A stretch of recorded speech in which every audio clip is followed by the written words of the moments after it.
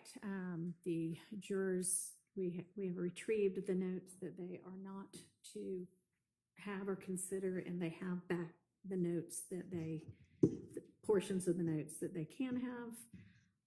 So we are ready on that front. And I believe we are ready to get Mr. Copeland back in and pick up with his testimony. So, yeah, we can go ahead and get him on the stand. We swear him in? No, I'm just going to remind him that he is still under oath. Oh, actually, tell them to hold off, because get them in. I still have this one page of instructions, so then we'll have him in. Yeah, get them now. Thanks. So we're going to get the jury in.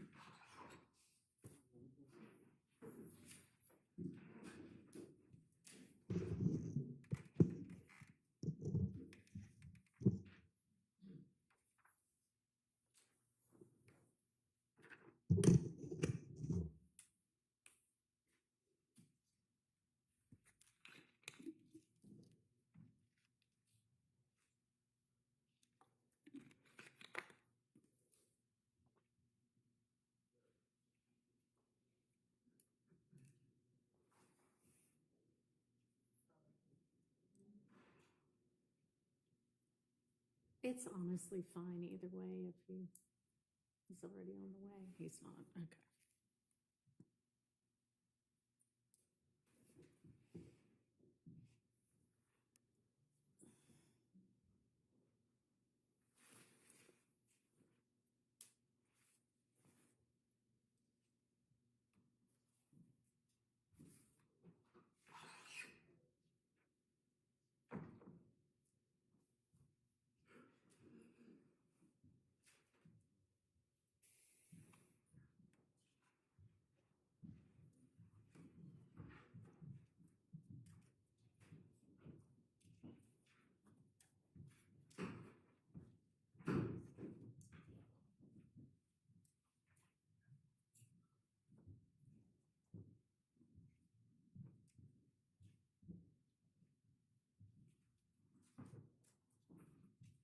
Jurors present accounted for. Thank you. All right, y'all can be seated. All right, ladies and gentlemen, the instructions that I'm about to give you apply to the evidence that has already been admitted during this trial and to all of the evidence yet to be admitted during the remainder of this trial. Count 1 of the indictment charges a conspiracy to violate Georgia's Racketeer Influenced and Corrupt Organizations Act, which is sometimes referred to as RICO. At the end of the case, I will give you detailed instructions about what is required to establish a RICO conspiracy violation. And at that time, I will also give you detailed instructions about the other counts in the indictment, as well as other important principles of law. But today, as we resume this trial, I want to give you a brief explanation of some principles to just keep in mind while you listen to the evidence. This is not a substitute for the more detailed instructions that I will give you at the end of the case.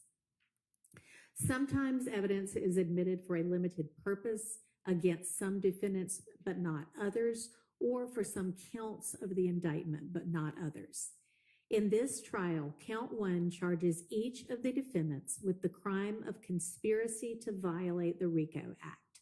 Since all of the defendants are charged in count 1, and since each of the other counts charged in this indictment is asserted to be an overt act in furtherance of the alleged RICO Act violation, you may consider all of the evidence that is admitted when you are considering whether the state has proved the RICO conspiracy as to each defendant in count 1.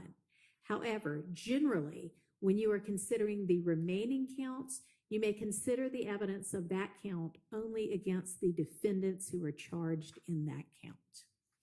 All right, we are going to go ahead and resume with Mr. Copeland's testimony. So let's go ahead and get him in.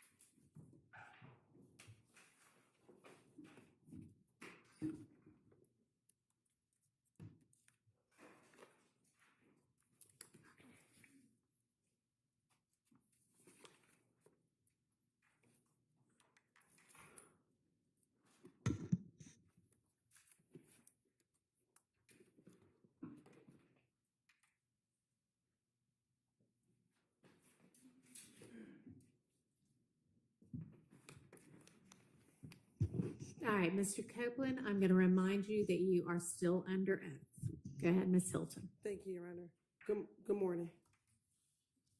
Mr. Copeland, do you know a person by the name of Shell Cal? I don't recall. Or say you don't recall if you know someone by the name of Shell Cal? Sustain.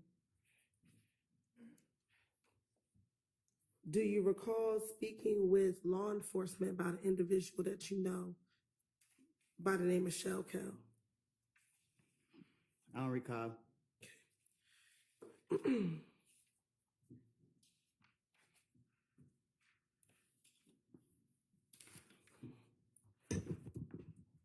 I want to go back to December of 2014 and into January of 2015. Were you present at a gambling house in Lakewood when the shooting occurred? I don't recall.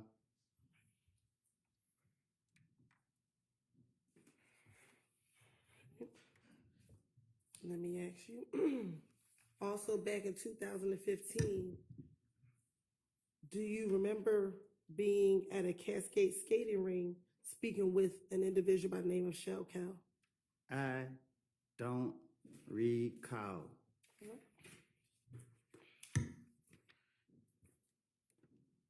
Back in January of 2015, do you recall being at a Club Crucial and getting into a fight with an individual by the name of Shell Cal? I don't recall nothing that happened years ago. All right.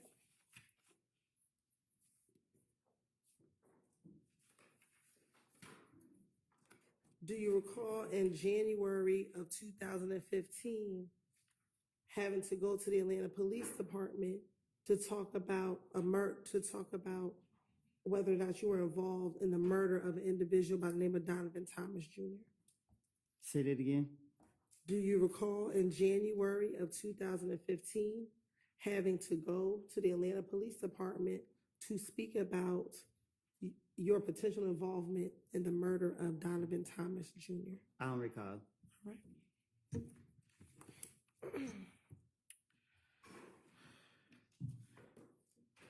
On January 11th, 2015, did you go to the Atlanta Police Department at about 3 o'clock in the morning?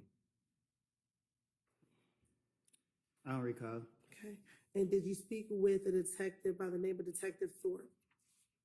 I don't recall who I speak with. I don't recall.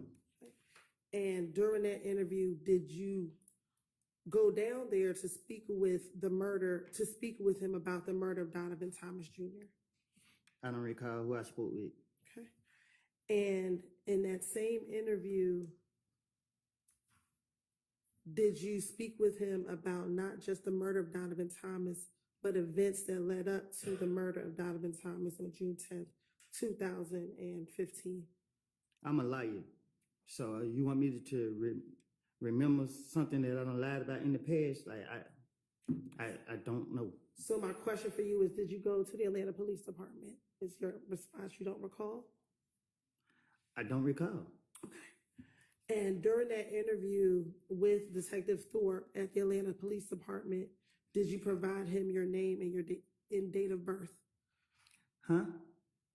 When you went to the Atlanta Police Department and met with Detective Thorpe, did you give him your date of birth? I don't know. Okay. And is your date of birth July 25th, 1991?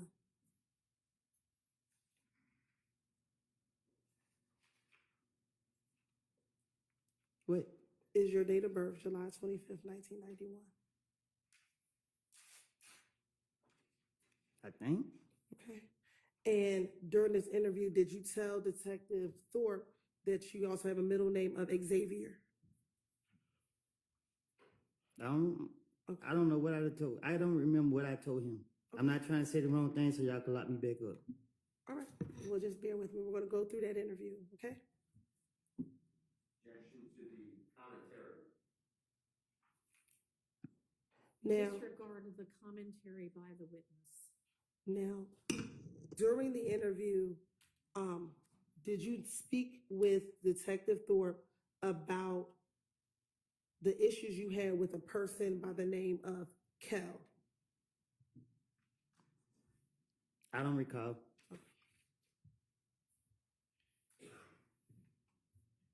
And did you speak with Detective Thorpe about a problem that the two of you all had in the club? I don't recall. Okay. And did you tell Detective Thorpe in that same interview that Kel was Nut's little brother? I don't know if they brothers or not. Okay. So do you know who Kel is? No, I don't recall. Okay. And when I say Nut, is that Donovan Thomas Jr.? You asking me that? I am asking you that.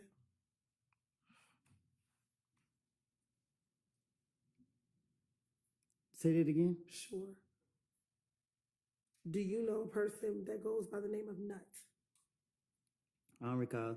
Okay. Now, in that same interview, did you tell Detective Thorpe about you and Kel getting into the fight at Club Crucial? I don't recall nothing from 2015, 14, 16, none of that.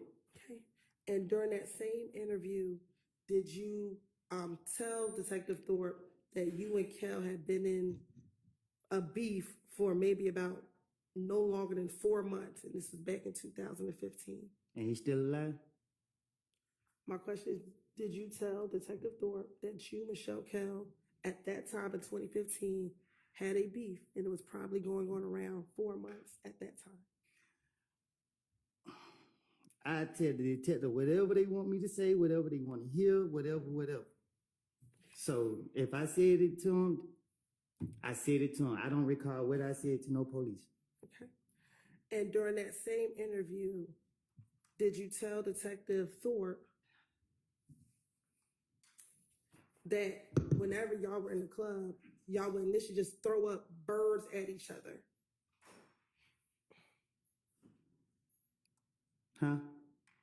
In this January 11, 2000 interview, did you tell Detective Thorpe that initially, when you and Michelle Kel were in the club, y'all never really fist fought, y'all just would throw up birds at each other? Like I told you, before y'all called me to trial, I have lied. I made things up. I told you this before y'all brought me in this courtroom. And I'm telling you now, you asked me about 2015, I have got my life together.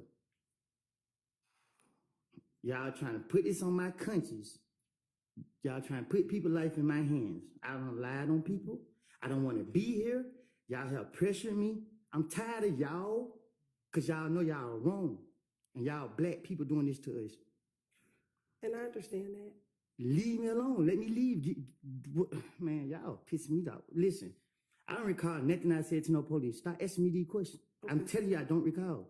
I understand, but we're gonna have to get through the questions. You can just continue to say you don't recall if that's what it is. That's what you want me to say? I want you to Hang on, answer the everybody, for question. just a minute. Objection, improper instruction of the witness on how to testify. I don't think that you were instructing him how to testify. I hope not. No, But I don't am not. instruct him how to testify other than truthfully. Thank you. And that's Any all. other objection, or was that covered? All right, go ahead. If you can answer the questions truthfully, and we can move forward. Can we do that? I don't recall. All right. Now, going back to 2015, did you tell Detective Thorpe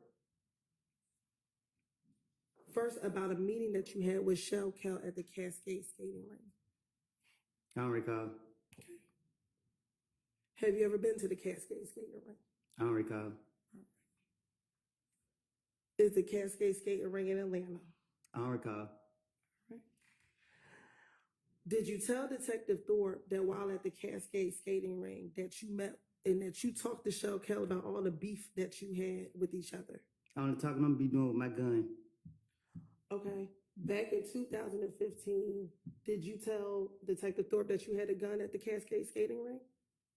I would never tell the police nothing I did. Okay.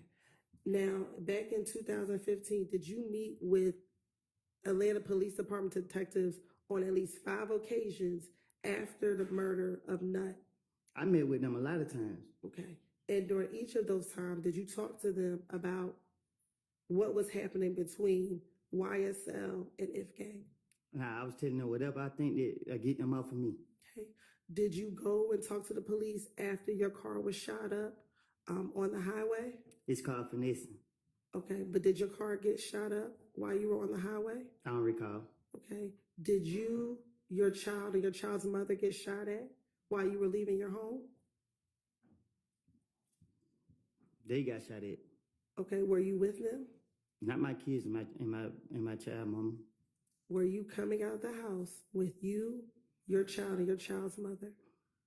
Did that occur? I don't recall. Okay. Did your girlfriend's father's home get shot up after Donovan Thomas got murdered? I don't recall.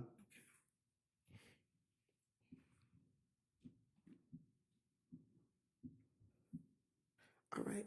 So going back to January 11th interview with Detective Thorpe, did you tell Detective Thorpe that you and Kel talked about the beef that the two of you had with each other? I don't recall. Okay. And during that, when you and Kel spoke, Kel asked you to call Thug on the telephone.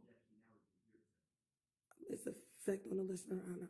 It's a what? I'm sorry. Effect on the listener, Your Honor, not whether or not he called, but what he did in response to being asked that. All right. Overruled. So, did you tell Detective Thorpe that when you met with Kel at the Cascade skating ring, he asked you to call Thug? Okay, so this what happened. Okay. The police kept locking me up for whatever they could. Every time I came out the door, the police was on me. And they keep bringing up Thug's name. So what I did was, to get him off of me, I said, Thug did this, Thug did that, Thug did, because I knew they would never, I knew he didn't do it. And in my mind, I knew that the police would never go mess with him. So it was easy for me to try to throw the blame off on him to get them off of me. And that's what I was doing from all these years. I don't remember what I done told them in the past, but my whole motive was Thug did it because I knew he didn't do it, and they couldn't lock him up. And they keep talking about Thug. So guess what I'm gonna tell them? Yeah. What else you want me to tell them? Yeah, he killed this person. Yeah, he did that. That's what I'm gonna do. And that's right now. If I walk out this thing and they say the police stop me now, hey man, give me something about Thug. Shit, I'm about to make something up about him again. On January 11, 2015, when you went to speak to the police, when they called you, did they ask you about Thug, or did they ask you about the murder of Donovan Thomas? I don't know. I don't remember. Did you go down to the police department on your own to tell them that you did not kill Donovan Thomas? Did I go on my own? Did you walk into the police department by yourself to tell them on the morning of January 11, 2015, that you did not kill Donovan Thomas? I don't recall. Okay. So you don't recall going to the police, or you don't recall why? I don't recall none of that. All right. I just know that every time the police was after me, trying to get me, they kept bringing his name up. And I knew that they had me what I had, so I was like, yeah, whatever y'all want me to say, I would say it. And that's what I told Gaither and Dennis, and that's why they kept coming after me, because they felt like, okay, they can make a case out to him or whatever they trying to do. So they knew that, okay, we gonna get Woody today, he gonna have something to say about Thug, and it's wrong. And y'all is wrong because y'all know that I'm full of shit. And y'all keep trying to drag me in here to bring up bullshit that y'all know I don't say it. Why is y'all doing that? Leave me alone. If y'all gonna charge me for what I did, I don't did the time for the crimes y'all caught me for. Okay. Would you mind your language while we're sitting here in court? I'm trying to. I'm on. Y'all need to give me a break because my blood pressure is real high. I keep telling y'all, leave me alone. Okay.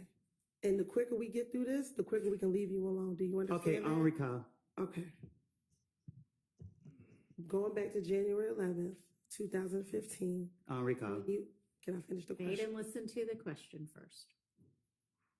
When you went to the Atlanta Police Department, Detective Thorpe didn't ask you about Thug. You brought up Thug. Do you recall that? I did. You did. Okay. So let's continue. During your meeting with Detective Thorpe, when you went down to the police department, did you tell him about the beef that you were having with Shell Cal? Am I here to tell the truth or to remember my lies? I want you to tell the truth. But you keep going to my lies, though. That's what you, back in 2015, did you tell Detective Thorpe that this was a lie? I done told the police whatever. Listen, when they get me, I'm gonna sit down and I'm gonna try to tell them whatever I can to finesse my way out of whatever situation that I'm in. Okay. And it's only now in 2024 that you're saying that everything you said in 2015 is a lie. Is that correct? Because I went to the feds. Y'all didn't let me out of jail till what, four years later? So if I was telling the truth then, why it took y'all so many years to try to say, okay, he was being honest or whatever the case is? If I was telling the truth, y'all would have made any case back then. Y'all knew I was lying.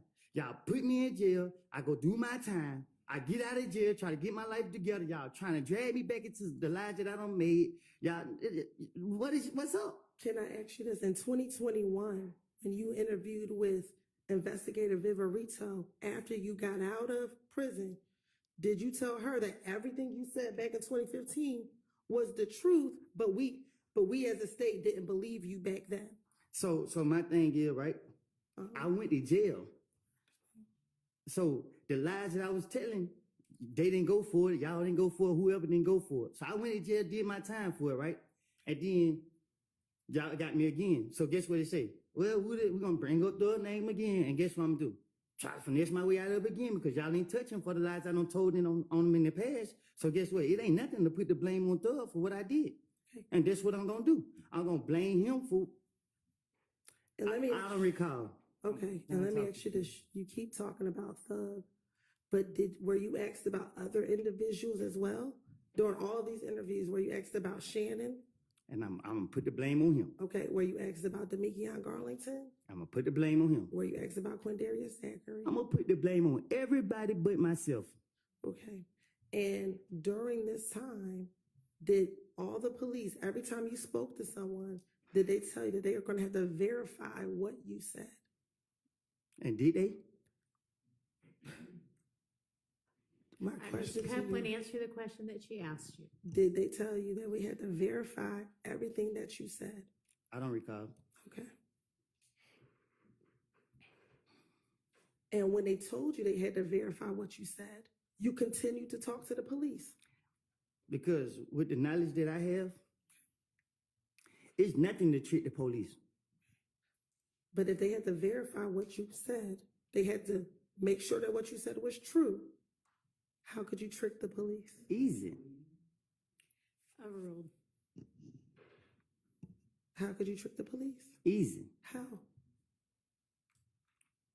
I can't tell you that. Okay. Were you aware that the things that you talked about were verified? Sustained.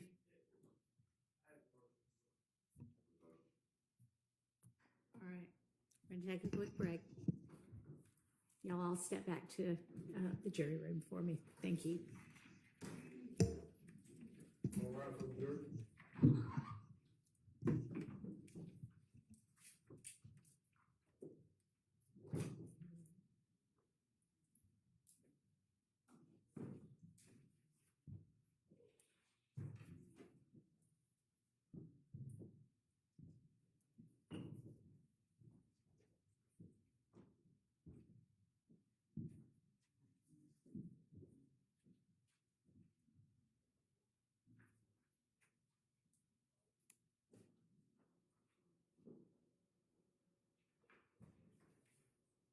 All right, I don't know which, y'all can be seated. I don't know which I got person.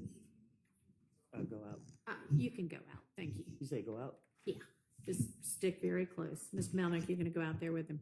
All right, thank you. I don't know who voiced the objection first, but, I mean the motion, who said they had a motion first, but go ahead. Your Honor, the way I wrote down in my notes is that the prosecutor said, not a question, but a statement that the police verified inculpatory information from Mr. Copeland. That is not true, by the way. It is questionable whether anything's verified, but obviously jurors make that determination.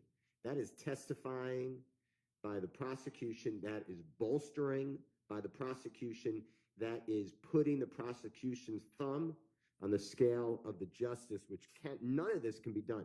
This is not the first time that the prosecutors have put themselves in as giving facts before the jury rather than just trying to obtain facts. So I am moving for a mistrial. If your honorable court denies it, I need curative instructions to strike it, and respectfully, if it happens again, it will not be the second time. It's a continuum. So I would ask the court, I know you weren't here, but to keep that in mind as we go forward as well. I'm not moving off my mistrial. I'm just anticipating. No one wants a mistrial. I didn't want a mistrial, but why say that to a witness? So I don't see any good faith in that question. All right, thank you. Mr. Short. I adopt everything that my motion is the same. I adopt everything that Mr. Attorney Steele said. I'll also say that in Attorney Hilton's statement that the claims of Mr. Copeland were verified by the police, it's an improper expression of belief by an advocate in front of the jury, and that is improper. And I'll also add, Your Honor, not only do I not believe it to be true, but also there has been absolutely no evidence presented that any of this has been verified. All right, So, thank you, Your Honor. thank you. Response? Oh, I'm sorry. Yeah, everybody joins. Okay. When I asked the question, Your Honor, what we will eventually get to with Mr. Copeland, I believe, is that he's the person who told the police initially on the night of the murder about certain facts that were verified. And when I say verified, that we have corroborating evidence to support it. So Mr. Copeland, when he talked to police in June of 2015, he told the police that Mr. Williams rented the car that was used in the murder from, Can I stop you for just a second? yes. It may be that some of the things were verified. It may be you have presented evidence or will present evidence that some of the things were verified. The question that you asked was, did you know that all of the things you told them were verified? So that's the issue. Okay, and I didn't mean all, but some of the things that he told police were corroborated. Maybe my better Don't version think should that's have how you said it. correct. So it was inartful, but what I was talking about is the things that he told police was corroborated All by right. other evidence. And so So do you have a response to their motion for mistrial with regard to you having said, did you know that all of the things you told the police were verified? Your Honor, I would ask that a mistrial not be granted, but that you ask the jury to strike that question, and I can rephrase the question. All right, you need to be more artful Yes. from the get-go with your questioning from here on out, understand? Yes, sir. All right, I propose to instruct the jury, remind the jury that nothing that any attorney says in questioning is evidence, and also to strike Ms. Hilton's last question entirely from their minds. Any further curative instructions proposed? No, Your Honor. How about from the defense? Talk into your mic if you don't mind for me.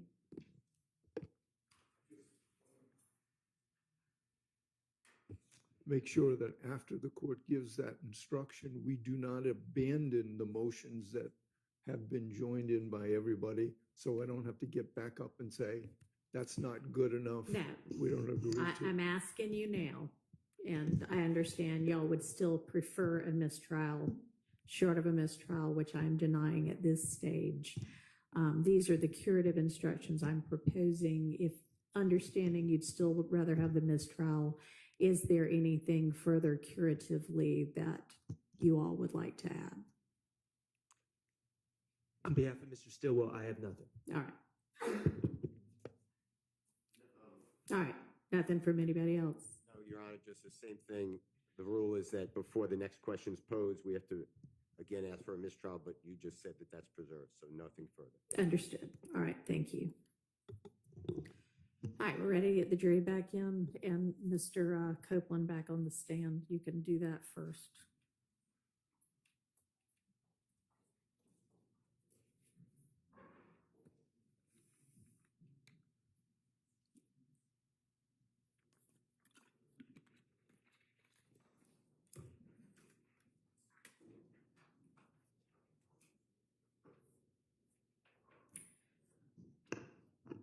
And y'all, one of the jurors needs to be on a quick Zoom at 12:30, so we're going to break for lunch by that time.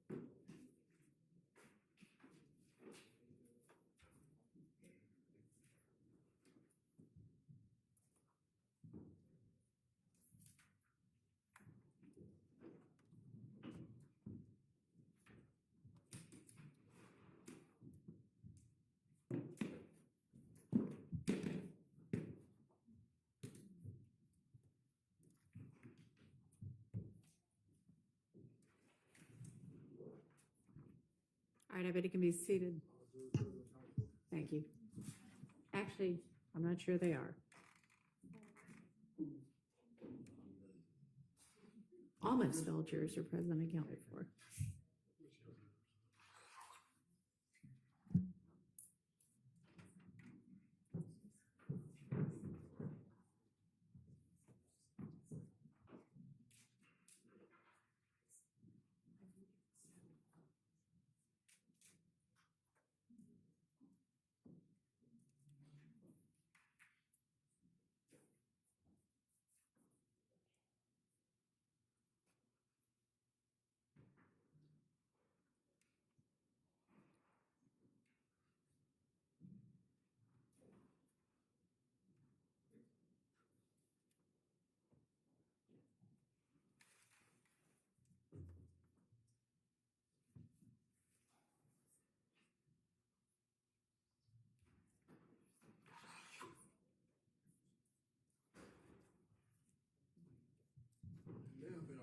All right, thank you. All right, y'all be seated. All right, ladies and gentlemen, I want to remind you that nothing that any attorney says in questioning is evidence. And I need you to strike Ms. Hilton's last question entirely from your minds. Go ahead, Ms. Hilton. Thank you, Your Honor. Going back to this January 11, 2015 interview, did you tell Detective Thorpe that once Thug and Kel had a conversation and you thought everything was squashed between you and Kel, back in January of 2015? What's your question?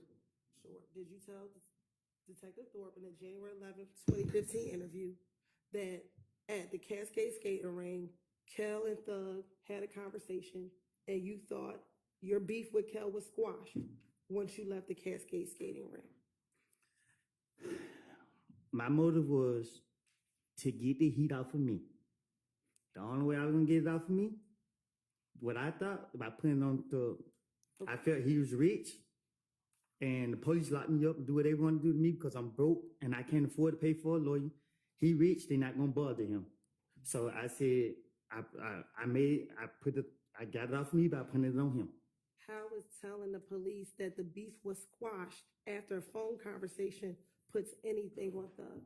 Because I gotta line it up to get it off of me. So you gotta set the pattern. Okay. Next, did you tell Detective Thorpe that you, on Monday, you all went to Club Crucial on the Monday before Donovan Thomas passed away? I don't know what you're asking. Okay.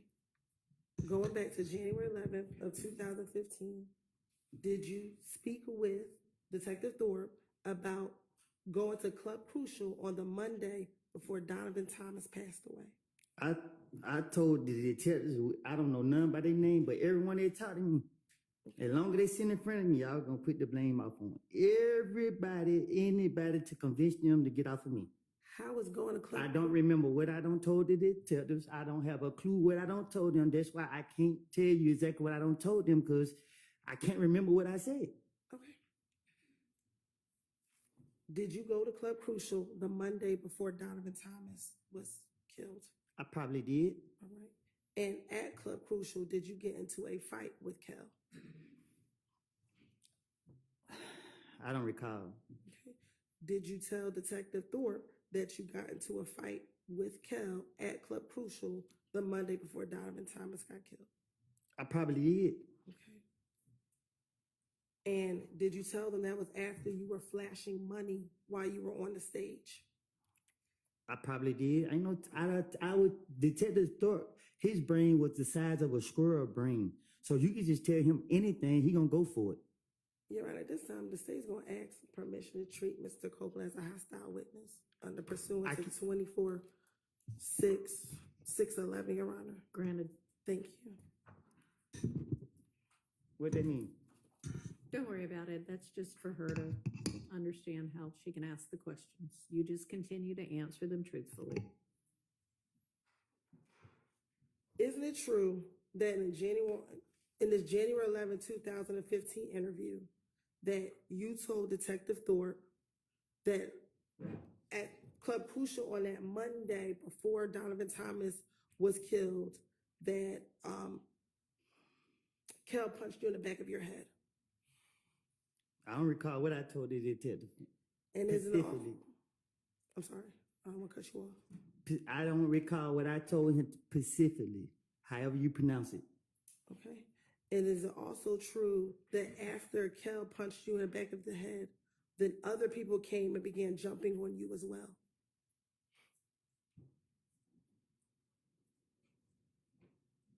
They time gonna come. That's not the question I asked you. Is it true that you told Detective Thorpe during this January 11, 2000 interview that after Kel punched you in your head, that other individuals also began to jump on you as well? I don't recall what I done told the police. And also in that same interview, isn't it true that you told Detective Thorpe that after they jumped on you, you ran outside of the club? To get what? Is it true that you told Detective Thorpe that after they jumped on you, you ran outside of the club? I ain't doing no running. Okay.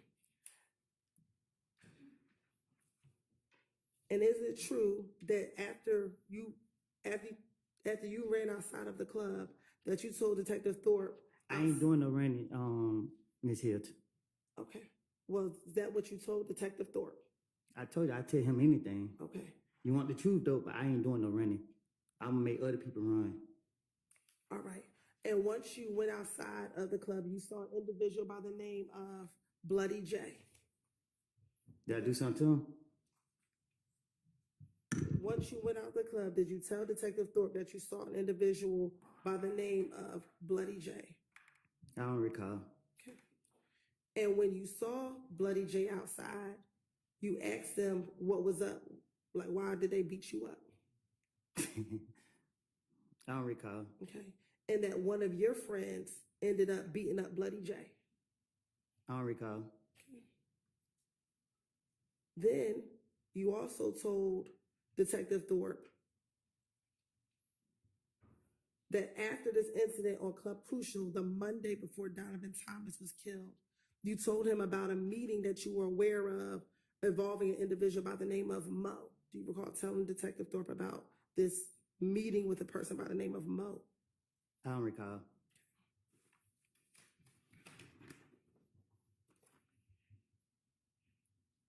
And that the meeting with Mo was about you and Thug. You and Thug were the topic of discussion at this meeting with this individual named Mo. Sound like something else I make up. Okay. And that at the time, Mo is actually in prison. I don't know who that is. Okay. I don't recall. All right. And that the guy in prison, he's supposed to try to get you and Thug killed. I don't know about Thug, but I'm still here, ain't it? That's not my question. Isn't it true that's what you told Detective Thorpe? Nobody gonna do nothing to me. So do you not remember telling Detective Thorpe that? I done told Detective Thorpe anything. Okay. Also, in that same interview, did you then tell Detective Thorpe that once you found out about this meeting, you reached out to members of If Gang and asked them if they were going to kill you and Thug?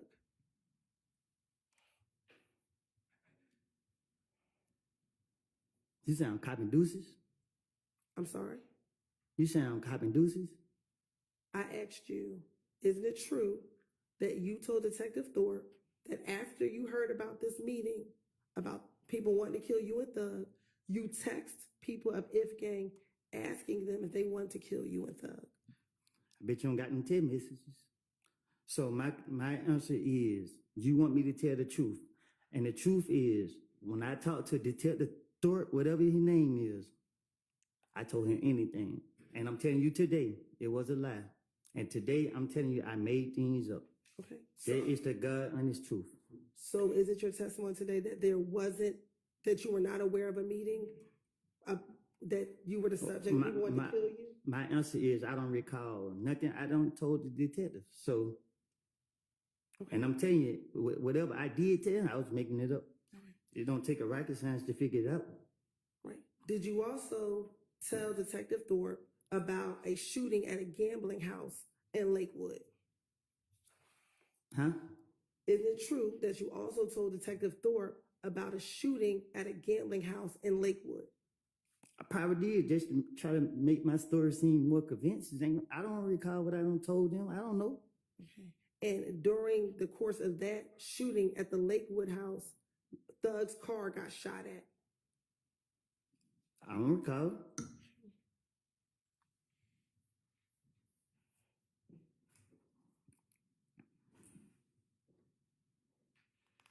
Now, did you also speak with, isn't it true that you spoke with Detective Thorpe about the night before Donovan Thomas got murdered? So it may seem like I'm trying to help Doug out. I'm not trying to help him out. I don't care nothing about him, what he got going on, nothing. I care about the truth. The truth was, I was going through a phase in my life, and I have put all the blame on him. Okay. I don't know what he did. I don't know what he got going on. But y'all got me on the stand, and I'm telling the God honest truth. Leave me out of this. I made all these stories up, put the blame on him to get myself out of the situation because the police told me they want a big fish, and I'm a little fish. They ain't who I want. Okay. So when they told me that, my only motive was to convince them that I'm telling the truth about this guy right here, and I'm lying. All right. Isn't it true that you told Detective Thorpe that the night before Donovan Thomas got murdered, you were actually at the studio with Thug? I doubt it. I don't recall. Okay. And that the studio that you were at was DJ Drama Studio. Yeah, I don't recall. I don't know that. I don't recall. All right. Have you ever been to DJ Drama Studio with I don't even know who DJ Drummer is. okay. Did you also tell Detective Thorpe that on the morning of Donovan Thompson's murder, you actually went to your girlfriend's house early in the morning around 5 or 6 o'clock a.m. after you left the studio with Can you say it again? Sure. Is it true that you told Detective Thorpe that after you left the studio on Friday night, the night before Donovan Thomas was murdered, you went to your girlfriend's house at about 5 or 6 o'clock in the morning, and that would be on Saturday, January 10th? I don't know. I can't remember what I told it. I don't recall what I told that man. Okay. And is it true that in that same interview on January 11th, that you told Detective Thorpe that you stayed at your girlfriend's house until about 7 p.m. at night, and that's when you left your girlfriend's home? I'm single. Back in 2015, did you have a girlfriend by the name of Deshawn Quarterman? You have to say her name like that? Okay. Did you have a girlfriend back in 2015? My daughter mama, yes. Okay. And was she your girlfriend in 2015? She's my daughter mama. In 2015, was she your girlfriend? We had a child together in 2015. And during the same January 11, 2015 interview, did you tell Detective Thorpe that when you woke up at her house, that she was not present? She was not there at the house when you woke up? I don't remember what I told the detective. Okay. Do you remember her being at the house when you woke up the day that Donovan Thomas was killed? Okay. And when you woke up and she wasn't home, you actually called her to find out where she was. Do you remember did you tell Detective Thorpe that? I don't recall. Isn't it true that you also called your brother to get his car on the day that Donovan Thomas was killed? You say, is it true? Yes. Nothing I say is true. Okay. Is it true that you told Detective Thorpe that you called your brother to get his vehicle on the night that Donovan Thomas was killed? You said, did I call my brother to get his vehicle? Yes. Can you say that again? Did you tell Detective Thorpe that on the day that Donovan Thomas was killed, you got your brother's vehicle so that you could borrow his car? Yeah, that was another lie. Okay. So you never borrowed your brother's car? No, that was my car.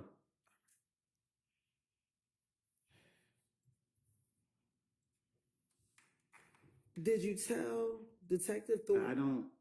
I don't recall telling Detective Thorpe. No, I mean, like, my brother never let me drive his car. Okay. Is it true that your brother lived in the same neighborhood as your girlfriend back in 2015? I don't recall. Okay.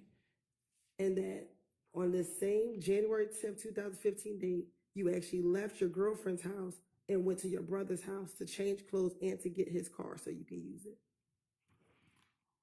I don't recall.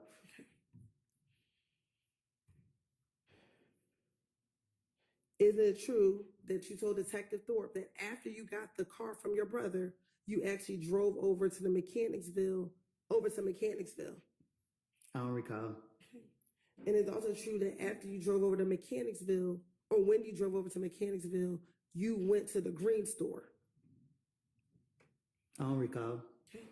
And is it true that when you were at the Green store, someone gave you some peroxide to put on your mouth because you had a cut on your mouth? Huh? Back in January 2015. No, I'm saying, I don't recall. You don't got to ask it again. I don't know nothing about none of that you're talking about. Okay. And while you were in Mechanicsville, you got a call from Little D from Mechanicsville that he was on Cleveland Avenue? Do you recall telling the, I don't recall. okay. And once you got the call from Little D, you actually drove over to Cleveland Avenue and met Little D at the McDonald's on Cleveland Avenue. Yep. I don't recall. And is it true that you told Detective Thorpe that when you got to the McDonald's at Cleveland Avenue, Little D got into the car with you and just told you that Nut just got killed, bro? Detective Thorpe is a person that you could just tell anything to. And that's what I did. I do not recall what I said to that man. Okay. Is it true that you then told,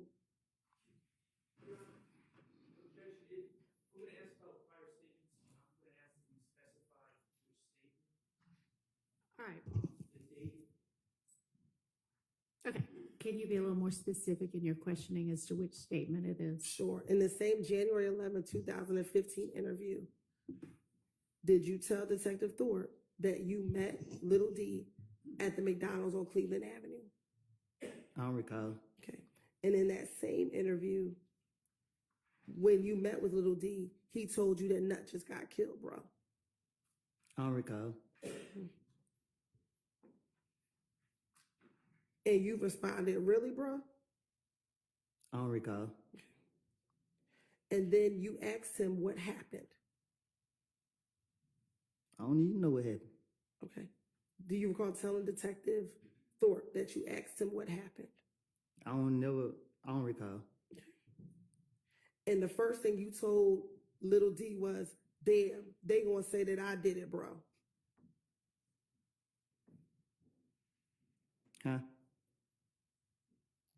Isn't it true that you told Detective Thorpe in this January 11th interview that after Little D told you that Nut got killed, you said to Little D, damn, they gonna say I did it, bro?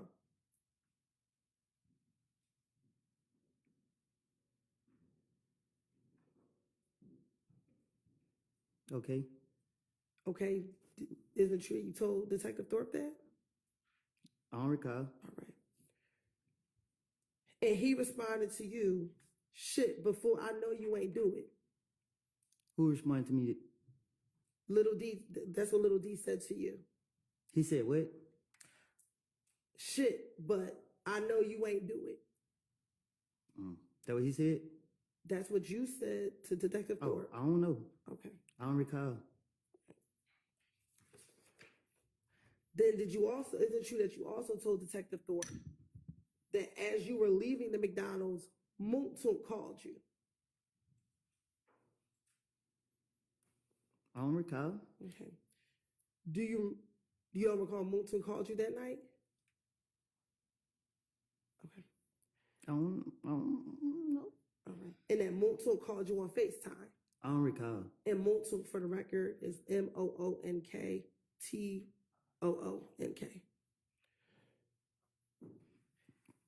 And is it true that when Moontook called you, you told Detective Thorpe that you told Detective Thorpe that they think that you and Moontook killed Nut?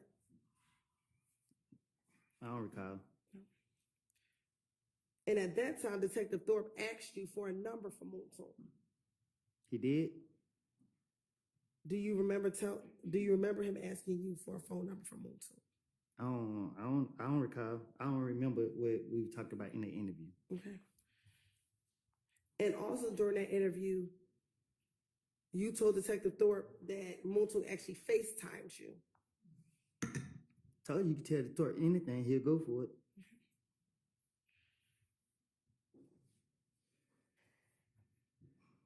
And in that same interview, did you tell Detective Thorpe that initially you didn't want to come to police headquarters, but you talked to people and asked them whether or not you should come down to the police headquarters?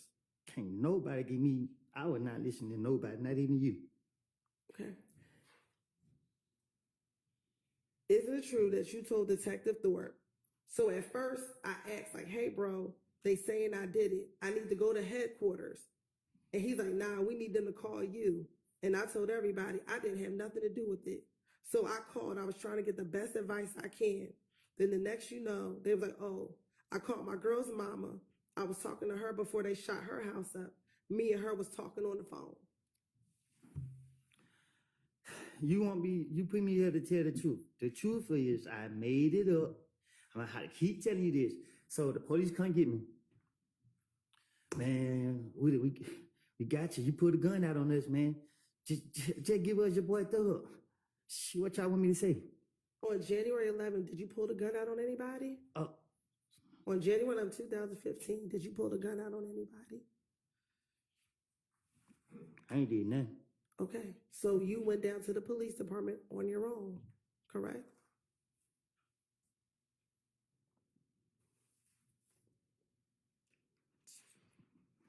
I don't recall. Okay, and when you went to the police, that was to clear your name that you did not kill Nut, correct? I think that was the motive.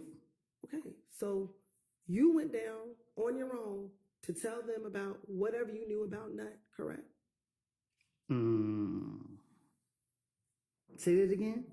You went to police headquarters on your own to tell them whatever you knew about Nut, correct? It's a trick question. No, it's not a trick question. Can you ask it again? Sure. Back in January of 2015,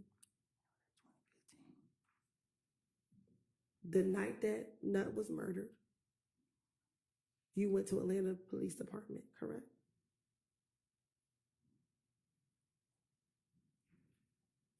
I don't recall. Okay.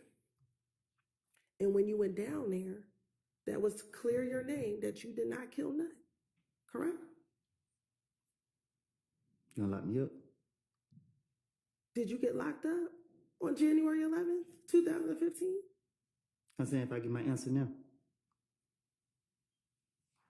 Did you go to clear your name about killing Donovan Thomas? I don't recall.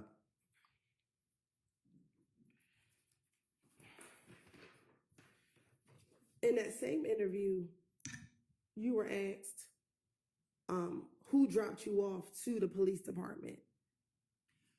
And you told them it was Multul who dropped you off to the police department. Is that correct?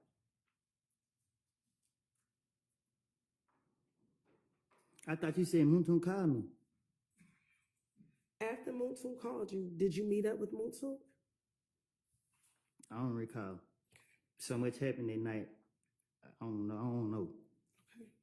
What do you remember happening that night, Mr. Copeland? Shit, I don't know.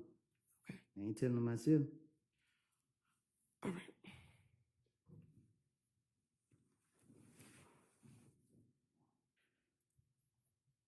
And back in 2015, isn't it true that Multul was driving a blue or gray Malibu vehicle?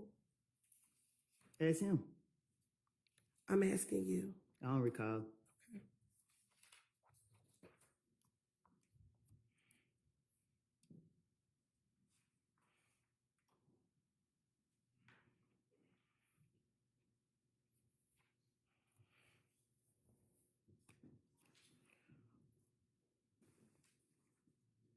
In the same January 11th interview, did you also tell Detective Thorpe that the only person that you had beef with from If Gang was Kel? I don't recall.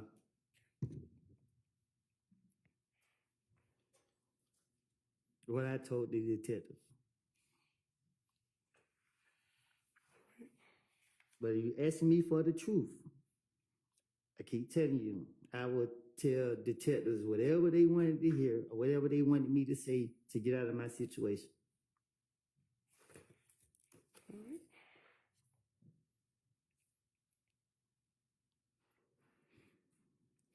Now, during this interview with the January 11th interview with Detective Thorpe, did you talk about the gang that Kel was involved in? I gotta tell you about something I don't recall. Okay. Did you tell Detective Thorpe that Kel was a part of 9 Deuce Inglewood ABG gang? I don't recall.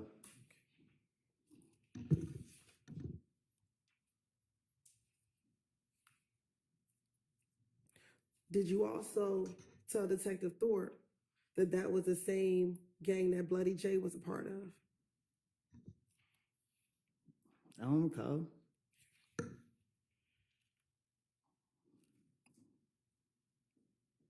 I thought I was here to tell the truth. Okay. And what's your new version? What's your truth today?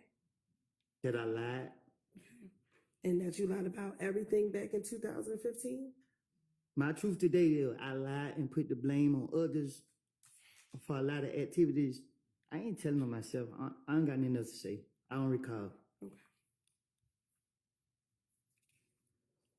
Now, did you also talk to Detective Thorpe about you at one time being cool with Bloody J or being friends with Bloody J? I don't recall what I told detective, investigator, what deputy, whatever you want to call them. Okay. And then you stopped being cool with Bloody J and ABG once you started hanging around Thug. I don't hang around other people. Okay. Isn't that true that you told Detective Thorpe in this January 11, 2015, that when Thug started letting me hang around him, that's when you were no longer cool? I'm from Mechanicsville. I do what I want to do. I understand what you're saying. Okay. I'm asking you what you told Detective Thorpe. I tell Detective Thorpe anything to get him off of me.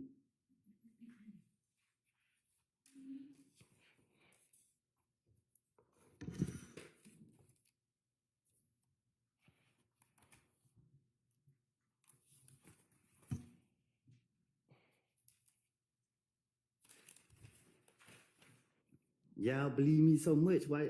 Never mind, man. Look.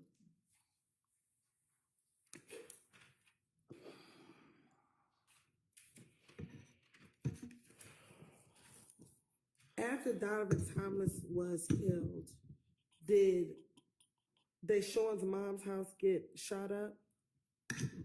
You said did her mommy house get shot up? Yes, sir. Yeah. Okay. And do you recall telling Detective Thorpe about the fact that her mother's house got shot up after Donovan Thomas was killed? I don't remember if I said it to him, but I know her mom's house did get shot up, so I don't know what I told him. So if you told him that her house did get shot up, that would have been the truth and not a lie, correct? Look, y'all had 50 police investigators questioning me different times. I don't remember, because I know y'all trying to trick me to get me back in jail. I don't know if it was Detective Thorpe, Gaten, Dennis, or whoever other police is here. What I don't lied and told them. But every time that they came and told me, I sat in front of them and gave them whatever I wanted to tell them. And if it was the truth, it would not take no 10 years later for them to try to go do anything about it or to go back and use it. I'm telling you today, I told you before y'all put me in this courtroom that I lied. I don't want to be here. I'm not scared of nobody. I'm not in here trying to work in nobody's favor. Y'all is not fit to put it on my conscience that I done sat up here and lied on these boys for stuff that I don't did. Not what I did, but for stuff that I'm not fit to sit up here and lie on them. And no, I don't care. Stop asking me questions. I'm not fit to lie on them. Okay. All right, Mr. Copeland, listen to the question that Ms. Hilton just asked you and see if you can answer that question. Just pay attention to what she's actually asking you and answer that. Yes, ma'am. So my question was, on January 11, 2015, you told Detective Thorpe about Deshawn's mother's house being shot up, correct? I told it to a police. I don't know which one to be specific. And that was not a lie, correct? Her house was been shut up. Okay, so that wasn't a lie when you told Detective Thorpe that, correct? I don't know if it was him I told it to. I don't think we've gotten a clear answer yet. Overruled. So that wasn't a lie, though, correct? If you told any police, whether you remember being Detective Thorpe Well- or Gaither, was that a lie? That her house was shut up? Yes. Man, So was that a lie? what you mean? You just said So when you finessing the police, this how you finesse the police. You take a little bit of the truth and you take the bullshit and you put it together. Okay. So That's how I outsmarted Detective Thorpe and Gaither and everybody else. Take this right here, because I know they didn't know this, and put it with this over here. and during all of your interviews, did they tell you we're going to have to corroborate what you said? And if you take all of my interviews and put them together, let's see what you come up with. Okay, but did they tell you that? Did they tell you they were going to corroborate everything that you said? Overruled. Did the detectives tell you that they would have to corroborate everything that you said? I can't tell you. Y'all have so many police talking to me. I don't know. I can't say what they done told me.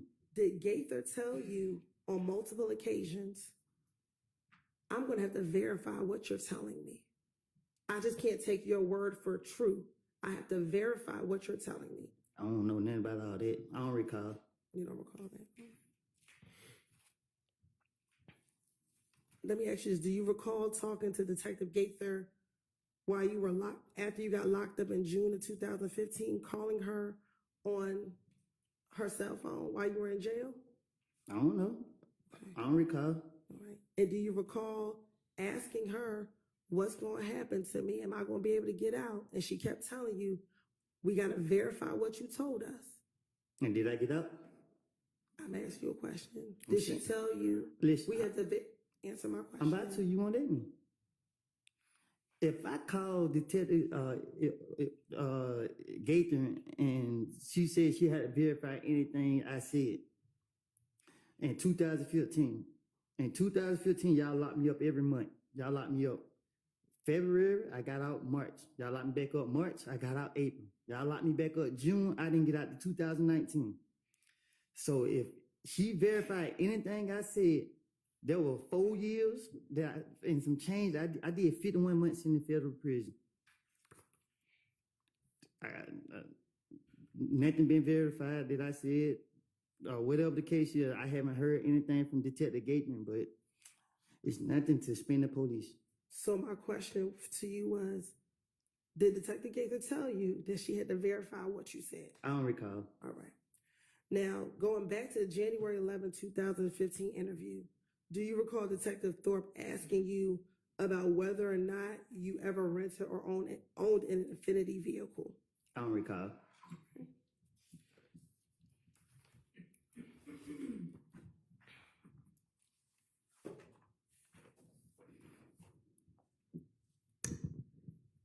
And earlier you said that your brother never gave you a car or let you borrow his car.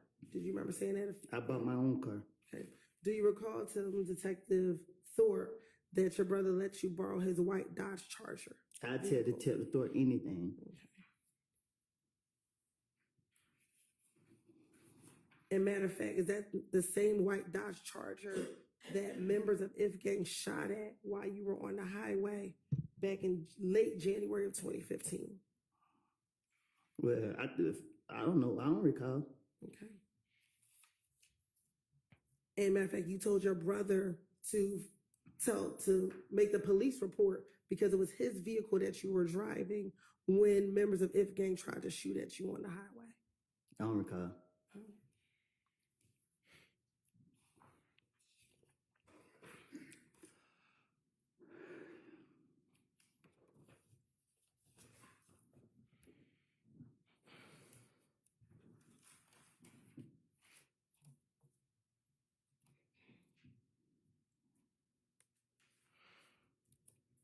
And during the course of this January 11th interview, isn't it true that you talked to Detective Thorpe multiple times about all the incidents that occurred in the weeks leading up to Donovan Thomas getting killed?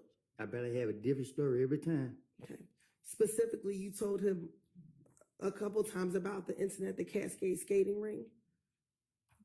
Isn't that true?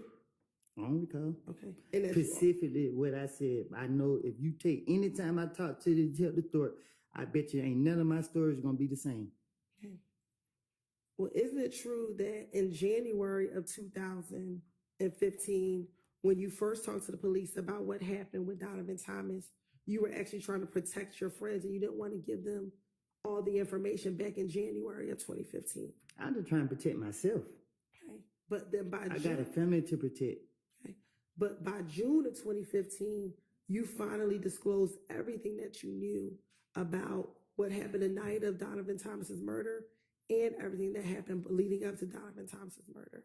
No, sir, what y'all did was y'all kept locking me up and putting me in isolation, putting me in protected custody at the Fulton County Jail, where people putting feces all on the wall, locking me in the room, keeping me in there 23 hours a day, fucking up my mental, and keep dragging me back and forth, back and forth, back and forth, trying to make, man, listen, man, So I ask you my question again.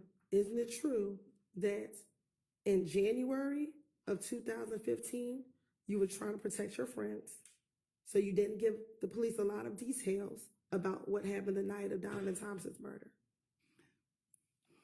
I can't, if,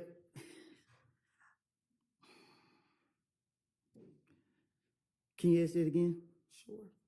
Isn't it true that in January 2015, when you first spoke to Detective Thorpe, you did not give him a lot of details about what happened the night of Donovan Thompson's murder because you were trying to protect your friends? No, I just had enough time to protect myself by getting my story together. Like, I'm only thinking about protecting myself. Why would I try to protect some people and then wait down the line and give them up? They don't make sense to me. Because isn't it true that in June of 2015, you thought that Thug was trying to kill you? That's if I thought Thug was trying to kill me, I was trying to get him. Okay. In June of 2015, did you think Thug was trying to kill you? That's what I told the investigators. Isn't that true? That you I don't thought recall. Thug was I trying don't to kill recall. you? Okay. And also in June of 2015, were you involved in a number of retaliatory shootings because of Donovan Thomas being killed? Huh? By the time we get to June of 2015, were you the victim of a number of retaliatory shootings because people thought you killed Donovan Thomas Jr.? It calls for speculation. Well, as to the compound question, you can try to ask it more simply. She's asked, I'm going to overrule with regard to speculation because she's asking about his own mind. So in June of 2015, were you the victim of a number of retaliatory shootings? Well, y'all locked me up in Well, February. I got out March. Y'all locked me back up again March. I got out April. And then the feds came kicked in my door June. So I basically was in jail most of the time. So I don't recall being a victim of a lot of shootings. Okay. By the time June 2015, we already talked about your girlfriend's mother's house was shot up, correct? Mm-hmm. You were shot at while driving on the highway, correct? I don't recall. Okay. You, your child, and your child's mother was shot out while you were leaving the home, your Mhm. home, correct? You also had, I was shooting back. we're going to get to the fact that you Okay. shot back. Yeah. You also had another shooting at another family member's house. Is that correct? Was it? I'm asking you. I don't recall. Okay. So by the time you speak to the police in June of 2015, you or your family were the victim of a number of different retaliatory shootings. I guess. I don't. And that was all as a result of people thinking that you killed Nut, correct? right now, Ms. Hilton, that is speculation. Okay. Was it your belief that it was because people thought you killed Nut? They didn't think. When you said they didn't think, what do you mean? I don't recall. Okay.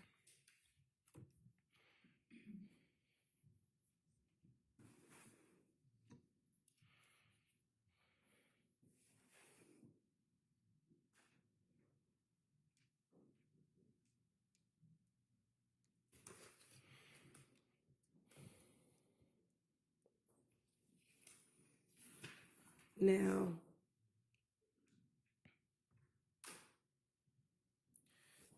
in that same January 11, 2015 interview, did you tell Detective Thorpe that you were in a gang? Huh? In the same January 11, 2015 interview, did you tell Detective Thorpe that you were in a gang?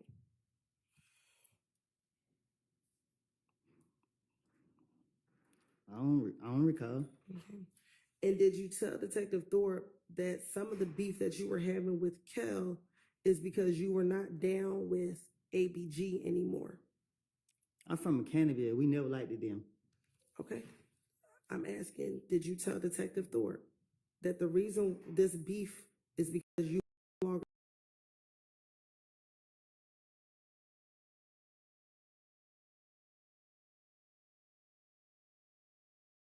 Okay. Do you recall telling Detective Thorpe or Detective Thorpe asking you, okay, so you left ABG, and your response to that question, yes, but that was in about 2013. I went to jail in 2013 or 12. I went to jail in 2012. I did a year. But when I went to jail in 2012, I didn't get down with the gang no more. I told him I wasn't in it. Do you recall telling Detective Thorpe that? Being questioned by the police, the main goal is to be a victim. And that's what my motive, to play a victim. So if Detective Thorpe asks me any question, I'm going to play a victim. So I'm going to say whatever that come to my mind to make myself look innocent and to be a victim. Okay. And then you also told Detective Thorpe that when you got out in 2013, you just stopped going around and you just wasn't claiming it anymore. Did you recall telling him that? Can you say that again? Sure. You also told Detective Thorpe that once you got out of jail in 2013, you just stopped going around and that you weren't claiming it anymore. I don't run behind nobody. Okay. And then did you also tell Detective Thorpe, so now they think I'm with Thug, I'm claiming YSL? Again, I'm talking to Detective Thorpe. So if I did say that, Okay. And as you said, that is about, so because you rap, I'm going to get some money, but I'm going to claim YSL. can you say that again? Sure. You told him, so now they think I'm with Thug, I'm claiming YSL. It's about rap, so I'm going to get some money, but I'm claiming YSL. I don't know what you're saying. Okay.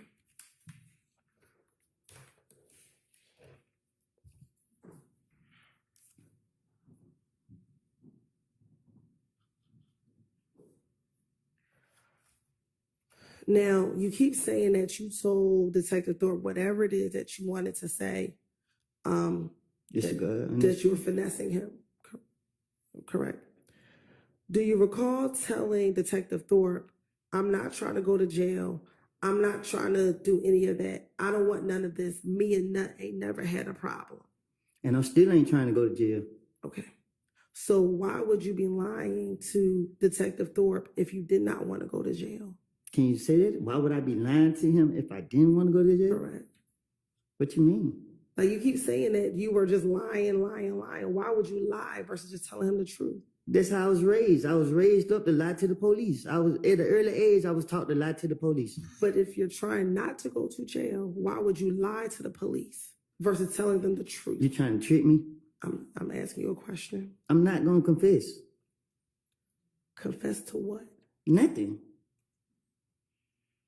When you went in on January 11th, were you there only to talk about the murder of Donovan Thomas? I don't know what I'll be.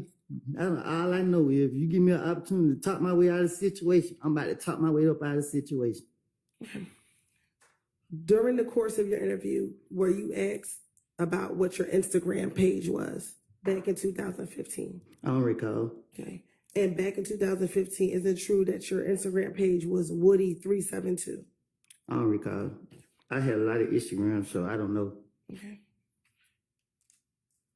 Is it true that's what you told Detective Thorpe that your Instagram name was? I tell Thorpe anything.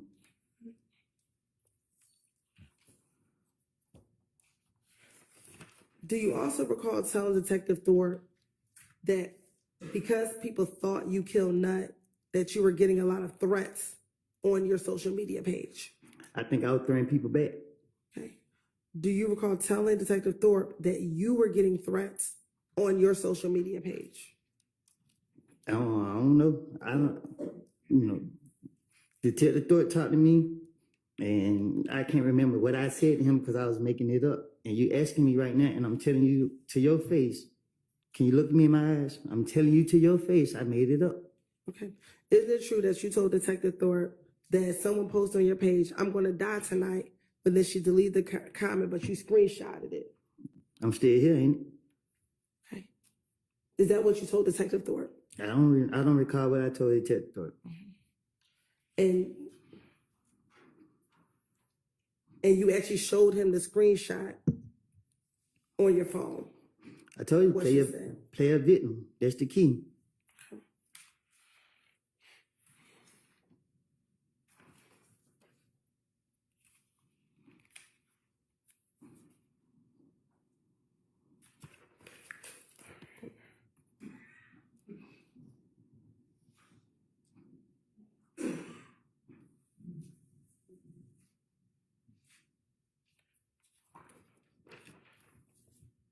Do you recall how many people back in January 2015 that you asked whether or not you should go down and talk to the police that night of Donovan Thompson's murder? I never take people advice. Okay. Do you recall, or is it true that you told Detective Thorpe that you spoke to Deshaun's dad about whether or not you should go down and talk to the police? I never had this son dad number that I recall.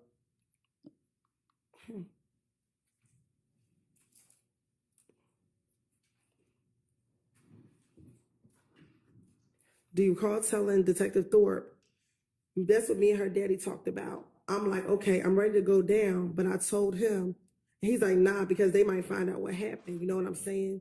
And then you ain't got nothing to do with it. So just wait until they come and talk to you. Don't go down and talk to them. So I was raised up that if when nobody with you, they don't need to know. So I ain't on all that what you talking about. It was a lie what I told Investigator Thorpe. It's something that I came up out top. I was making it up. That's why I can't remember what I said to him. You want me to say something that I didn't say so you can put me back in jail? Okay. I don't recall what I said. I don't. Did you kill Donovan Thomas, Mr. Huh? Copeland? Did you kill Donovan Thomas, Mr. Copeland? Huh? Did you kill Donovan Thomas? You shaking your head? Is that a no? No. Okay, then. And is that what you went down there to tell Detective Thorpe back on January 11, 2015?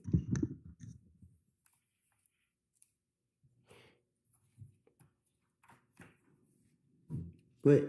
Is that what you went down there to tell Detective Thorpe, that you did not kill Donovan Thomas? I don't understand. I don't know if this is a trick question. When you went down there, did you go down there to tell Detective Thorpe where you were the entire day and that you did not kill Donovan Thomas? Melanie, can I answer that? Yeah, you need to answer that. I don't know how to answer Do that. you need to talk to Mr. Melnick? No, I don't know if it's a trick question that she asked me. All right. I'm not understanding. Hang on. Let's break. We're gonna need to break in just a few minutes. Anyway, so let's break now. If you need to talk to Mr. Melnick in the interim, you can do that. And then, we'll come back after lunch and you can answer that question depending upon what you and Mr. Melnick decide. I'm gonna object to the question on the basis that it's a common power question. All right. All right, well, that is true. I will sustain that objection. So Ms. Hilton, during the break, formulated into something that is not a compound question. Yes, Your Honor. All right. So let's break until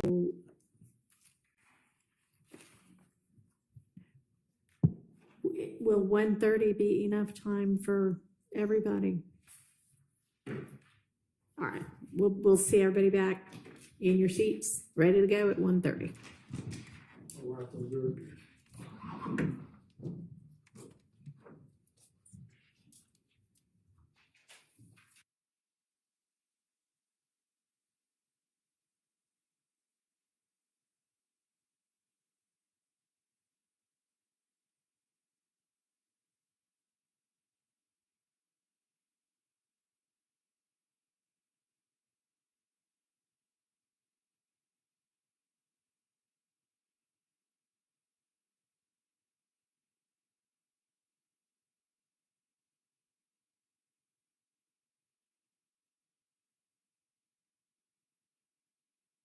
before we break for lunch?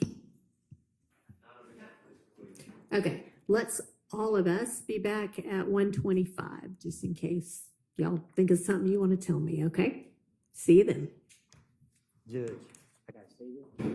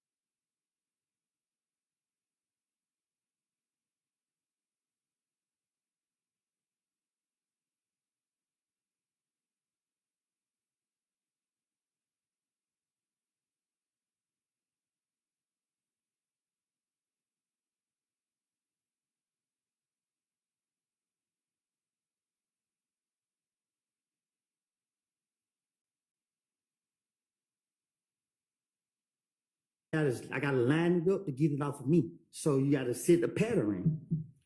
Okay. Next, did you tell Detective Thorpe that on Monday, you all went to Club Crucial on the Monday before Donovan Thomas passed away? I don't know what you're asking. Okay.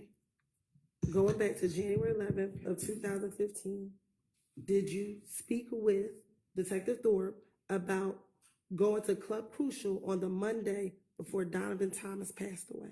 I told the detectives, I don't know none by their name, but everyone they talked to me, as long as they sit in front of me, y'all gonna put the blame off on anybody to convince them to get off of me. How is going to Club I don't remember what I don't told the detectives. I don't have a clue what I don't told them. That's why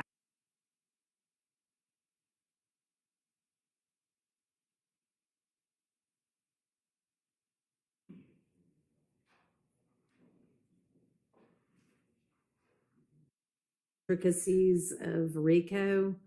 What I'm trying to ensure at the defense request, which I think is a reasonable one, is that they understand how to consider whatever evidence comes in when they're considering RICO versus when they're considering the remaining counts in the indictment.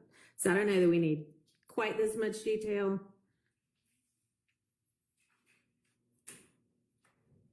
But I think between Mr. Harvey's and the states, we can cull something valuable from each and formulate an instruction that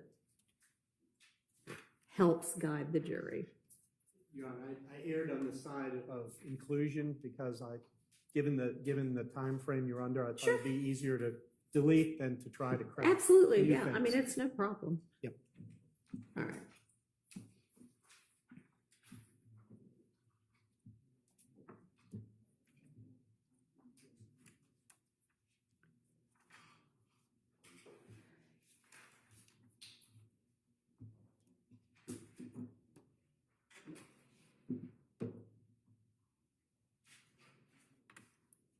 And then we also have the instruction about how to consider and what part or parts of Mr. Copeland's testimony not to consider if he does end up testifying. And I think there's only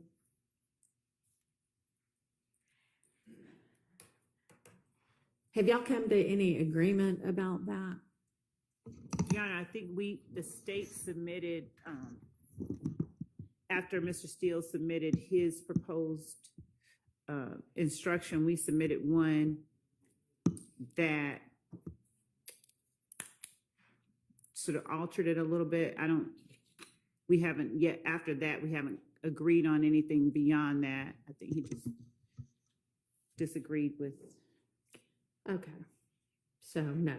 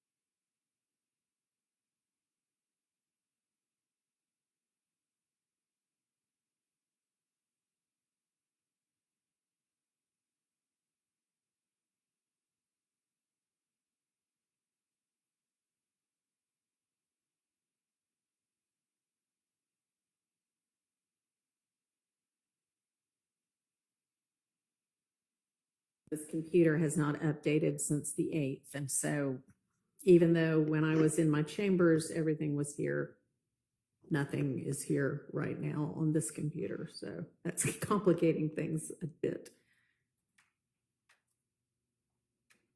So I think I may just have to, turn it off and turn it back on and see if that works. So that's what I'm about to do. Break for that day.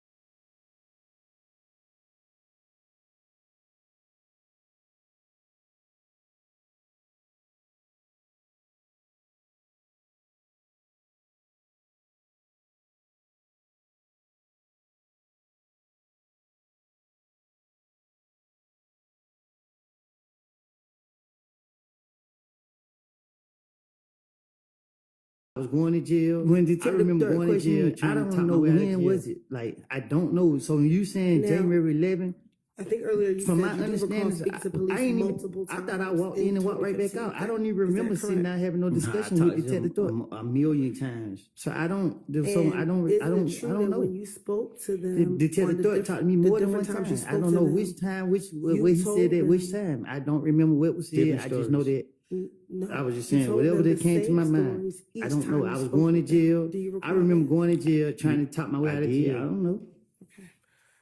Now, I think earlier you said you do recall speaking to police multiple times in 2015. Do you remember speaking with police again Nah, I talked to him after your a car was million shot at? times. And isn't it true that when you spoke to them on the different times you spoke to them, You said my told brother made a them- report. What I need to talk to them about? Different stories. did you speak to them the same stories each time you spoke with them? Do you after your car was shot up I did. or I shot don't know. at on the highway? Do you recall going to the police department and speaking to after January 11th? I don't I know you don't recall. remember the date. Do you remember speaking I'm with sorry, I don't- police I don't recall. again after your car was shot at on the highway? You said my brother made a report. What I need to talk to them about? Did you speak to Detective Gaither and Detective Dennis after your car was shot up or shot at on the highway? Do you recall going to the police department and speaking to Detective Gaither I don't recall. and Detective Dennis? I'm sorry. I don't recall. Okay.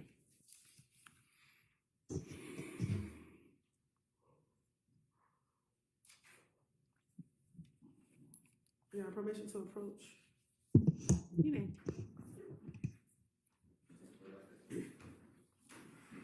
You can come and look at them.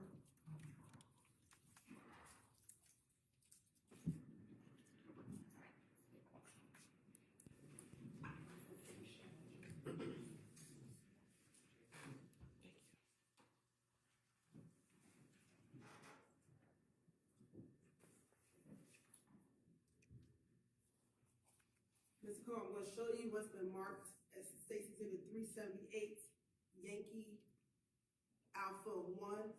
Tell me, do you recognize, do you see yourself in that picture? Yes. And is there a date on that picture? Yes. What is the date on that picture? The date you've been saying? Is that January 11, 2015? Yes. And is that the interview room? I'm gonna show you what's been marked as State's Exhibit 378 was it Yankee I don't recall. Alpha 1? Tell me, do you recognize, do you see yourself in that picture? Alpha. Yes. And is there a date on that picture? Yeah. Yes. What is the date? Your Honor, the state would like to tender State's Exhibit 378 Yankee The Alpha date you've been saying. 1 into evidence. Is that January All right. 11, 2015? It's Yes. admitted without objection. Is that the interview room? Is that the interview next? I'm gonna show you the 378 where you interviewed with Detective Bravo.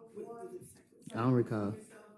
Your Honor, this time the state would like to Yes. tender State's Exhibit 378. And is that date, January 28th, 2015? Yeah. Yes. Your Honor, this time the state would like to tender State's Exhibit. Your Honor, the state would like to tender State's Exhibit 378 Yankee Alpha 1 into evidence. Admitted without objection. It's admitted without Now, objection. looking at 378 Yankee Bravo 1, do you see yourself, Detective Gaither, Detective Dennis in that photo? Bravo 1? Yes. Do you see yourself in that picture? And on that Yes. date, do you recall? Is that date, did you speak with January 28th, 2015? Shot at on, Yes. on the highway at University of Yankee Bravo I don't 1 know. into evidence. Do you recall ever Admitted speaking without objection. about your car being shot at on University and Pryor Road? Bravo 1. I don't know. Do you see yourself, Detective Gaither? In this interview, back on January 28th, 2015. Yes. Didn't you speak with Detective Thorpe and Detective Dennis? Excuse me, strike that. Did you speak with them about were you arrested on January 28th, 2015? On the highway at University and Pryor. I don't know. I don't know. Did you go into this police about your car being shot at on University and Pryor Road? I don't know. All right. In this interview, back on January 28th, 2015, didn't you speak with Detective Thorpe and Detective Dennis? Excuse me, strike that. Were you arrested on January 28th, 2015? I don't know. Did you go into this police interview voluntarily? I don't remember this at all. Okay. Do you remember speaking at all, whether it was on January 28th or any other date, about the shooting on the highway to the police? I don't recall. Okay. In that interview on January 28th, 2015, didn't you tell Detective Gaither and Dennis about being at a pool party before being shot at on the highway? I don't recall. Okay. And while you were at the pool party, there was an individual by the name of Bushi at that pool party. I don't recall. And that Bushi was the girlfriend of Yak Gotti. I don't recall. And that after you all left this pool party, you were driving on the highway in your brother's vehicle. I don't recall. Do you not recall being shot at on the highway? You don't recall telling this to the detectives? I don't recall none of this you talking about. Okay. So you don't recall being shot at on the highway? I've been shot at a lot of times. Specifically in January 2015, do you recall being shot at on the highway? While in your brother's vehicle? I don't remember. I don't. Do you remember telling the detectives that you were shot at on the highway while in your brother's vehicle? I don't remember what I done told the detectives.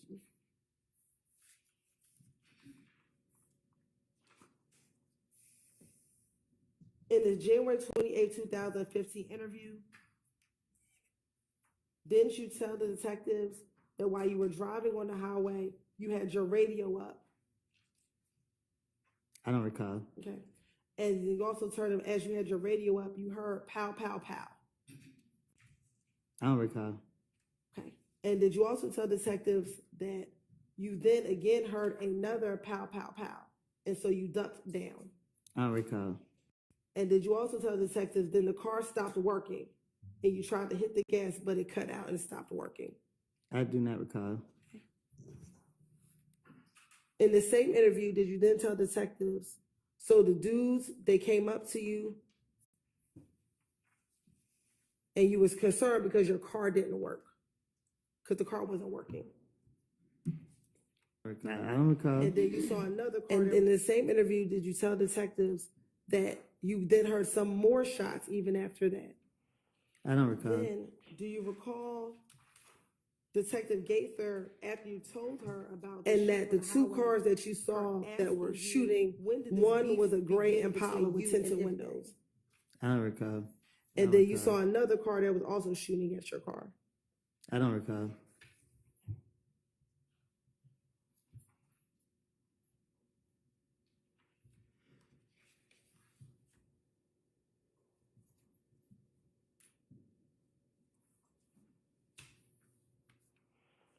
Then, do you recall Detective Gaither, after you told her about the shooting on the highway, her asking you, when did this beef begin between you and Ifgang? I don't recall. And you also told her the story about what happened at Club Crucial the Monday before Donovan Thomas was murdered. I don't recall.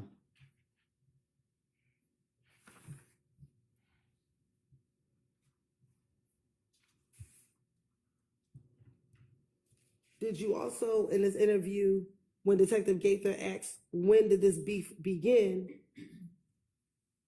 that Cal told you the beef began because you hung around a person named Boo, I don't recall.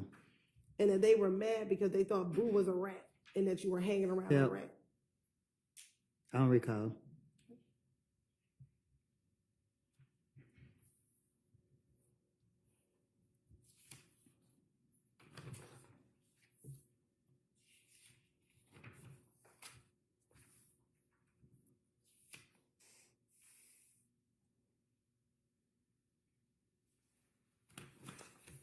Then do you also recall to telling Detective Gaither, again, with her asking about when did this beef begin, you also telling Detective Gaither in this now January 28th, 2015 interview about the shooting at the gambling house on Lakewood. I don't recall. And in this January 28th, 2015 interview, you actually told Detective Gaither that initially you thought another gang did the shooting at the gambling house. I don't recall. Okay. But then later you learned that it was Kel who did the shooting at the gambling house. And he's still alive? Do you recall telling Detective Gaither No, I don't recall. about the shooting? I don't recall. So now is it fair to say that both in January 11th of 2015, now in the second interview, that you told the same story about this gambling house shooting in Lakewood? You just confused me. What you say?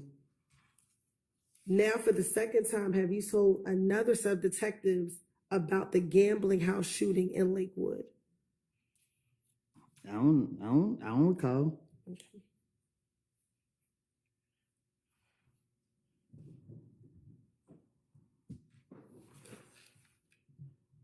Do you also recall in the same January 28th, 2015 interview telling Detective Gaither that Kel wanted to speak with Doug on FaceTime? I don't recall. Okay. And this is why you were at the Cascade skating ring. You told her about the Cascade skating ring incident as well. I don't recall. Okay. And that you told Detective Gaither that when Thug and Kel spoke at the Cascade skating ring, you're going to be a party opponent mission with what Thug said. Go ahead. Overruled. That Thug told Kel he wanted Kel to pay for the window that he shot up. The man rich. Why would he? I don't recall. Okay. Do you recall telling Detective Gaither that that was the conversation that Thug and Kel had? I don't recall. And that Kel said that he wasn't going to pay for the window. I don't recall. Okay. And in the same January 28th interview, you also then told Detective Gaither and Detective Dennis about the fight at Club Crucial that Monday before Donovan Thomas was killed. I bet I was a victim in every interrogation, right? Did you tell Detective Gaither and Detective Dennis also about the Monday night fight at Club Crucial? I don't recall.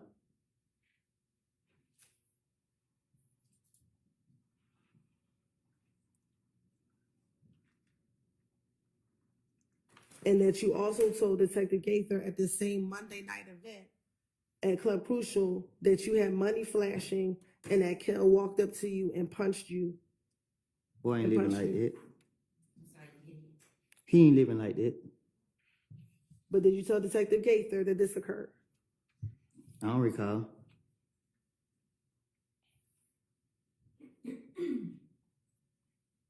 Also in the same January 28, 2015 interview, is it true that you also told Detective Gaither that after Kel beat you up, you ran out of the club and went outside of the club and saw Bloody J? I don't recall.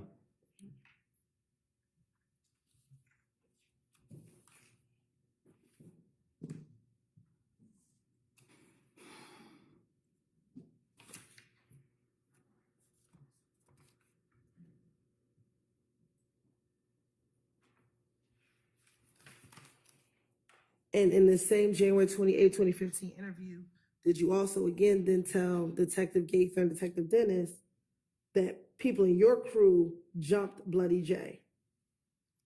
People in my crew? Yes. My Why? crew in prison. Okay, back in January 2015. My crew in prison. Everybody who ran with me in prison. Okay, back in the With January. life sentence. All right, Mr. Kaplan, listen to the question. Let her finish the question and then you can answer it. In January 2015, did you tell Detective Gaither that at the same Monday night event at Crucial where you got beat up by Kel, that when you went outside, your people jumped on Bloody J? I don't recall.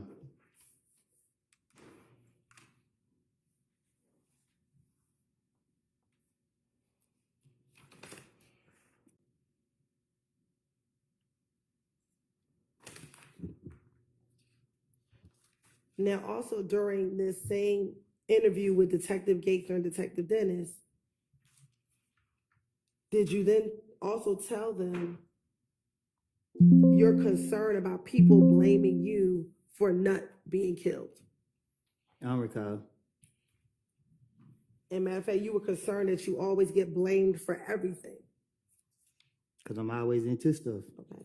And that you told them, so the night after Nut got killed, you came down to talk to the detective to declare your name. I don't recall. And matter of fact, you told Detective Gaither and Did you and then Detective Dennis also tell that them people told you that you shouldn't go You're down to the concerned- police department. I don't recall. But you decided to go down anyway to clear your name. You asked me? I'm asking you. I don't recall. All right.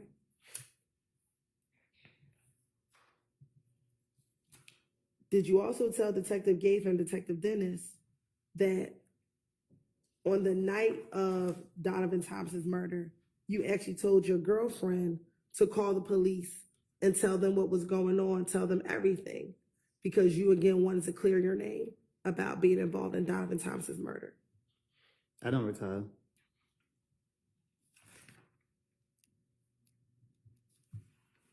Now, during the course of this same January 20th interview with Detective Gaither and Detective Dennis, do you recall them asking you questions about the relationship between Nut and Thug? I'm from Canterville. Okay. I can't tell you nothing about two other people from other places. Do you recall telling them in this interview that Nut and Thug, you did not know of Nut and Thug having a problem? I mean, when the police question me, especially Gaither, I know she after me. So she acted like she was into what I was saying, and I was feeding her whatever came to my mind. So They tried to make it make sense. So why wouldn't you say that they had problems with each other versus that they did not have problems with each other? Because I'm trying to make up a story. I don't know what nobody have. I don't know. I don't recall what I even said to her. I just know that anytime they question me, I'm trying to tell them anything to get them out my face. Now, you said that you're from Mechanicsville. Do you know where Thug, what part of the city Thug is from? I don't know. But I just met Thug when I got out of jail. We not from the same neighborhood. I don't know where he, like, Cleveland Avenue, I guess. I don't know. Okay. And what about Nut? Did you know what neighborhood Nut was from? I don't know.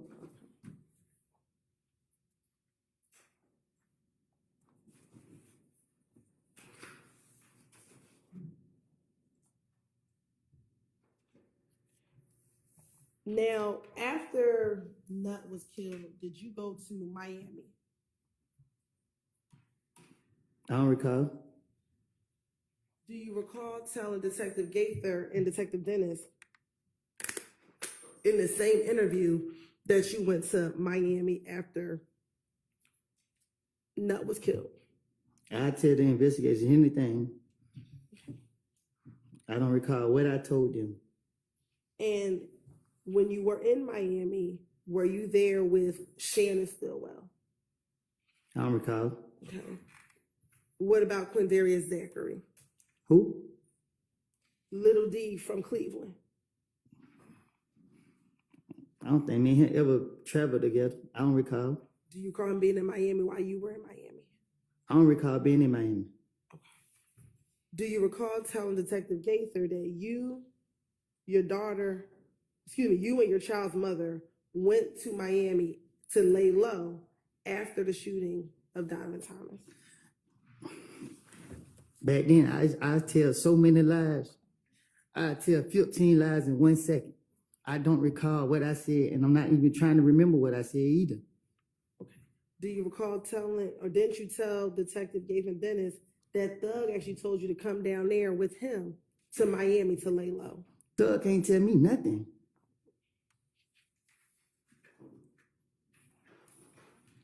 And you also told Detective Gaither that, again, after he told you to come down there and lay low to Miami, that you and your girl, you stayed down there for a week in Miami. I don't recall what I done told the police. But for me telling you now, there's nobody walking this earth can tell me what to do. Is going to Miami a bad thing? No, I just told you, you bring up something that you saying that I said to the police, and I'm telling you the truth right now. I lied to them. So I don't know what the, I don't know. Like, go ahead. So have you never been to Miami? I've been to Miami a lot. Okay. So back in 2015, did you ever go to Miami? I can't remember if it was 15 or 14. Let me make it more specific. After Donovan was killed, did you go to Miami? Man, I can't recall. And I honestly, God, can't recall.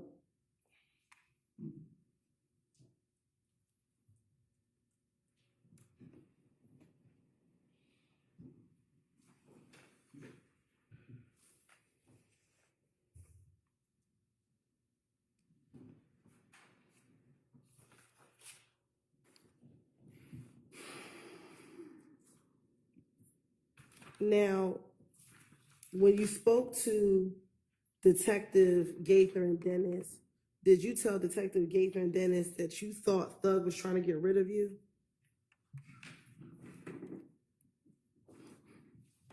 What you mean? Did you ever tell Detective Gaither and Detective Dennis that you thought Thug was trying to get rid of you? I don't think you heard me the first time when I told you I don't run behind nobody. I'm from Mechanicsville. Okay. So I don't know. I don't know what you're talking about. Okay, so what does being from Mechanicsville have to do with my question? That mean I don't run behind nobody else. I didn't ask you about running behind anyone. Saying something about getting rid of me, like you can't get rid of me. Okay. So is it your testimony that you did not tell Detective Gaither and I Detective don't know. Dennis? I don't know what I done told the investigator, detective, whatever you want to call them.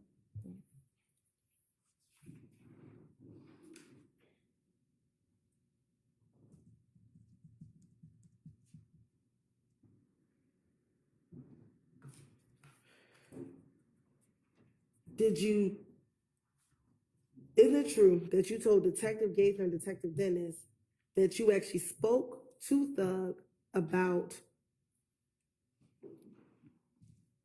the fact that you thought he was trying to get rid of you? I can tell the investigator anything because I know one thing. They talking to me, so they gotta go with what I say. So I don't recall what I told them. I would tell them anything that come to my head. Okay. I don't recall what I said to them. Do you recall telling didn't you tell Detective Dennis and Detective Gaither that Thug called you and said, bruh, they say I got a hit out on your head, bruh? I told you I'm a play a victim in everything. I'm a victim. Okay. Go ahead. No, you go ahead. I'm sorry. I'm gonna justify myself by being a victim. Okay. And your response to him was like, you do? And then y'all both started laughing. They don't even make sense. I don't recall none of that. Saying it, me telling it. I don't remember specific what I said to any investigator. I know I told them whatever. I feel that I can convince them to let me go.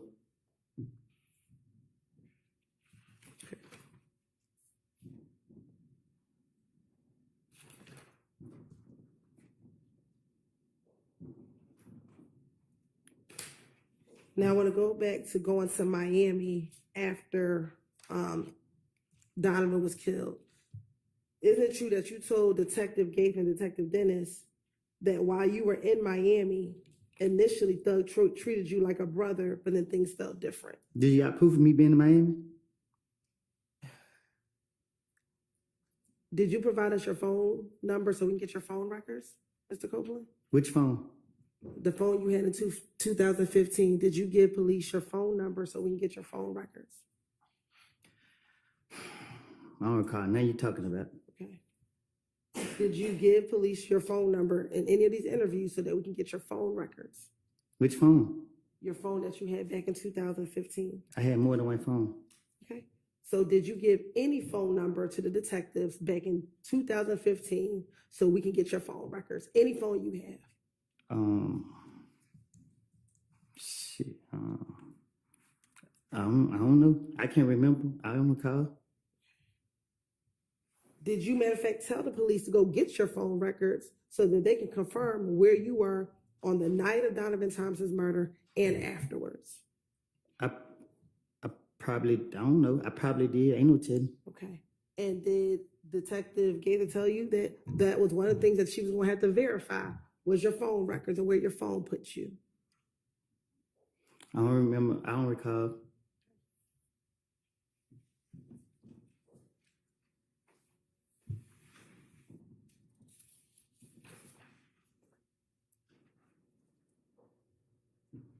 Back in 2015, do you remember your phone numbers from 2015? Shit, I don't even know my phone number now. Okay. Did you remember if you had a Sprint phone? I got T-Mobile. Back in 2015, did you have Sprint? I don't know. Okay. I can't remember what phone service I had. All right. Did you ever live off of Oakland Drive or use an Oakland Drive Southwest address? You said, have I ever used the Oakland Drive address? Yes. Um, And I don't want to put the full address on the record, but have you ever used the address of Oakland Drive? I don't know if I use it on anything. I know I use it probably getting out of jail. So is there an address? I don't know. I don't recall. I don't know.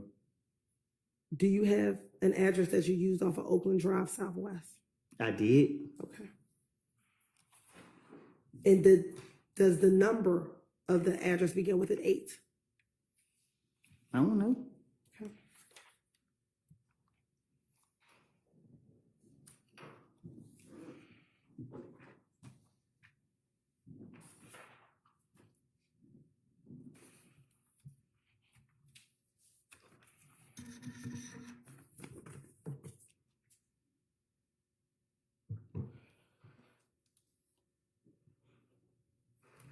Okay. Going back to the January 2015 interview.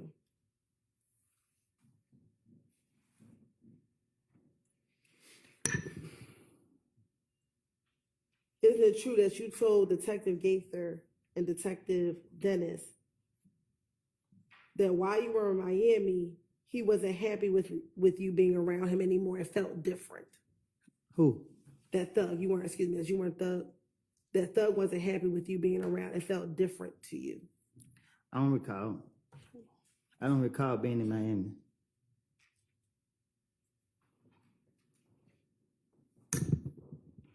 Dr. Nutt was killed. Bless you.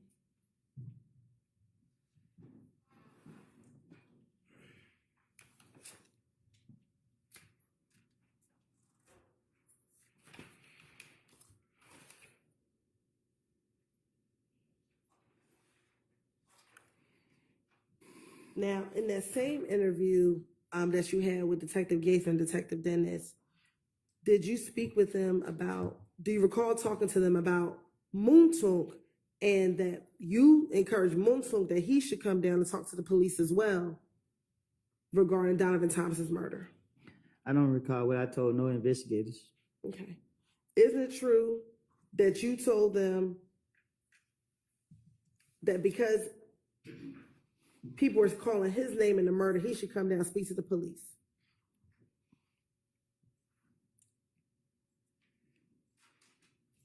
The only truth it is, I made these things up. I don't know about nothing going on. Why would you need to make up something about Moonsoon coming down and clear his name from a murder? I'm speaking in general, like you got me up here like I know what's going on. I don't know what's going on. Okay, so I'm asking you now. I don't remember what I don't told the police. I keep telling you that. You can't keep asking me what I told the police if I'm telling you that I lied to the police. I can't remember no lie. Mr. Copeland, Yes. I think that she understands, generally speaking, what your position is with regard to what you remember and what you don't, but she's still going to ask you specific questions and you need to answer the specific questions also. And you don't have to preface every one of them with your general position about it. Yes, ma'am. But may I speak? I'm not Wait trying until there's another question on the floor. And I understand. I'm not trying to be difficult. I understand. Go ahead, Ms. Hilton. Thank you, Your Honor.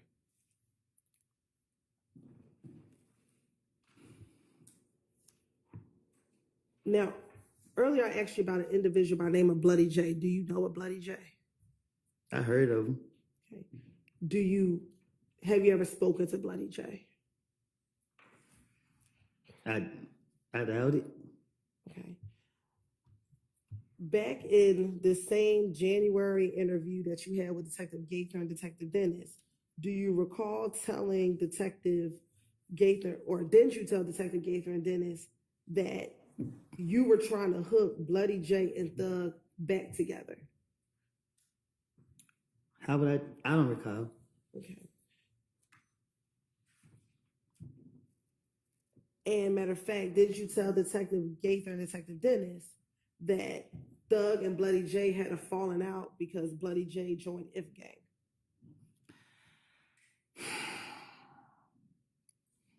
If you going off what I said in the past, to I told the investigators, that's crazy. I do not remember what I said. You can't get me up here to try to remember what I said to them. I don't remember what I said. You can ask me these step by step, but my response is my response. You want me to be honest? You want me to lie? I can't answer your question because I can't remember what I said. So I don't recall. So I'm going to ask you now. Did Bloody J and Thug stop being friends because Bloody J started messing with If Gang? Thug behind you, ask him. I'm asking you. Huh? I'm asking you. I don't know. So why would you tell Detective Gaither and Detective Dennis that? Ma'am? Why would you tell Detective Gaither and Detective Dennis that?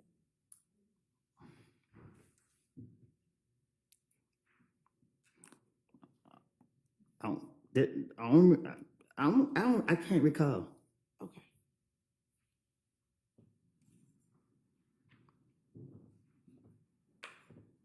Now,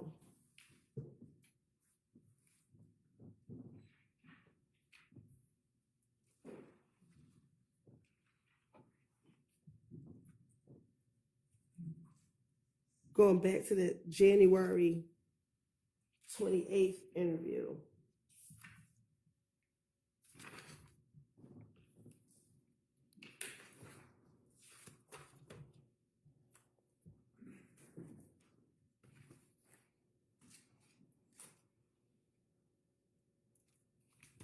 Of course, indulgence for one moment.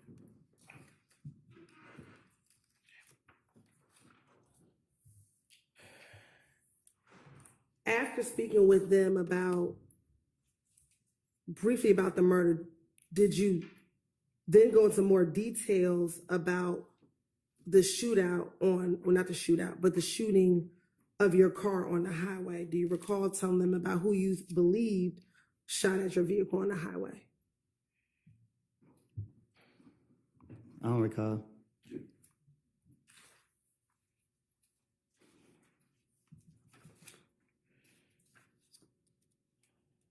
Can I tell you what I do remember? Is that about the shooting on the highway? No. Then no, not right now. Okay.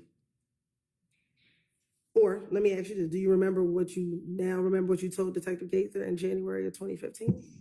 No, I was gonna tell you what I remember from when Nut was killed. Okay. Tell me what you remember the night that Nut was killed. I remember everybody said I killed him. That's all I remember.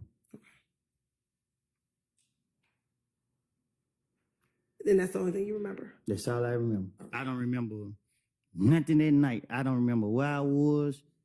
I don't remember what I told the investigator. I thought that when they called me down there, I thought I walked in and he let me walk right back out. I don't remember sitting down talking to him. I don't remember him doing no ballistic. I don't remember him. I remember he said one thing and he left. He said, the man sitting on the street and everybody saying you did it. He like, man, I still got a body on the street. That's all I remember. I thought I walked in and walked back out. I don't remember nothing. Like, Okay.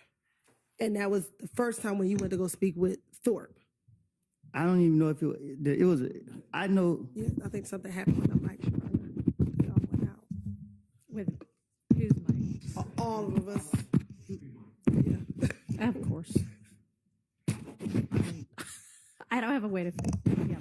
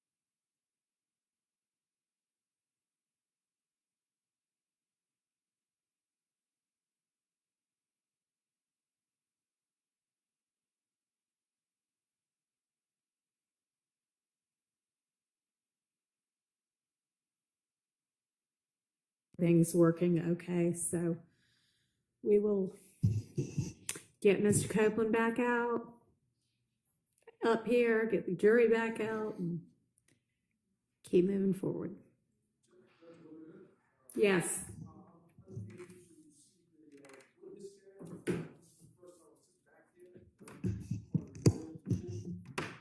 And I'm sorry, I know there are a whole lot of different Rule 22s out. I assume you've got one of them? Okay, so, I guess that just means you're gonna have to, we can't make the courtroom bigger than it is. You'll just have to get here earlier. I guess you're the odd man out today. Sorry. Just do the best you can. Just try not to be distracting, okay? Thank you. No, you cannot stand in the middle. Nobody needs to be standing in the middle. So just do the best you can from there, or any one of the media aisles you're welcome to be in. All right, thank you.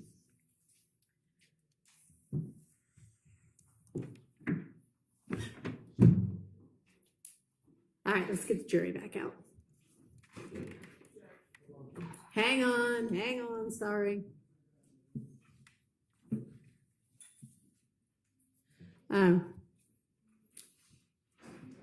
Thanks. There's so many of y'all, it's hard to keep track. We got somebody for everybody? All right, yes.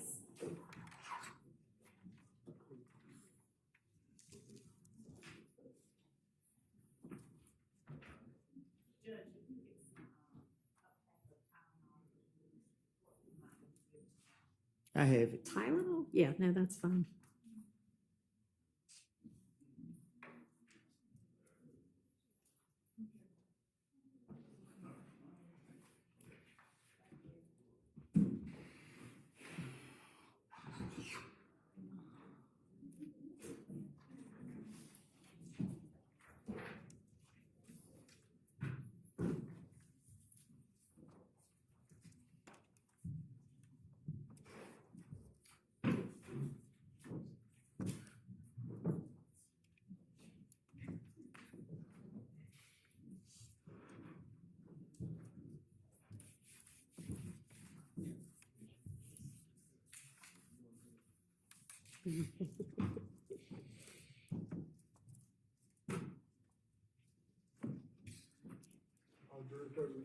Thank you. All right, I think we've gotten our mic situation fixed for at least the present time, so we're going to get rolling again. Go ahead, Ms. Hilton. Thank you, Your Honor. Now, during this same interview, I think I just asked before we went on break that you saw that it was a grayish Impala that was shooting at you on the highway. Do you recall? Did you tell investigator Gaither and Dennis that in this January interview? I don't recall what I told him.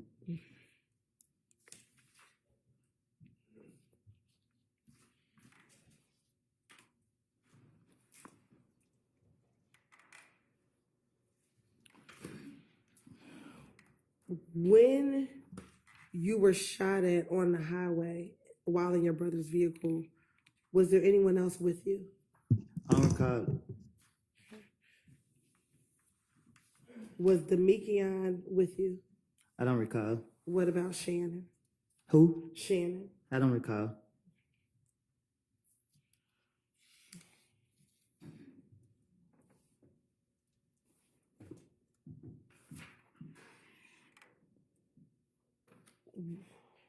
With this incident that happened on the highway and you being shot at in the vehicle, did you tell Detective Gaither and Dennis that you had your brother file a police report? I don't recall.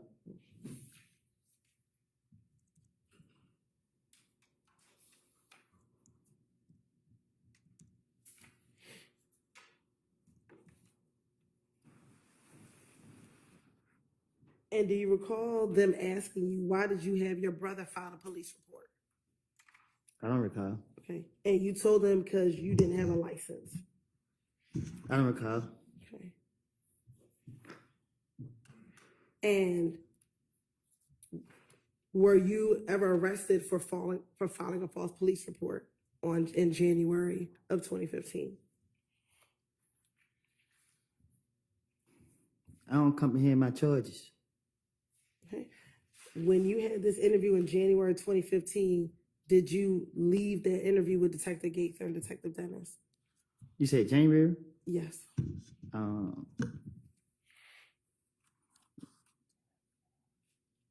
I went to jail in February. So I didn't go to jail in January.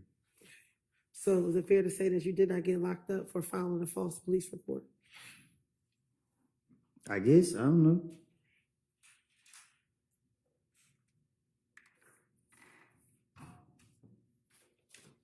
I can't find no false police report. I didn't make it. And matter of fact, do you recall that Gaither and Dennis told you that in this case you were a victim? So they just wanted to find out from you what happened because you were a victim, because you were shot at on the highway. Yeah, that's how they were tricking me. But I don't recall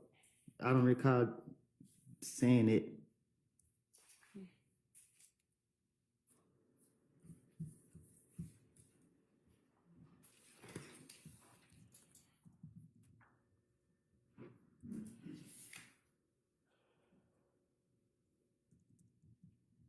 Now,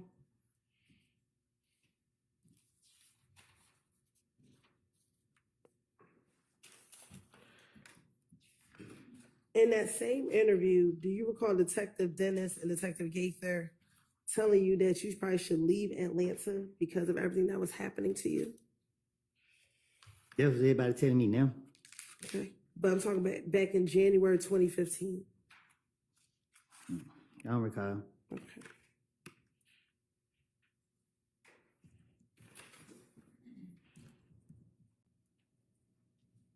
And you told me you didn't want to leave Atlanta. I'm still here.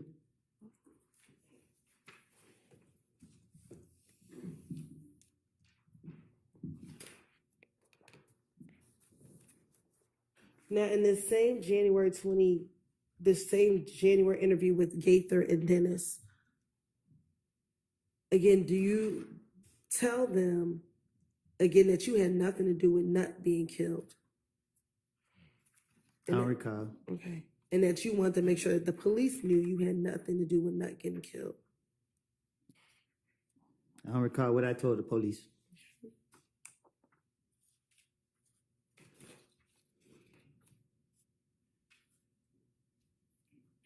Also, during this same interview back in January of 2015, then do you recall telling Detective Gates and Detective Dennis that you had one of your friends buy a gun for you? I don't recall.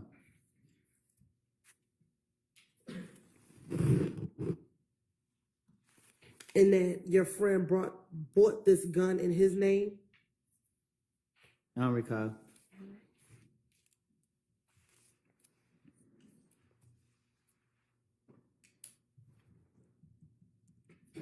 And that the reason why you purchased the gun was to defend your house? I don't recall. Okay. And that you actually told the detective you don't want any trouble, you just want to protect your home. Do you recall telling Detective Gates and Detective Dennis that? I don't recall. And in January 2015, had you been convicted of a felony prior to January 2015? Huh?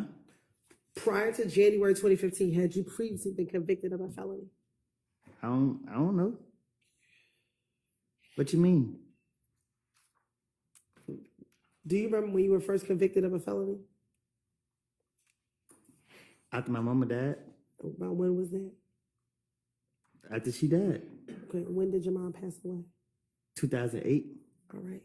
So if you caught your first felony after 2008, is it safe to say in 2015 you had been convicted of a felony?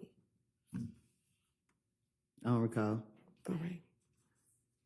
When you told the police that you had a gun in this January interview, were you arrested for telling them that you had a gun in this January interview? Was I arrested in January? Yes. What year? 2015. No, I got locked up in February. All right. So even after you told them that you had a gun, the police in this January interview did not arrest you.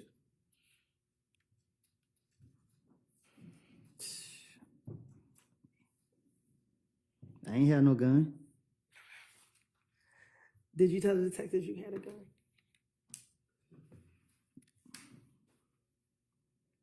Mm-mm. I don't know. You don't know. All right. I don't think I'll tell them I had one. Okay.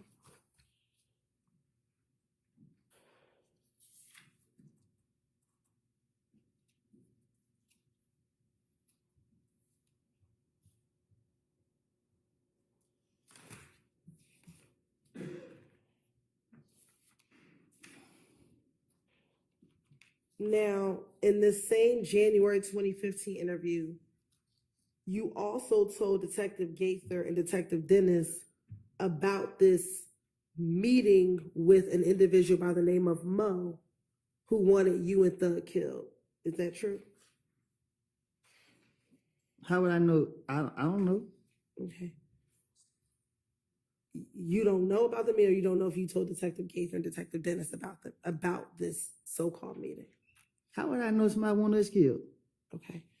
So is it true, though, that you told Detective Gaither and Detective Dennis about this meeting with I Mo? told and them people anything. Just like right now, me, you can have a whole conversation. I tell you about some stuff that never took place, and you'll swear that everything I'm speaking on was the God and it's true. Okay.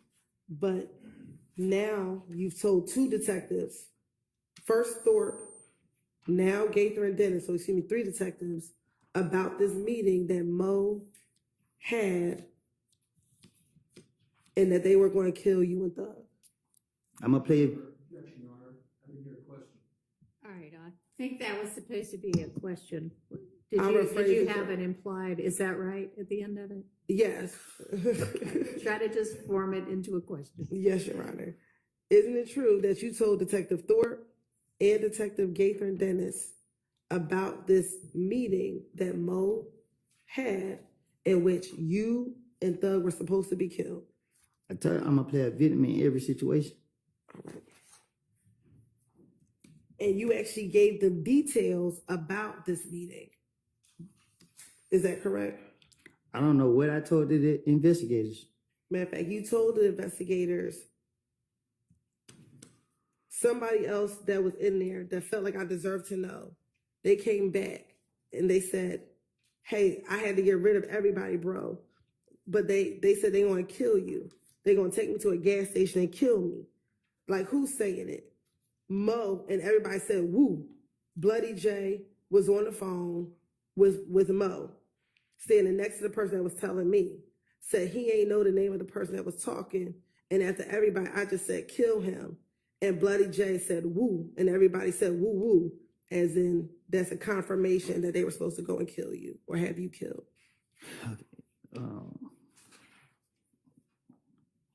Things don't work that way. When you speaking on doing something like that, you don't be open about it. So this self-explanatory that it's a lie. You don't discuss killing people with multiple people. So you're gonna do it, you're gonna do it. You're not gonna be telling everybody you're gonna do it. I made it up. I keep telling you that. And did you tell the detective that that occurred at a gang meeting that you were not at? So someone at the gang meeting told you about what happened at the gang meeting. I don't recall what I told the investigators, but I know that the things that anytime that they sat me down and they tried to question me, I knew I was about to go to jail. And even the times I didn't go to jail, I knew that I had done something stupid and I thought they was on to me. So I was trying to throw them off my trail. And that this meeting happened before Donovan was killed. Yeah, I don't know. Okay. And that the reason why they wanted to kill you is because they thought that you had Bloody J jumped. Huh? The reason why they wanted to kill you is because you had Bloody J jumped. I believe that if any gang wanted to kill me, I'd be dead by now.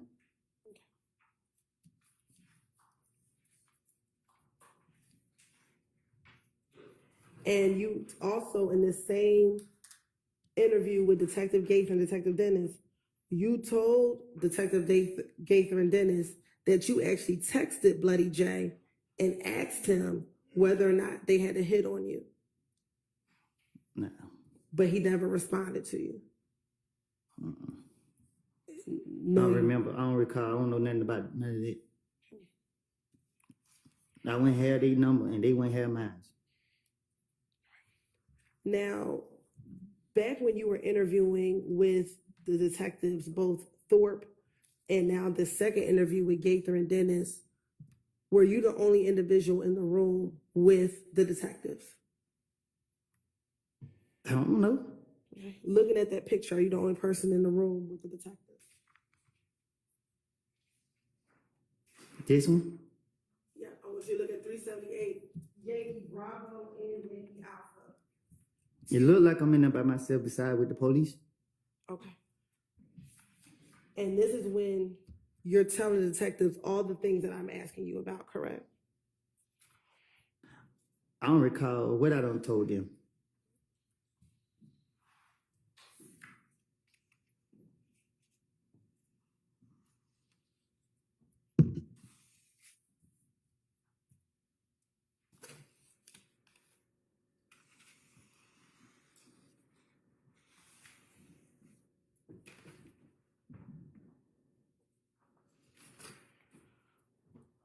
Now, do you know an individual, Rich, who goes by the name Rich Homie Quan? Who is that? Do you know a person who goes by the name of Rich Homie Quan? Rich Homie Corn? Yes. Or the rapper? He raps. Mm-hmm. Do you know him? Have you ever spoken to Rich Homie Quan yourself? No. Do you recall I don't recall speaking to him. Do you recall talking to Detective Gaither and Detective Dennis in this same interview about conversations you had with Rich Homie Quan? No, I do not recall having a conversation about Rich Homie Quan. And that Rich Homie Quan, you told Detective Gaither and Detective Dennis that Rich Homie Quan was a part of If Gang. I don't recall. Okay. And that you told Detective Gaither and Dennis that Rich Homie Quan felt torn between being with If Gang and being friends with Thug. Again, I'm just telling police whatever that convinced them that I know what I'm talking about. Okay. So why would you bring Rich Homie Quan into any of them? Why would that be Because necessary? I'm sorry, go ahead. I didn't hear you. Why would it be necessary to even talk about Rich Homie Quan So to the police? So when the police questioned me, my whole motive is to get them off of me. So if they sitting me down, laughing, hee ha ha, like you doing when y'all was up there asking me, and I told you I was lying, this is the same thing going on. They sit here, I don't know about them asking me about Rich Homie Quan or nothing, but if they bring up a name, or if they ask me something, I'm going to come up with something that act like I'm in the midst, like I know what's going on.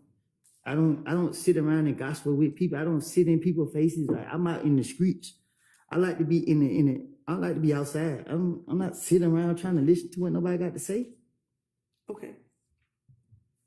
But when you originally went to the police, it was to talk about being shot at on the highway. So what would anything about Rich Homie Quan, why would you need to talk about Rich Homie Quan at all? That's what I'm trying to tell you. I don't have a clue what you're talking about. Okay. Isn't it true that that you told the detectives that Rich Homie Quan said to you, we the same set. You right here hitting these niggas this and that. So we talk. We the same set. I just can't turn my back on them. Like it ain't that, bro. This is what you're telling him. You supporting these niggas. Bro, I'm telling you, the more you supporting them, the more they gonna come out and do that. If you leave them alone, then everything gonna go away. And this is what you're telling Detective Gaither and Dennis that you said to Rich Homie Quan. So Gaither was a gang investigator, and what she do is she sit in the neighborhood, watch us all day, and she put cases on it. So I know Gaither to sit there, and So when I'm interacting with Gaten, the main thing go through my mind is to convince her that I know what I'm talking about. That was my motive. So be bringing up Rich Homie Coin ain't never been like that in my eyes. So for me to be, I'm just trying to make it seem like I know what I'm talking about. What they say they want a big fish, and he's a big rapper. So shit, I'm trying to make up whatever I can come up with. I don't know. I don't remember what I said to no police. It's all stuff I just out the top of my dome. You ask me a question right now, I go out the top of my dome, and I convince you that I'm telling the truth. Okay, so in response, you said that Rich Homie Quan asked for your protection. And he said, you told detective that he's like, why don't you protect me, bro? We need y'all, bro. I need y'all to protect me. And you said, how the hell are we gonna protect you? Can you say it again? Sure. In the same interview with Detective Gaither, you said after you spoke with Rich Homie Quan asked for your protection. He a millionaire. What he need my protection for? Why would you tell Detective Gaither and Detective Dennis that? They the police and they trying to get me. Okay.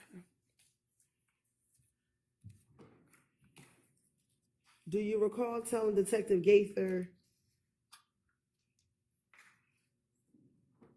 about Rich Homie Quan's father's barbershop being shot up?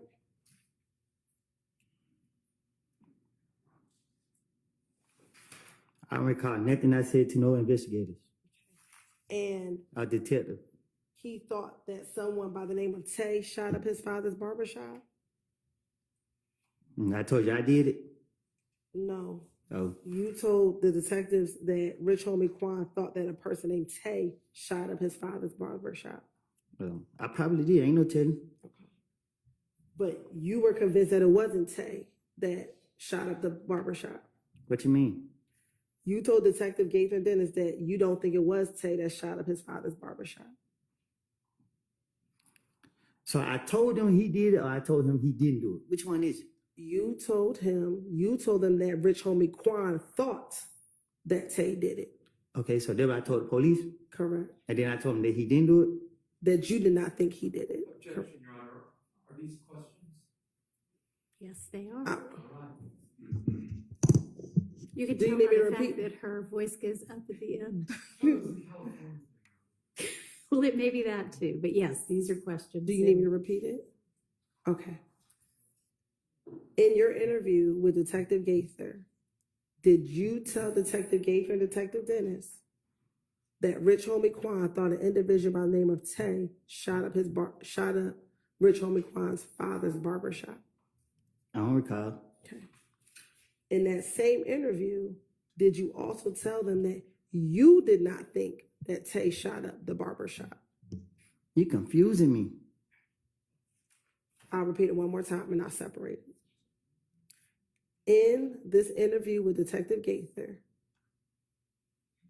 did you tell Detective Gaither and Detective Dennis that Rich Homie Quan thought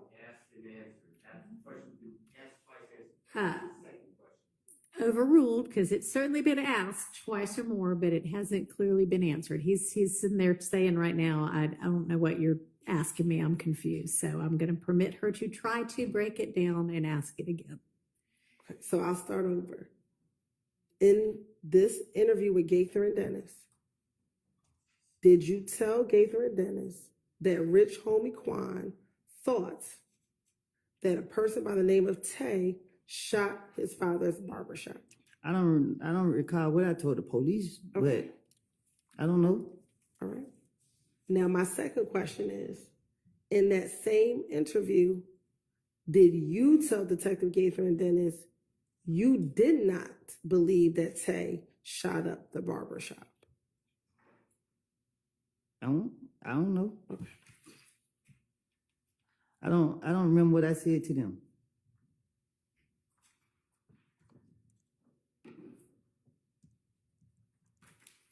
And I should ask this, do you know an individual, Tay, who's from Bankhead? There's a mean Tays in them. Okay. Do you know a Tay from Bankhead? A Tay from Bankhead, Yes. not out the top. In this same interview, did you tell Detective Gaither about this individual named Tay from Bankhead? I don't know a Tay from Bankhead. Do you know a Tay from the west side of Atlanta? Yeah. I'm sorry? Yes. How many Tays do you know from the west side of Atlanta? Too many on the count. But not from Bankhead.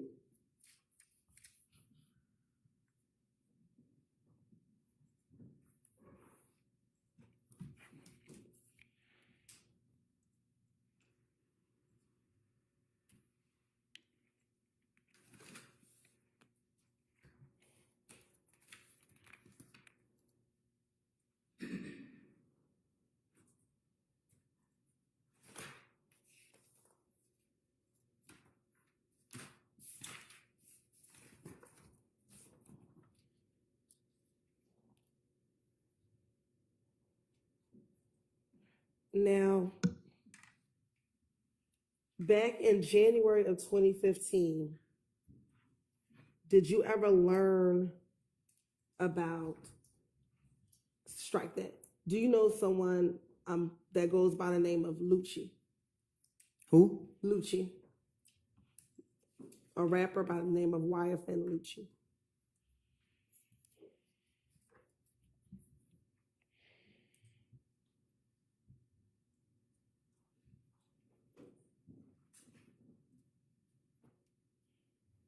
What about him? Do you know an individual by the name of YFN Lucci? I don't know in person. Okay. Have you ever met this individual? You said, have I ever met him? Yes. No. When you say you don't know him personally, what do you mean? Because you said, have you ever met? We never shook hands. I never met him. Okay. How would you describe knowing YFN Lucci? He's a rapper. Okay. Do you know him outside of being a rapper? No. Okay. In 2015, were you aware of his mother's home being shot at twice? Excuse me. You're shaking your head. I don't know nothing about him. Okay. Do you recall in this January interview with Detective Gaither and Detective Dennis talking to them about Lucci's mother's house being shot at? I don't remember. I don't recall. Do you recall telling Detective Gaither and Detective Dennis that people thought that you shot up Lucci's mother's house? I don't know nothing about it. Okay. Do you recall in this same interview back in January of 2015 with Gaither and Dennis that you were with Big Boo when Lucci's manager called trying to find out who shot up Lucci's mother's house? I don't recall. Okay. And do you recall during this same interview telling Detective Gaither that when the manager called Big Boo, you were present and overheard the conversation? I don't recall. And in the same interview, you told Detective Gaither that the manager told Big Boo that he had $20,000 for whoever shot at Lucci's mother's house. I don't know nothing about it. Okay. And that you actually took the phone from Big Boo and told them that you had nothing to do with shooting up Lucci's mother's house. Okay. Okay. Do you remember telling the detectives about I don't this? recall. Did that occur? I don't know. You don't know if you were present with Big Boo and took the phone away from him? I don't know what y'all talking about. Why would you need to tell Detective Gaither and Detective Dennis that if that did not occur? 'Cause these things I'm hearing in the street, so I'm trying to convince them to get off of me.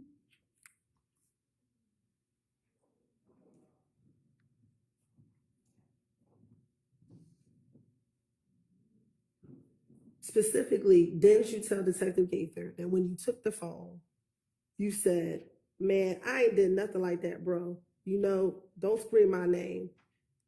I ain't got nothing to do with it. I ain't said he did. I ain't do that. I don't care about none of that. I didn't do that. I don't recall.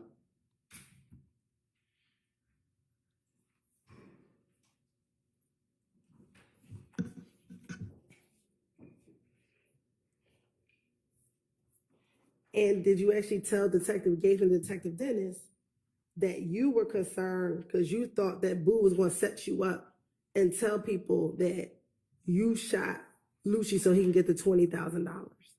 Huh? Did you, in the same interview, tell Detective Gaither and Detective Dennis that you thought Boo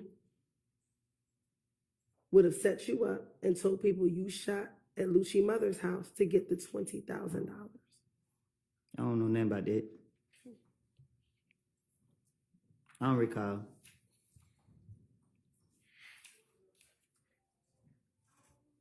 And after that phone call that with Big Boo, you were so upset that you had Montauk take you home because of that phone call. I don't know. I don't recall.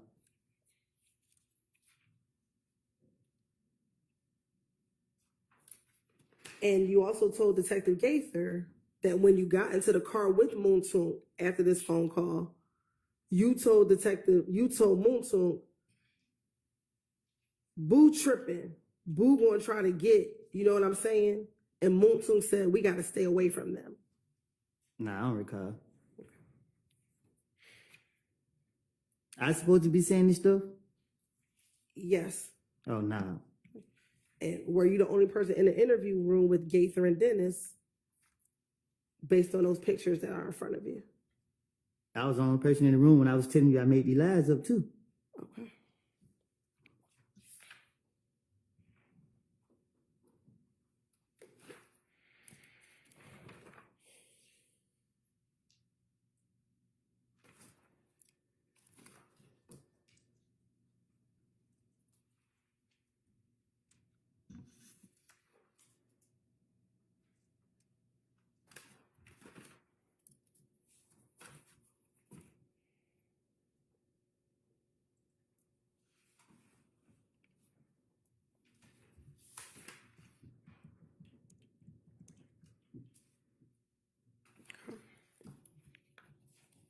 Of course it does. Just one moment.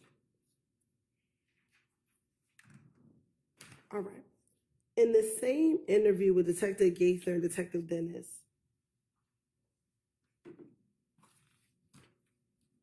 did you tell them about your relationship or your friendship with Little D from Cleveland and Shannon? Huh? In this interview with Detective Gaither and Detective Dennis, do you recall telling them about your friendship with Little D from Cleveland and Shannon? No, I don't know nothing about that. Okay. Is it true that you told them that the people that you're around, that you often hang around back in January 2015, is Little D from Cleveland and Shannon? No, I don't recall. And matter of fact, did you say specifically to Detective Gaither and Detective Dennis, I keep a couple people around, you know what I'm saying? And Dennis asked who? And you said Little D from Cleveland and Shannon. Trying to convince him. If I did say it, I don't recall. Like I don't told the police so much stuff like this just made up. Like I don't remember what I done told them. So And then you also said sometimes Montauk may come around, but the primary people you hang with is Shannon and Little D from Cleveland. Little D from Mechanicsville. but let you tell it, you every time you say I'm about to go home Moontoon. So it seemed more like I be with Moontoon more than I be with anybody else. Okay. From based off what you saying today. So you know it's all made up. All right. Did you also hang with Moontoon, Little D from Mechanicsville, excuse me, I said Cleveland, and Shannon? I hang with myself. I don't hang with nobody. I don't run behind nobody. I don't know none of that. Okay. All right. Well, back in 2015, didn't you tell Detective Detective Gaither and Detective Dennis, I really have my trust in him. I wouldn't want nobody around me but Little D. And this is Little D from Mechanicsville. You know, Little D ain't going to turn his back on me. That's cap. You said that that's cap. I don't remember saying it. Do you remember, God bless you, when we were here back around June 10th, June 11th, that you said that little D was the person you called your son? Who? Do you remember back in June of this year, around June 10th, June 11th, stating that little D was like your son? No. Okay.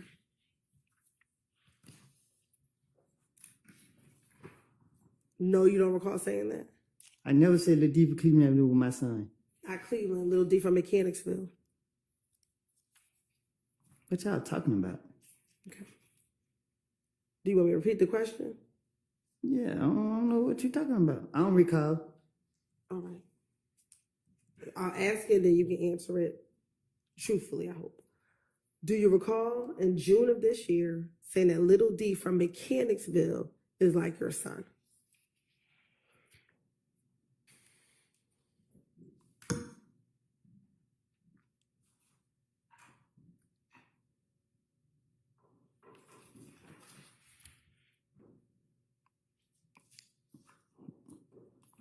I don't know. No, you don't remember saying it? No, you didn't say it. What does I don't know mean? What you want me to say? I want you to answer the question. What's your question? I'll ask it one more time. In June of this year, when you were here, This year right here? This year right here, when you were here before, June 10th, June 11th, do you recall telling me when I asked you about little D from Mechanicsville, telling me he's like your son?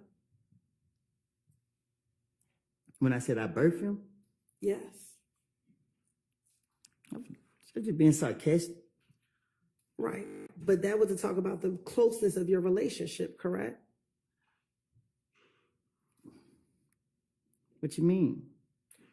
When you say you birthed him, were you trying to what were you trying to indicate when you said you birthed him? What did you mean by that? That was just an anger statement I made.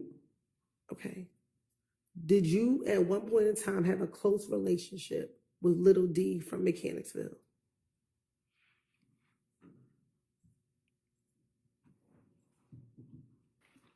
I don't recall. Okay.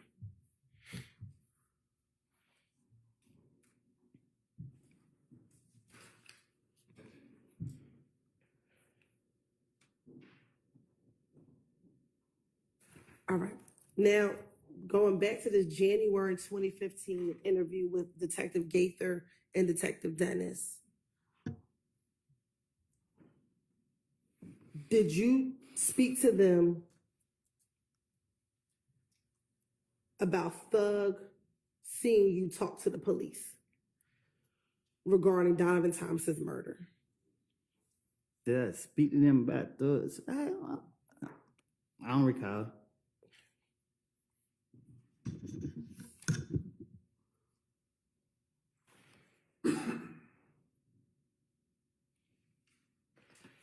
Do you recall telling the detectives that Thug thought you were snitching because you were talking to the police? Huh? In the same January 2015 interview, did you tell Detective Gaither and Dennis that you thought Thug thought that you were snitching because you had been talking to the police after Donovan Thomas's murder? They don't make sense. So I don't recall. Okay. Didn't you tell the detectives in this January 2015 interview, Gaither and Dennis, I think I went wrong when I let Thug know that the detectives keep calling me. You keep talking about what? You finished? I am. You keep talking about what I told the investigators. Listen, I know they want to lock me up. I see them following me everywhere I go. I'm in the restaurant eating, they not eating. And they got me down here for questioning. I know they only question me to trap me up to get me. So I told them anything that came to my mind or whatever the case is. They don't make sense. When you walked into the police department and to talk to Gaither and Dennis, you walked in on your own, correct? Most of the time they question me. I was in handcuffs. I don't. In early 2015, isn't it true you met with the detectives 5 times? Let me tell you more than that. Okay. I don't know how many times I done met with them. I just know that they police questioned me every time that I was in handcuffs. You have, in front of me, you have 2 dates, correct? Is that January 11th and January 28th? Yes. Permission to approach? You may.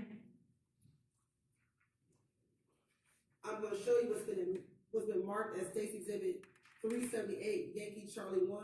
Does that date say February 20th, 2015? Yes. Now I'm gonna show you 378, Yankee Delta 1. Does this say February 21st, 2015?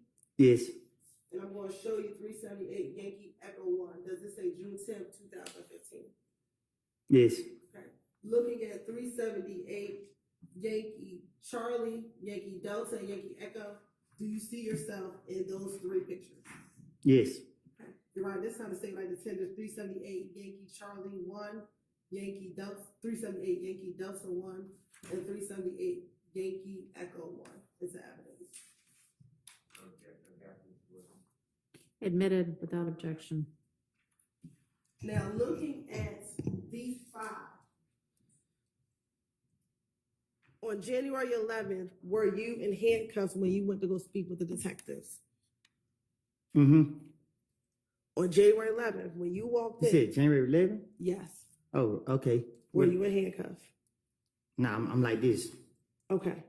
Looking at January 28th, were you in handcuffs when you went to go speak with the detectives? No, I'm like this. All right. On February 20th, were you in handcuffs when you and Deshaun went to go speak with the detectives? No, I'm like this. Okay. And were you only arrested on February 21st when you went to speak with the detective because you're in a blue jumpsuit, correct? Yes. And on June 10th, you were arrested because that's when they arrested you in the house, correct? You said what now? June 10th is when they arrested you at your home, correct? With the white shirt on? Yes. Oh, my hands up on the table. I don't know. But do you recall June 10th being the day that they came to your house and arrested you? Mm-hmm. Is that a yes? You said, I just need to know, is that a yes for the record? Oh, I think so. Okay. Is that the day that you went to jail and you didn't get out till 5 years later? I started with. On June 10th. Did you get arrested on June 10th? Yeah. Okay. So out of all 5 interviews, you were only arrested 2 times. Is that correct?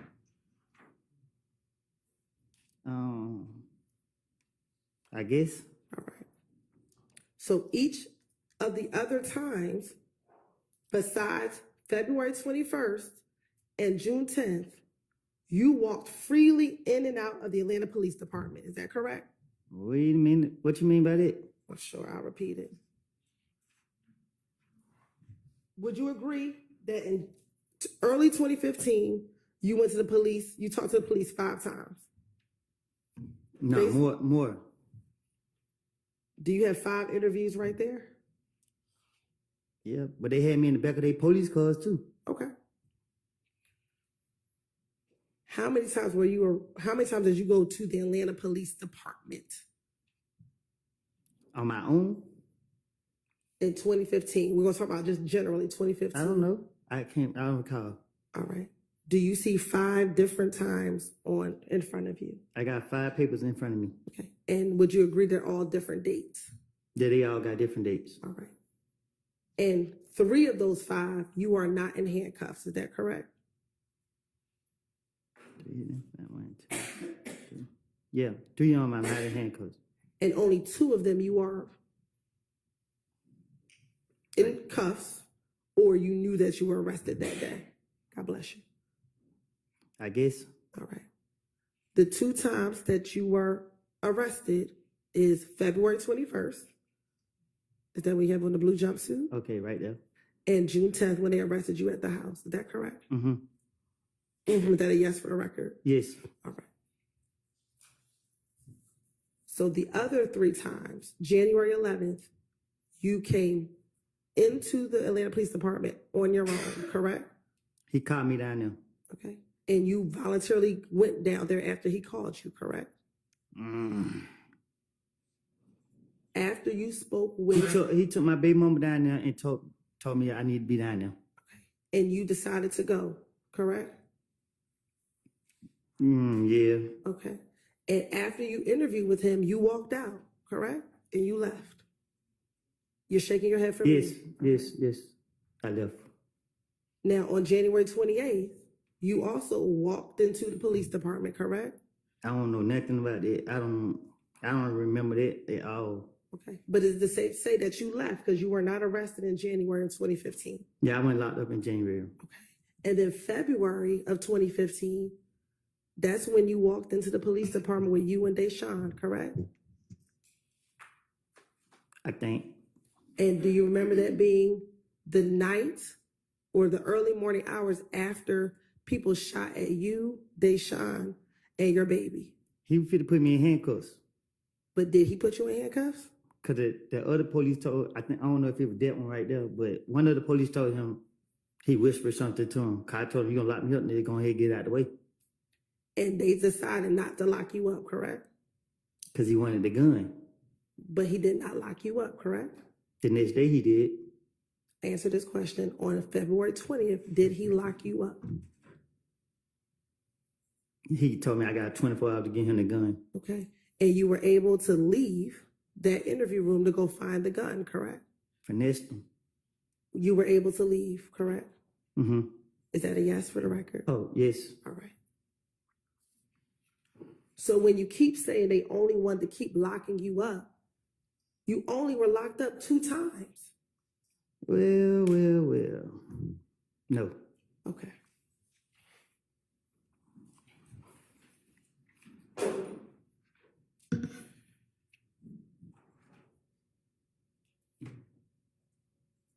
Do you recall today you said you spoke with police in the back of police cars? Do you recall how many times you did that back in 2015? I don't know how many times.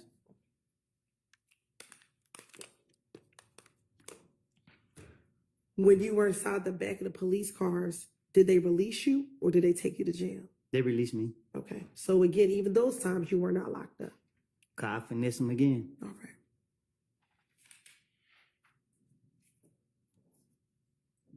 Now, going back to what I asked you about, your belief that you thought Thug thought you were snitching. Do you recall telling the police that every time you spoke to the police, excuse me, let me strike that, that there were times when the police would call you and you were in Thug's presence? And you were with Thug when the police would call you. What you mean? You gotta be more specific. Sure. In January of 2015, when police were calling you about Donovan Thomas's murder. After he was killed, I wasn't around that much for him to be able to see me answer the phone or talk to any police or anything. What you talking about? Did you tell the police when they were asking you about Thug thinking you were snitching, you told the police, because like every time he called, it's like I was right there in front of him and I had walked up. I was like, that was the detective. Like, shit, they trying to find out who. And he just felt like I was just making stuff up because I always stutter. So when you snitching is based off the truth and off facts. Lying and trying to finesse your ways is different things. So there would never be the case if he concerned about me snitching. So you only snitching if you telling the police the truth. And back in 2015, when they were calling you and they were asking you about Nuts' murder, were you telling them that you were not involved in Nuts' murder? I was telling them I told them everybody did. I told them Shell killed them. I told them all type of people did it. I didn't know. I don't know. Y'all just pick and choose what y'all want to take and use. Did I not say Shell did it? Did you tell him that you heard that could have been a rumor? I told you it was a rumor that they said I did it too, right? Right, and you didn't kill him, correct? How many times you gonna ask me that? Okay, then. So if you're talking about rumors, the rumors aren't true. You just told them what you heard. I'm saying what y'all want to pick and choose with. Okay, I don't recall.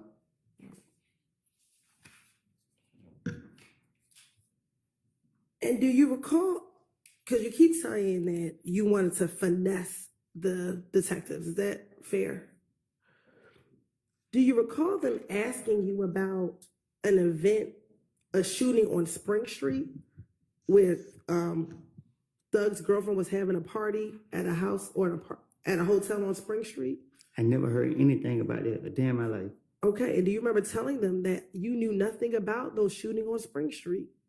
I guess I don't know. I don't know what I done told the investigators. So if you want to finesse them, why wouldn't you just act like you knew about it and just tell them about it? Because I didn't hear nothing about it. If I would have heard something from like the street saying, I could have been able to, act like I was there or act like I knew, but I couldn't because I never heard anything about it. Right, but if you're trying to finesse them and you just tell them whatever they wanted to hear, Right. you could have just told them, yeah, I heard about it. So I couldn't because I wouldn't be able to speak on nothing where it'd be like, okay, like let's say they would say 2 girls got shot in the butt. I would be like, yeah, I was there, man. The 2 girls got shot in the butt. I couldn't because I never heard nothing about the story at all to be able to say, But act as if I knew. But if you're finessing the police, that means you're just lying anyway, right? So to finesse the police, you got to act like you have knowledge. You got to act like you know. Okay. So if you could have just said, yeah, I heard about that shooting. I And couldn't because I knew his next question was going to be who did it or what happened, where was it, or I couldn't say anything about nothing. Okay. So why would I speak on something and get caught up? I'm not trying to get caught up in my life. In the same interview, did you also tell Detective Gaither and Detective Dennis that on the Friday before Donovan Thomas was killed, that you went to DJ Drama studio as well? If I told the detective something like that, I probably did. I don't. And that's something that you also told Investigator Thorpe when he interviewed you. Well, I hadn't heard the question yet. You also told Detective Thorpe about going to DJ Drama Studio that Friday before Nut was killed as well, correct? I recall. Okay. So is it fair to say you told Detective Thorpe about going to DJ Drama Studio, then you also told Detective Gaither and Dennis at a later interview about the same series of events leading up to Donovan Thomas's murder? Can you say that again? I'm going to give her a little latitude. I think she's trying to get clear what the witness's testimony is. Thank you. When you first met with Detective Thorpe in January 11th, you told him about going to DJ Drama Studio the night before Donovan Thomas was killed, correct? I don't recall. Okay. You also now, in this January 28th interview, you've now told Detective Gaither and Detective Dennis also about this going to DJ Drama's studio the Friday night before Donovan Thomas was killed, correct? I probably did. I don't remember what. I don't know.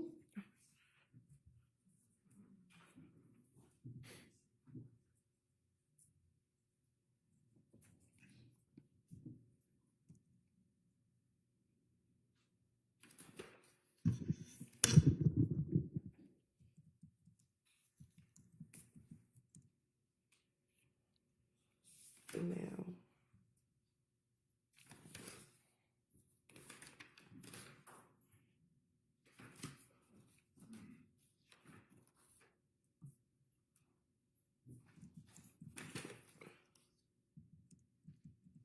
during this same January 28th interview,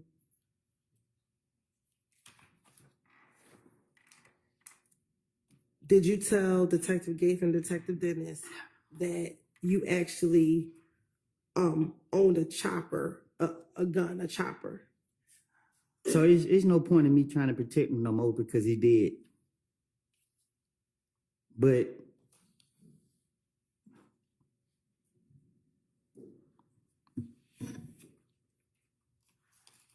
huh? You were making a comment about someone being deceased and passed away. What you were saying? Just go ahead and re-ask your Yeah, question. my question was, in this same interview with Detective Gates and Detective Dennis, did you tell them that back in January 2015 that you, when they asked you what type of gun you had, and you told them that you had a chopper? Can you say that again? Sure. In this same January interview where you're meeting with Detective Gates and Detective Dennis, they asked you what type of gun you had. Do you recall telling them that you had a chopper? No, I don't recall what I just said to them. And that chopper is a chopper that was purchased by Quindarius Zachary or Little D from Cleveland. I don't recall.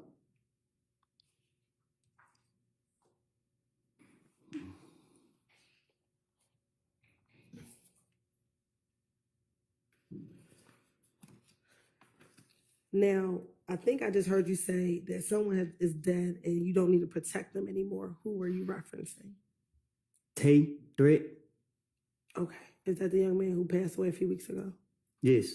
Okay. What would you be protecting him from?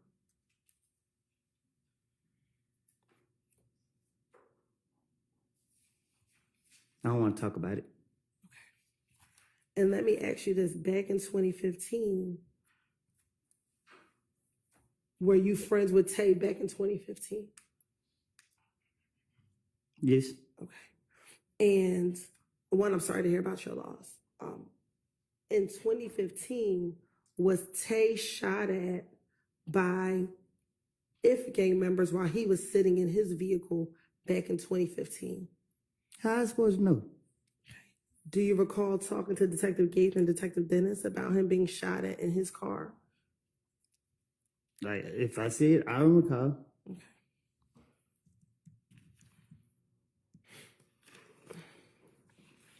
And is his real name Trevante Turner? You're shaking your head. Is that a yes Yes, for the record? yes.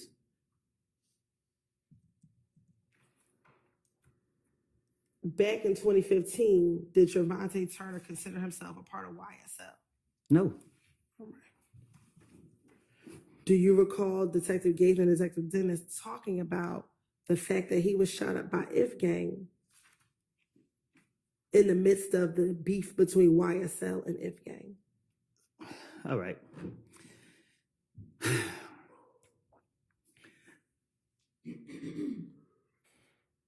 Threat had beef with Rich Homie Quan. I don't know what they beef was about, but Threat had beef with Rich Homie Quan, and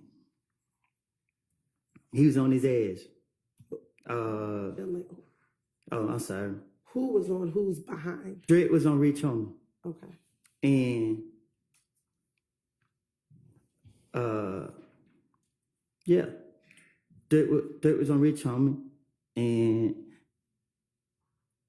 Threat got into it with Nut and him.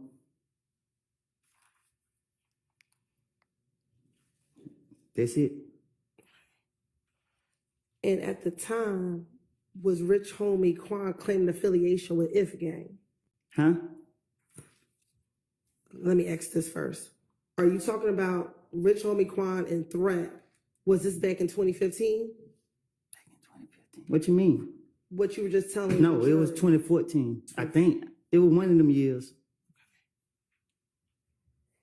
And at the time, was Rich Homie Quan claiming affiliation with IF gang?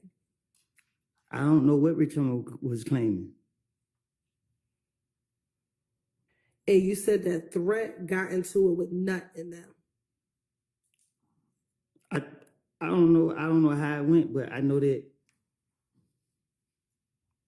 Yeah, Threat like that. Okay. Is that what started the beef between YSL and IF gang? Threat wasn't YSL, like, you know what I mean? Like, people, YSL is not what y'all making it be. Like I keep telling y'all that a person could wake up and say Atlanta is a monkey see, monkey do city. Like you see people doing something, you just do it. I mean, and people say just because I know this person, oh yeah, I say, oh, I take a picture and say I'm YSL or whatever, but threat was MDC. You know what I mean? There wasn't no YSL or that shit. Did he ever stop claiming MDC and claim YSL? Nah, we don't switch up. That's just what it is. And you said he claimed MDC. What's MDC? I don't know. Okay, but if you said he claimed it, do you not know what MDC stands for? It's none of my business. So when you say he's claiming MDC, what do you mean? Objection asked and answered, Your Honor. Overruled. When you say he's claiming MDC, what do you mean? I don't ask questions. That's what I mean. Okay. Is MDC a music group? Ask them. I'm asking you. I think they got rappers. I don't know. Okay. Are they a music group? Huh? Are they a music group? Same objection. Sustained. Does MDC stand for most dangerous clique? Ask them. I'm asking I'm you. from Canterville. Okay. But you said he claims MDC, so I'm asking you. Does it stand for most dangerous clique? If I say yeah and that ain't what it stands for, you're going to say I'm lying. So I don't know what it stands for. Okay.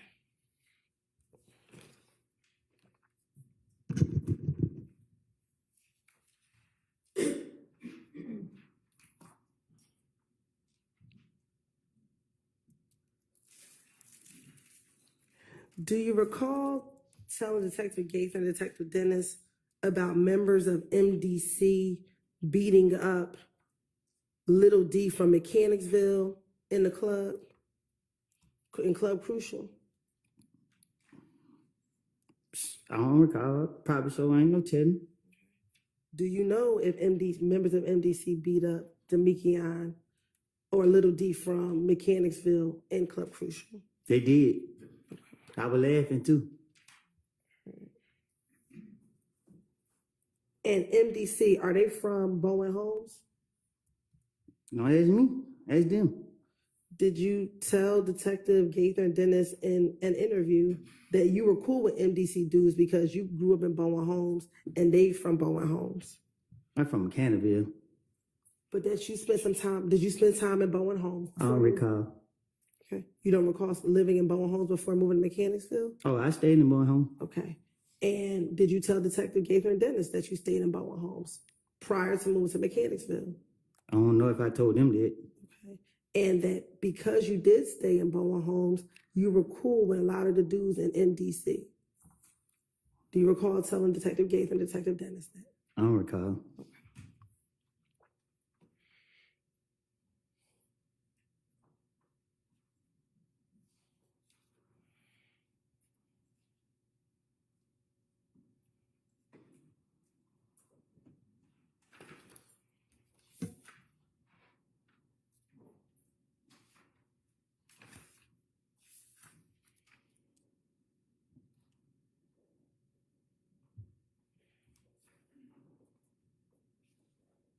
What does it mean to claim a clique? You said he claimed MDC. What does that mean to claim a clique or claim MDC? What does that mean? What you mean? You said it, so I'm asking you, what did you mean? You said he claims MDC. What does that mean? Ask it. I don't know. I'm asking you because you said it. So what did you mean? That's just how I talk. Okay, so what did you mean when you said that? You said something about was he YSL or something. I'm just, you know what I mean? Like, you can't tie my friends into what nobody else got going on. Like, when you speaking on gangs, you know what I mean? A gang is a gang. That shit don't have nothing to do with nothing else. If you I'm sorry. I didn't. Okay, that's all You right. frustrated me up here. That's fine. So what did you mean? I'm asking a very specific question. What did you mean when you said he claimed MDC? What does that mean to claim it? I guess we gotta Google it then. Well, you- Mr. Copeland, she's not asking what does it mean objectively. She's asking what did you mean when you said it? I just said it, Your Honor. I don't know.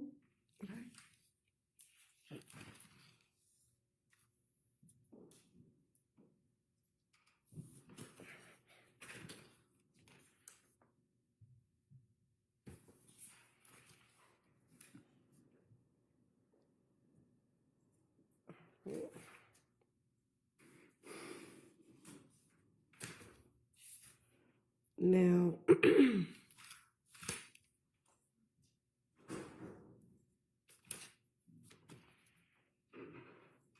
all right. Now, earlier we talked about you talking to Nut back in 2015. Do you recall ever meeting with Nut to give him back some items that were stolen from him? I don't recall. Okay. Do you recall, isn't it true that you told Detective Gaither and Detective Dennis that prior to Nut passing away, that someone broke into his car and you ended up with the merchandise from his car being broken into? I recall telling you in the back room somewhere in this courthouse that I lied, and I'm being truthful today by telling you that I made it up.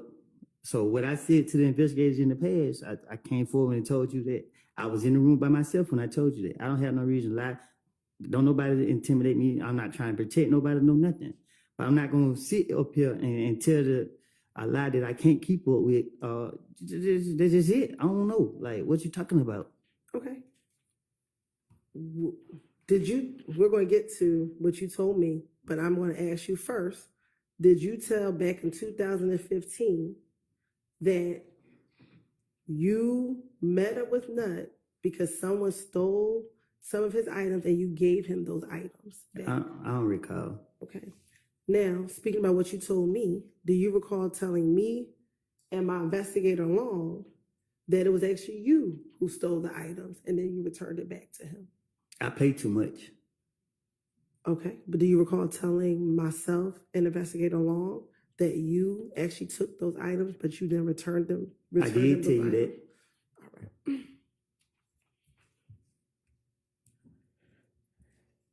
But more importantly, that you actually met up with Nut.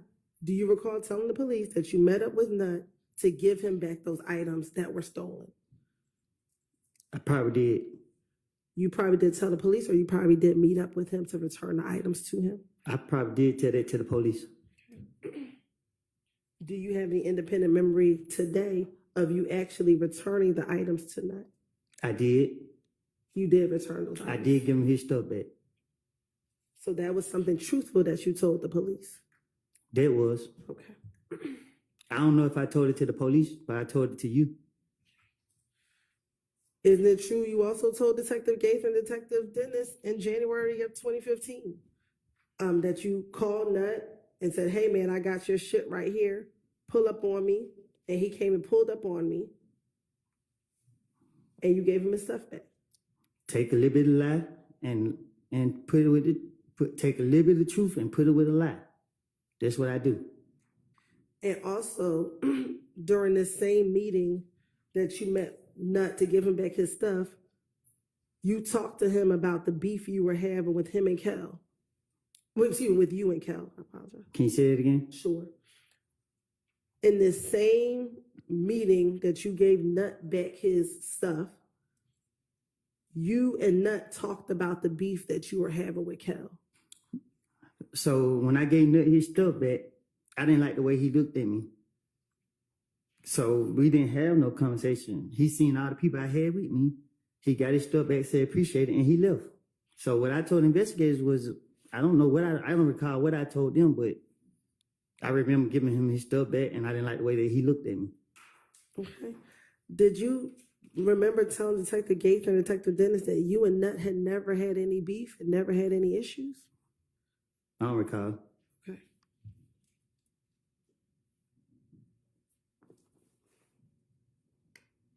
When you met with Nut, do you remember who you were with?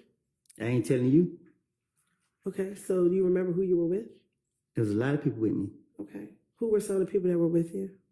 I can't recall. All right. Well, you just told me that you weren't going to tell me, so Cause I can't, it was a lot of people with me. how many people did you have with you? More than 5. Did Nut have anyone with him? I think so. Do you remember who that was? Yeah, I don't know them by name though. He had 2 or 3 people with him. Okay. Do you remember telling Detective Gaither and Detective Dennis that he had his brother Greedy with him? I don't recall. And that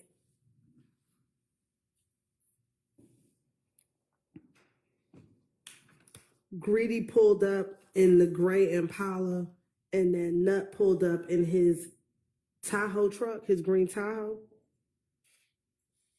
From what I remember was I was already talking to Nut when that great car pulled up.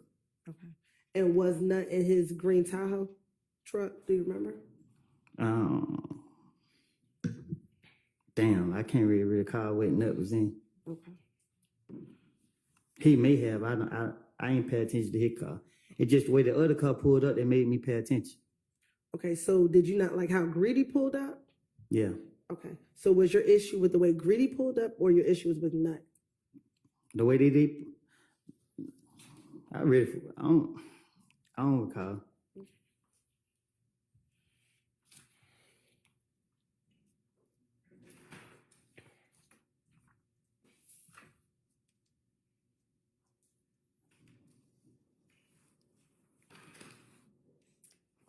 All right, while you're looking through your notes, we haven't had a break in a little while. It's probably time to at least stretch. Let's take a quick break. Thank you.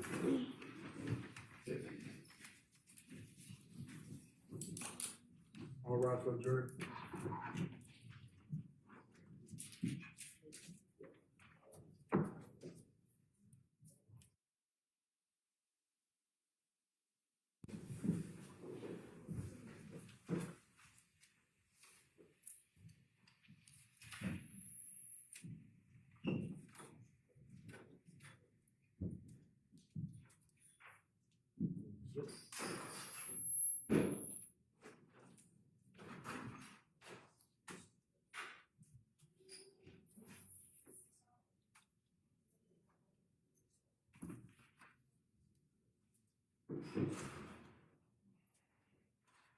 All right, we can all take a break as well. Anybody need to say anything with the record before we do that? All right. That's it. Nose running. That's all.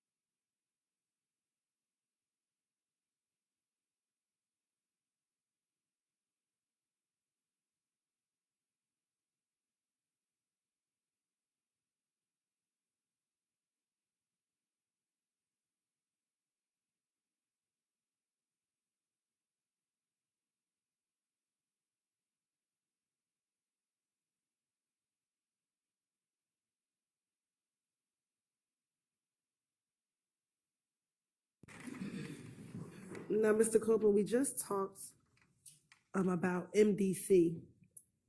And I want to go back very quickly to the shooting at the gambling house in Lakewood. Do you remember us talking about that a little bit earlier?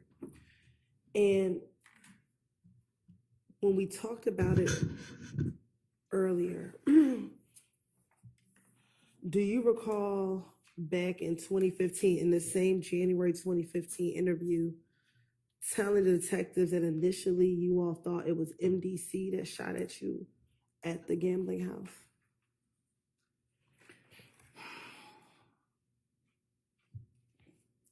Can you say that again? Sure. When discussing the gambling house shooting, initially, do you remember telling Detective Gaither that initially you all thought that it was MDC that shot at you all at the gambling house? I know MDC didn't shoot at us. Me.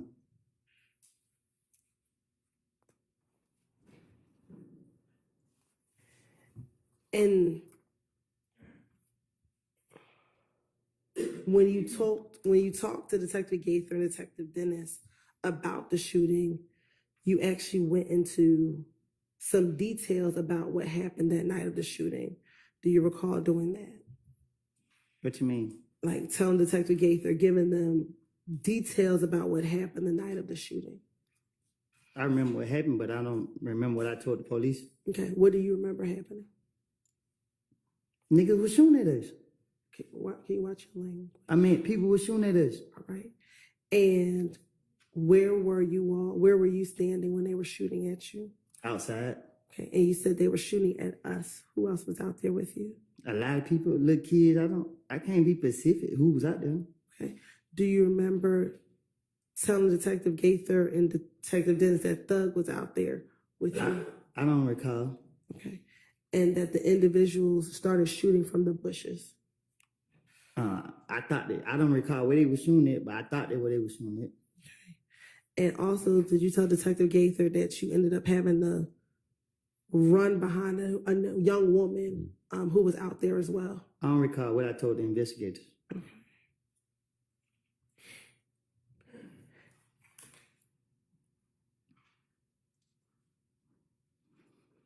And do you recall telling the investigators that at the Cascade skating ring, you confronted Kel about them shooting at you all from the bushes? What happened in Nut got nothing to do with YSL. This some shit, excuse me language. This got everything to do with threat. You know what I mean? I was trying to protect Threat from the get-go. You know what I mean? Threat, and they had some more stuff going on. Like, was Threat at the gambling house when it got shot up by Kel? you said nothing I say can be used against me? That's right. Me and Threat shot up Rich Homie Coin Daddy Barbershop on Bankhead. I don't know what happened with Threat and Rich Homie Coin, but I'm a ride with my brother. And they was beefing. And yeah, we put up and did that. Okay. And as a result of, why did you and Threat shoot up Rich Homie Quan Daddy's barbershop? Because I'm a ride with Threat. Okay. Did Threat tell you why he was shooting I at don't the ask no barbershop? questions. I just say let go.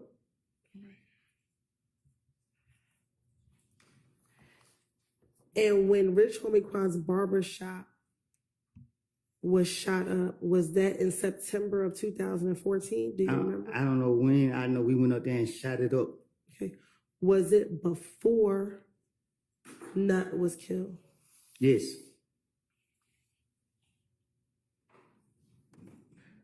Do you remember what happened the day that you and Threat shot up Rich Homie Quan's daddy's barbershop?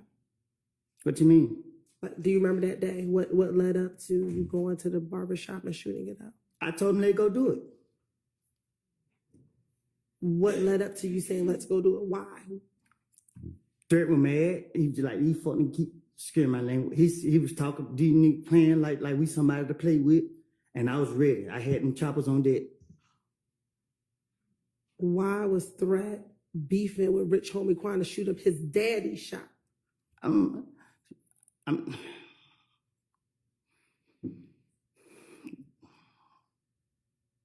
Cause we didn't know where he was.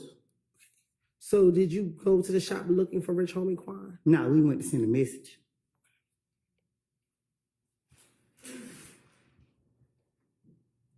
What time did you go and shoot up? I ain't telling you that. Okay. Was it in the morning? Was it? It was at night.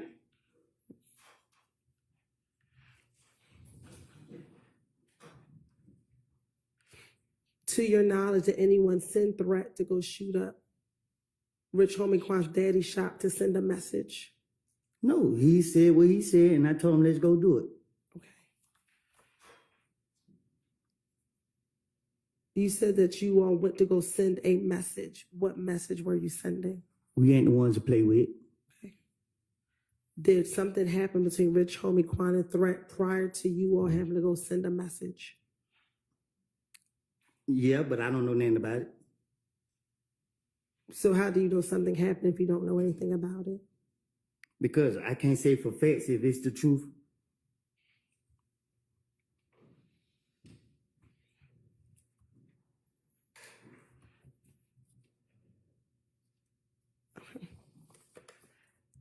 Now, did this shooting of Rich Homie Quan's daddy's barbershop start the beef between If Gang and YSL? The beef was never between If Gang and YSL. Okay. The beef was between me, Threat, and Shell Kell. Rich Homie Quan. Because they were Shell Kell was trying to rob Rich Homie Quan. The streets threw YSL into what me and Threat had going on. Well, that takes me back to the shooting at Lakewood, right?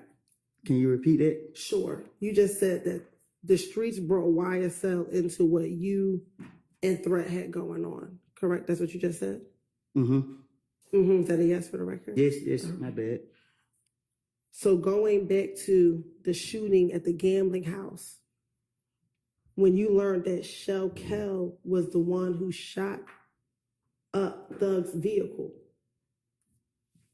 did you and Shell Kell squash your beef when the two of you met at the Cascade skating rink? Nothing I say could be used in no courtroom, That is correct. federal or state. Is that the parameters of the immunity or? Nothing can be used. Correct. And what your question was? When you and Shell Kell met at the Cascade skating rink, did the two of you shake hands and say that the beef was over when y'all met at the Cascade skating rink? I pulled a gun out on him At the Cascade at skating the rink? Cascade skating ring. Okay. Well, who'd you pull it out on? Shell Kell. And once you pulled the gun out on Shell Kell, what happened? I had somebody with me that I didn't want to get caught up in my bullshit, my shenanigans. Who was with you? I can't recall. Well, if somebody you just I said, can't remember who it was with me. okay. So how do you know you didn't want them caught up in your shenanigans? Because I wasn't fit to put nobody else in my. I just wasn't gonna do that. Okay. So after you pulled the gun out on him, did you shake hands with him to say that the beef was over between the two of you? Nope. Okay. I pulled the gun out and let him know I could have got you right now. Okay. And you didn't shoot him? No, I didn't. All right. So did you tell the police Gaither and Dennis back in January 2015 that you and Shell Kell shook hands and said that the beef was over and y'all two were laughing about it? Well, I'm talking to the police, so I'm not going to tell them what actually took place. If I knew that y'all was going to do what y'all doing today, I wouldn't never even did what I did. Okay. And then after you told the police that you all shook hands, you told the police that Kell wanted you to FaceTime Thug. Thug had nothing to do with what we had going on. That's not what I'm asking you, Mr. I'm Corporal. telling you the truth. Did Kel shoot up or shoot Thug's car the night that the gambling house was shot up?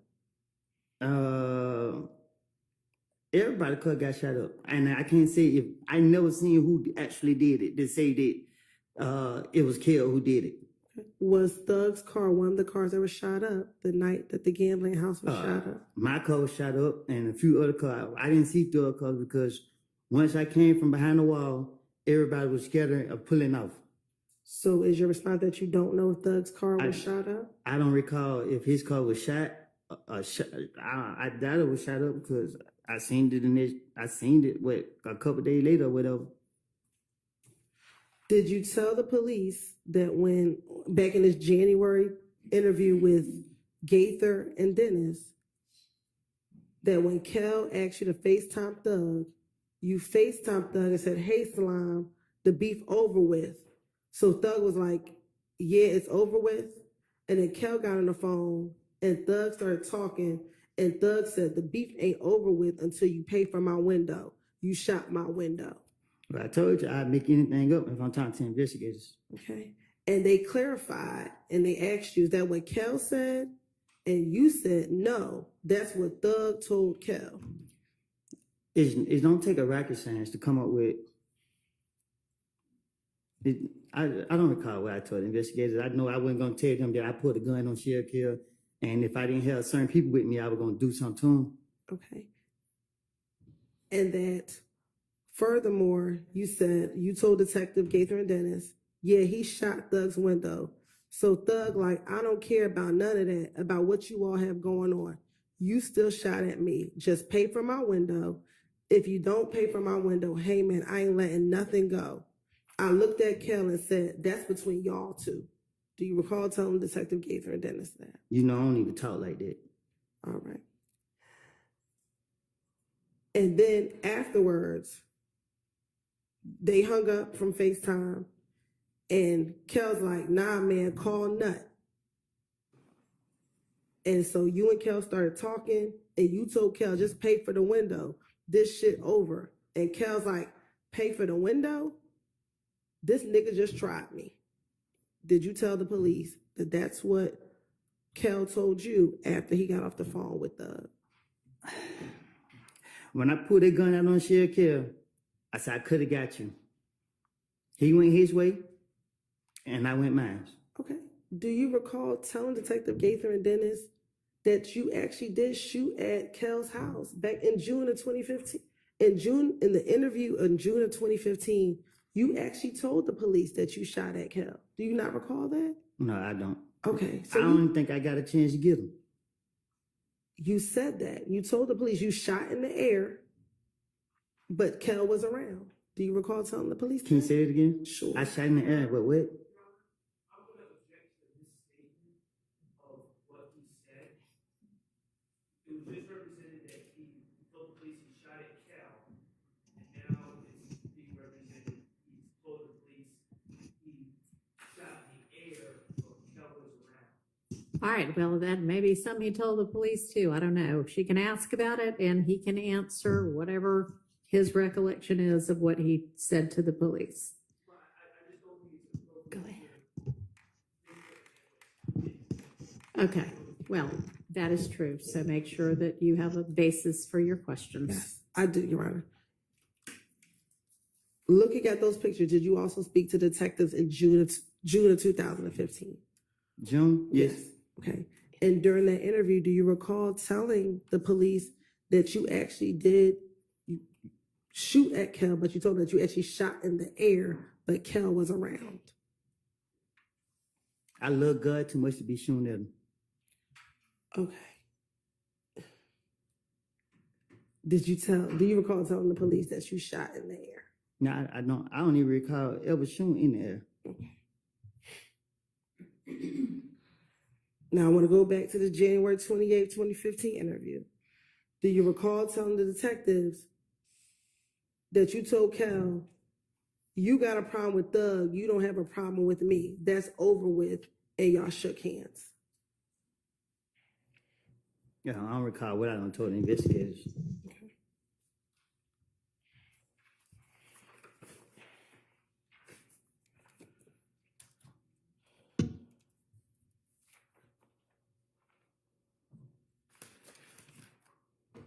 Now, in the same 2015 interview with Gaither and Dennis, after you spoke with them, Gaither and Dennis, about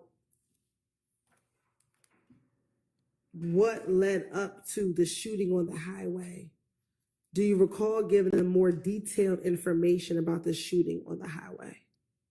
What you mean? Sure. Let me ask you this. Do you remember how long your interview was with Gaither and Dennis? See, they questioned me so many times.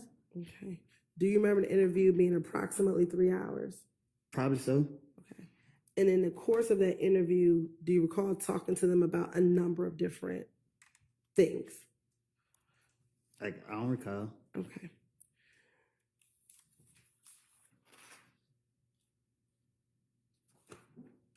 In speaking with Gaither and Dennis about the shooting on the highway, do you recall being at a pool party before the shooting occurred on the highway?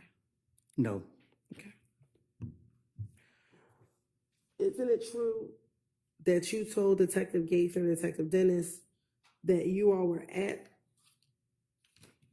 someone's home or at the pool party and you were getting ready to leave when you saw Booshi, Booshi, get on the phone prior to you leaving the party? I don't recall what I told the investigators. Okay. And you actually thought Booshi might be setting you up? She know better. Okay. But did you think, okay, did you tell the detective you thought that she might be setting you up? I don't recall what I told the detectives. And you thought that Booshi might be setting you up because her family was friends with Nutt's family. I don't know who her family friends with. I don't even know who her family is.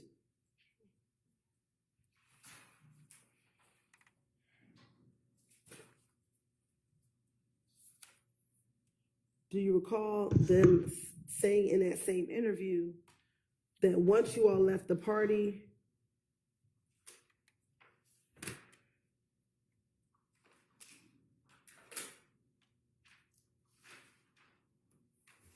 you all got on the highway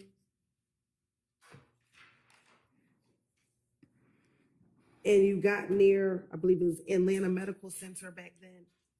And that's the area in where the shooting occurred on the highway. Can you say that again? Sure. That after you left the pool party, you and I believe Shannon got into a car and you all left, and the route that you took was near Atlanta Medical Center. Oh, I don't recall what I told the investigators.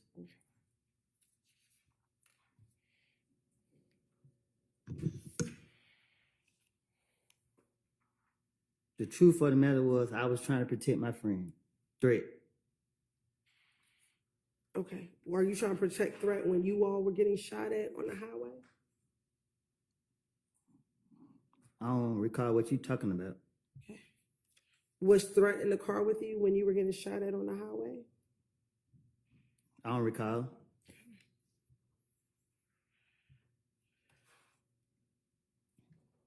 Do you remember telling the detectives that you reached out to Yak Gotti because he was dating Booshi at the time, to tell him you thought that Booshi set him up? I don't recall.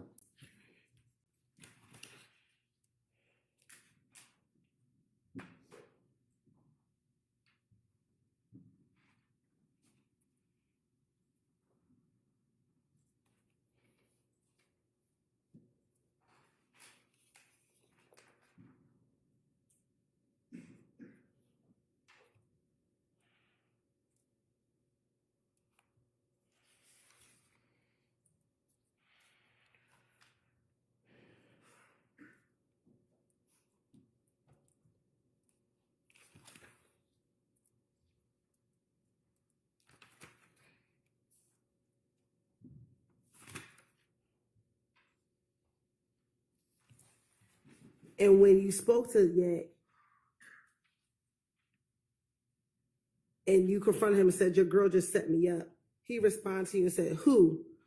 Booshi? And then he told you he was gonna call you back. He hung up. He called back and said, she doesn't know what you're talking about, that she didn't set you up. I don't recall.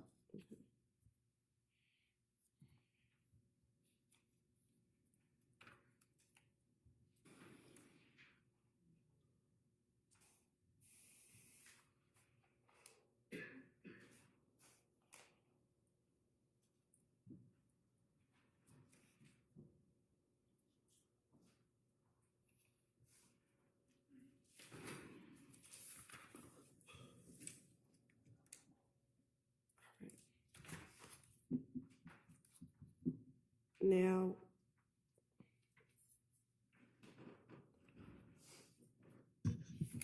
earlier we talked about who you hang with, or back in 2015, who you were hanging with back in January of 2015. And did you tell detectives in this same January interview, Detective Gaither and Dennis, that outside of Shannon and Little D from Mechanicsville, you're not going to see them hanging with anybody else?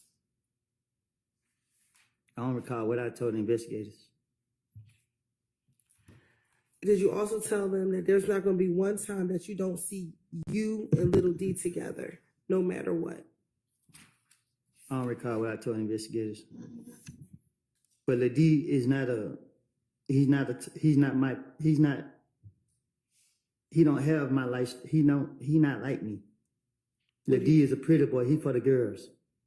Okay, so when you say he's not like you, what do you mean? I don't recall. Okay, so why did you just say that? If he's only about the girls. Lady is not a fighter, he's not a shooter, he's just a pretty boy. Okay.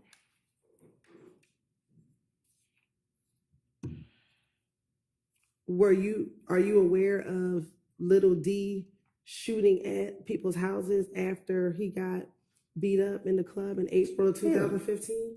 No, Lady don't know how to shoot no gun. Okay. Were you aware of him being convicted for that? Cause Lady wanna be something that he ain't. So he probably took a charge. Ain't no telling.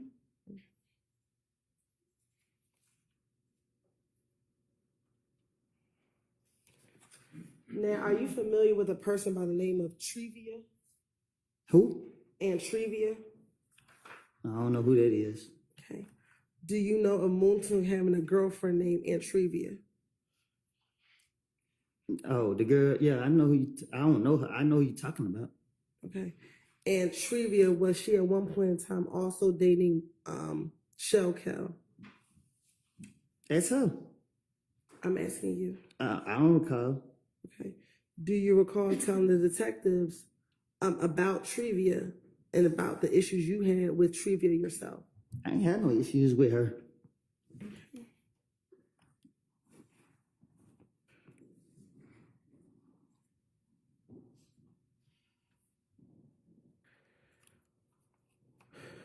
Do you recall telling the detectives about Moontuk and Shell Cal getting into an argument at Club Crucial? We grown, we men, we ain't doing no arguing, especially not over no girl. Okay. Do you recall telling Detective Gaither and Detective Dennis? I would tell them anything. And that their argument wasn't over a girl? I don't recall.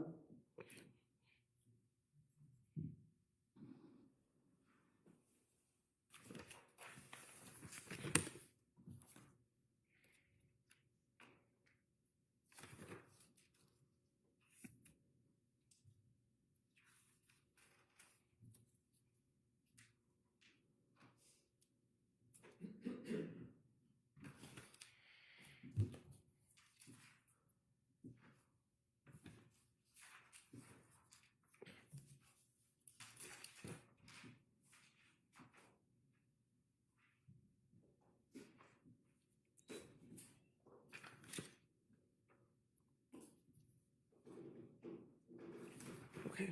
Earlier you talked about pulling a gun out on Shell Cal. Do you recall telling me that a few moments ago?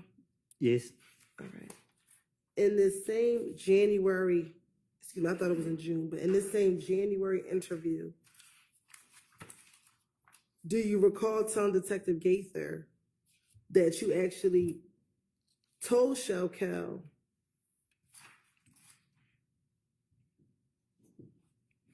that you almost shot at him and that you could have killed him if you wanted to? You actually told Detective Gaither. If I got a chance, I would have. Okay. But did you tell Detective Gaither that you told Shelkel that you almost shot at him? I don't recall. Okay. And that you actually told him, I was this close to you, but I could have killed you if I wanted to. Yeah, I don't recall. Okay.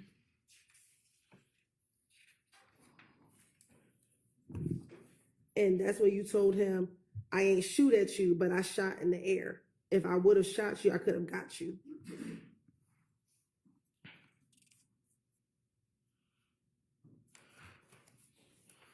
You said it again? Sure. Do you recall telling Detective Gaither that you actually did tell Shelkel that you almost tried to shoot at him, but that you ended up shooting in the air? I don't recall. And that you told him, I would have shot you. I could have gotten to you, bro. Anytime he got shot at? No, I don't recall.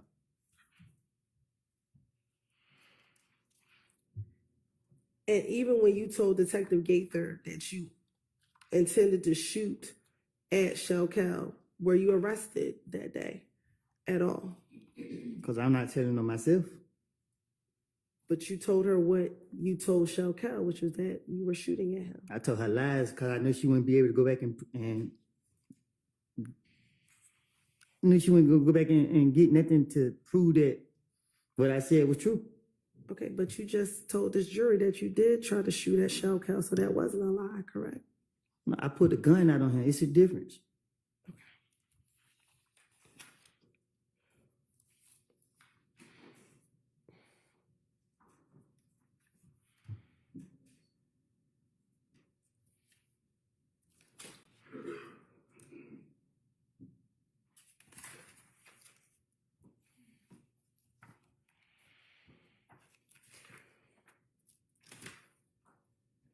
Now, after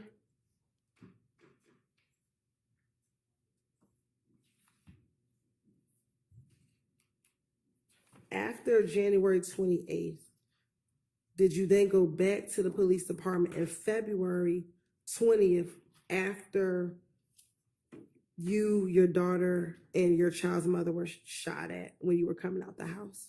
They took me down there. Okay. And when they took you down there, did you speak with the police? I had no choice. And did you tell them what happened to you? I told them different stories. What do you recall happening the day that you, your child, and your child's mother were shot at? My child was crying. She wouldn't stop crying.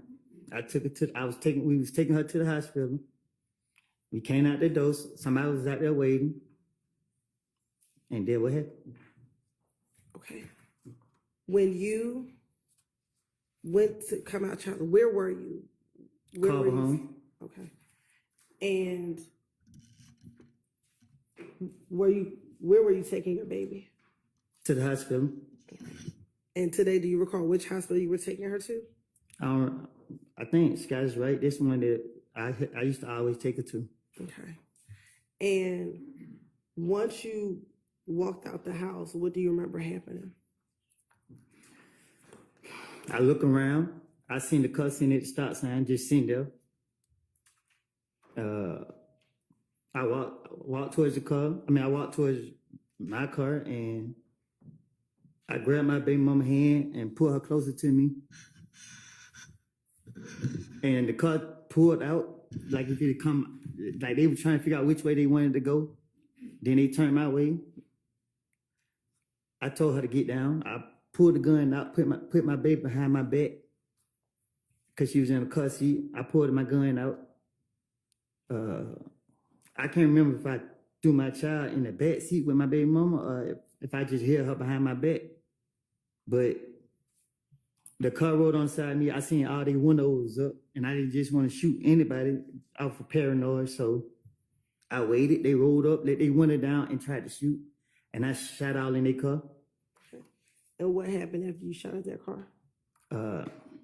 I ran around, grabbed my baby mama out the back seat, told her to duck behind me as we tried to go back into the apartment, and they got out the window and tried to shoot. They shot, and I shot back at them again, and then the car started making a lot of noise. They ran to a house.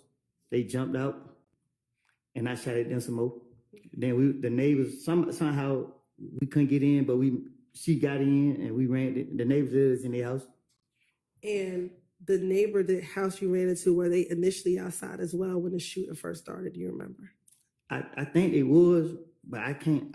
It was so fast. I wasn't caring about them. My only mind was on my kid and my baby mom. And when that occurred, did you feel the need that you had to protect your child and your child's mother? That's my job. And that's why you shot back. That's my job. Okay. And once everything occurred, did you wait for the police to come to tell them about what happened? No, I was trying to dip, but when I came out, the police came so fast. Shit, they caught me. And when they caught up with you, did you tell them everything you just told the jurors right now while you were still on the scene, still back at Carver Homes? No, I lied and said that somebody named Tay was shooting back at them. Okay. And when he said he gonna call Gator, whatever her name is, I knew she was gonna be like, which Tay? So I just went ahead and told him I was shooting back. Okay. So when you went down to the police department and you spoke with the detective, do you recall initially not wanting to tell them who shot at you or who you saw shooting at you? So, I mean, I tell it over and over and over and over and over that I never saw no one face. I to this day, I still never saw no one face. The detectives, they pressured me. They kept asking me. I didn't know nobody. And then the next day they wanted the gun. They gave me 24 hours. I didn't get them the gun. They locked me up. And when they locked me up, they put me on isolation. They wouldn't let me out the room. I was going crazy. I was thinking about when nobody out there to protect my baby mom and my child. I was losing it. Shit, I was going crazy in that room. So I just went putting things in my head, and I was requesting to speak to the police so I could say anything to get out, so I could get out there and do what I know. Okay, so I'm going to go back to the interview now on February 20th, 2015, and looking at those state's exhibits. Can you find the one that's February 20, 2015? It's right in front of me. And is that the one that you and Deshaun were in the interview room together? Yes. All right. And do you recall there being times in the interview that the detectives left and you and Deshaun were in there by yourselves? I can't really say how that interview went because the police don't question me so many times. And in that interview, initially, did you even tell that first detective that it was Tay who shot you? No, I don't know which. It was so many of them. I just know when I was still in Carver Home, I tried to go outside to get the key from the car because I had already left the car running, and Deshaun dropped her purse, which had the key in it. So I was trying to go get the key, and then that's when the police caught me. And the first police that came up, he didn't know me, and I didn't know him, so I just told him anything. But when he was like, they getting the gang unit here, I was like, shit, because the gang unit know everybody I know. So I just told them, I shot back. Okay. And even when you told me you shot back, you did not get arrested for shooting back at Tay, or excuse me, shooting back at the cars that shot at you. Right. So when I went ahead and admitted that I was shooting back, they searched me. And then he was like, okay, man, you're not under arrest, whatever. So he's like, we just want to take you down for questioning. I'm like, but if me and my baby mama got shot up, why you only taking me? If you're going to lock me up, just going to lock me up. And then one of the police because the police put like his handcuff, And he be like, nah, we don't need that. Told him put the handcuffs up. And he be like, man, come. So I like, do I gotta go? He like, yeah, because I gotta get your statement. So I'm like, well, why she? And he like, she could come too. Okay. And the both of you all went to the police department. He took us down there. All right. And she wasn't arrested and you weren't arrested when you went down there. No, we wasn't. All right. And during that interview, do you recall them trying to find out from you who was the person that shot at you? That's what he kept asking. I don't recall, but I know that's what he kept asking. And you were concerned about telling them because you were concerned about snitching. No, at that point, I didn't give a fuck about, oh, excuse me, sorry. I didn't care about nothing or nobody walking this earth. Okay. During that interview, do you recall the detective? And let me actually just strike that. The person who interviewed you, was it Detective Thorpe? I don't have a clue who it was. Okay. Do you remember being Detective Gaith or Detective Dennis? I remember them saying that the gang unit gonna come question me. I don't remember. I don't even know if they questioned me about this. I can't remember. Okay. Do you remember the detective asking, or didn't the detective ask you, do you recognize anybody in the car that tonight this evening shot at you? Do you recognize anybody? And Deshaun says, I couldn't see their face. He asked you, you recognize who it is. I'm just waiting on you to be real with me about it. And you said, it won't stop it. And he says to you, so you saying the loyalty, not knowing who was out here shooting at your baby mama and your baby ain't going to stop it? Because you can't sit here and tell me today who you recognize as a person who was shooting at you. And then you continue to say, I didn't do nothing. I didn't kill nobody. I didn't shoot one of them. I haven't done nothing to them. I honestly haven't. They've been shooting up. I haven't retaliated not one time. I'm going to tell you why I haven't. Because I feel like police out to get me. Gaither called me. Guess what? They can call me. I put all my pride to the side. I put a lot of faith in her to handle. I'm sorry. And I put a lot of faith in her to handle this. And guess what? It's still going on. And he says to you,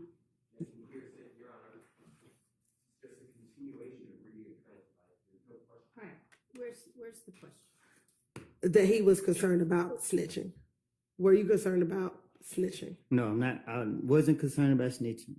Okay. It's more about getting whoever did that.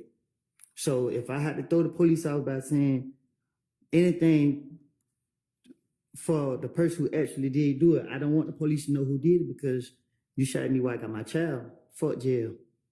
Okay.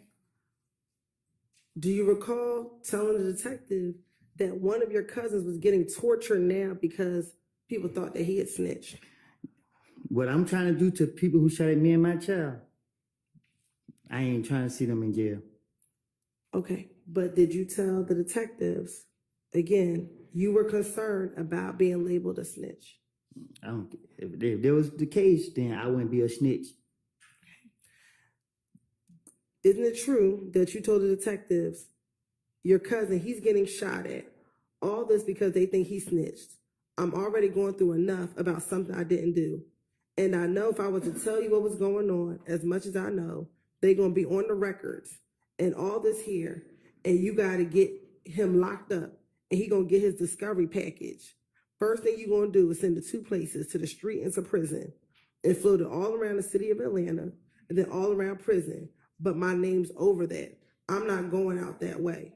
No, I'm not going through none of that. Look, they shot at me, my girl, and my baby. Almost shot my face off as we were running. I'm not for sure, but I thought I heard one of the bullets hit the car seat and grazed the car seat. I don't know.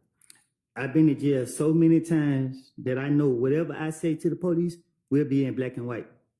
They have me no concern about being labeled a snitch or being concerned about being labeled a snitch. The way I live and the way my mind set up is, I don't care how nobody label me. Like I told you, somebody shot me while I got my child. Okay. And with that, the detective tried to encourage you to tell who you saw, and you would not. Is that true? My right-handed guard, Detective Gaither, told me who shot at me. she asked me, did I see one of the people? And when she said that, I was like, I didn't see this boy, no nothing. First thing came to my mind, why you bring his name up? I didn't know no blood was in the car. I didn't know nothing. And when they told me that and she brought his name up, I knew who shot at me then. Didn't you send to Detective Gaither and the day after this interview a picture of the person who shot at you in the car? Tay never shot at me. Okay, but There was a throw off. but you sent her that picture, correct? I can't recall. If I did, I probably did. But my whole motive was to get who, in my heart, like I said last time, and to this day right here, I have seen Tay after the fact, and I didn't do nothing to him because I knew 100% fact that this boy didn't shoot at me or do nothing to me. The pressure that the Atlanta police put on me was just like to say anything at this point, because at the end of the day, I know this boy ain't shoot at me. Y'all went to lock them up and charge him. The DA office called me, and when I was in, they didn't call me, they called Deshaun. But when I was in jail, and they was talking to her, and they were saying something about trial, I told them people on the phone while I was in jail back in whatever year that was, that he wasn't the person that shot us. I'm not protecting him. And to this day, he's out wherever he at. I'm not protecting him. I never saw him shoot at me. Okay. In the same February 20th interview, do you recall there being a period of time when the detective left the room and it was only you and Deshaun in the room speaking? I don't recall nothing that took place in the interrogation. But as we speak today, I am telling you what I recall. When they shot at me with me, Deshaun, and my child, I remember every second of that night. I still see it every night I go to sleep. I still want this it. And is it true that in the same February interview, when Detective Curry left the room, it was just you and Deshaun, you said to her, this shit not going to work. Sit right here and be a damn snitch, so I'm going to keep going. And she says to you, why are you acting like you did? I didn't. They want me to say I did. Well, you should just said no. I thought you know all of them. And you said, I do know who it was. You were just saying you didn't know what to say. I did. When he jumped out the car, I know exactly who I saw. And she said, who? And you said, this shit got my blood pressure up. I think they be walking somewhere right here or something with the police right here. They had to be walking somewhere. They could have ran up to the car. And then you say, it's Tay and them. Do you recall telling Deshaun that when it was just the two of you in the room? I don't recall saying that, but I have watched First 48, and any of my family members will tell you, I don't never watch police all day. Any movie, I just watch and learn how they operate. When that police left out, I knew they were still recording us. Like I said, I like it. So if you told the detectives, I don't know who shot me, why didn't you just continue to say that if you knew the cameras were running? Why didn't you just tell Deshaun that knowing that the cameras were running? Because my whole motive is to convince the police that I'm going to tell them the truth. But you already convinced them, according to you, by telling them you didn't know who shot you, correct? But you got to understand the difference, like how you put pressure on me now. You keep applying pressure. You know what I mean? Like at this point, I'm liable to say anything. But the truth of the matter is, I don't know who shot at me until Detective Gaither said one of the boys' name. And when she said one of the boys' name, she said blood. And when they locked me up the next day, I was in what's name, and one of the boys came in like, he just came from Cub home, and they found he told me some stuff that happened that I was like, what? I put two and two together, and that's how I knew who shot at me. Was Detective Gaither in the room when you were talking to Deshaun? I don't know. Like yeah, I'm talking about the whole time frame. When that investigator questioned me, you know what I mean? Like, it wasn't, I know Tay personally. Like, I'm not gonna tell you nothing about what me and Tay had going on, but y'all know like I know Tay didn't have nothing to do with me getting shot at. Matter of fact, you just said you knew Tay. Didn't you tell Detective Curry that Tay had just been at your house a few days before the shooting? Exactly. I invited him there. Exactly. And you told the detective that that's how you knew who he was because he had been to your house. You want to tell you why I invited Tate to my house? I'm not even gonna do him like that. No, I'm not. I'm not telling y'all that. Okay. I'm not asking you to tell me anything. I'm asking you, were you concerned about snitching, which is why you did not want to initially tell Detective Curry who shot at you? Objection, asked and answered. Sustained.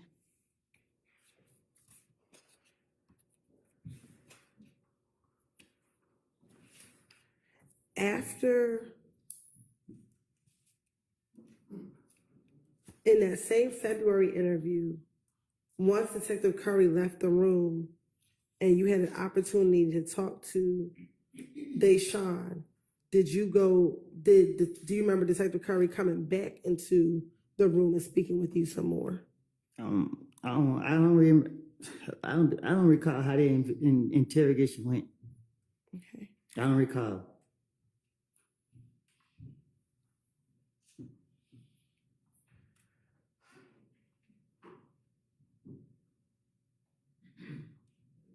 Do you recall being concerned that there was a whole gang after you because they thought that you had killed Nut? I wouldn't be in the streets if that was the case. Didn't you tell the detective at this February 20th interview, I can't run from it. It's a whole gang after me. Different niggas every day. It could be different niggas every day. Every day. I was telling the investigators anything where I could be a victim, because if I caught one of them down bad, I'd be justified. When you say caught them down bad, what does that mean? Self-explanatory. It's not. If you can tell me, what does that mean? I don't recall.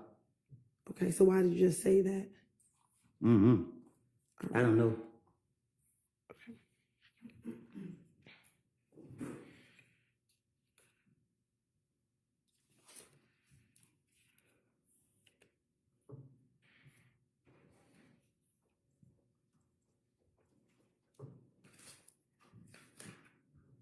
And in February of 2015, when you had this initial interview after you and your child mother was shot at,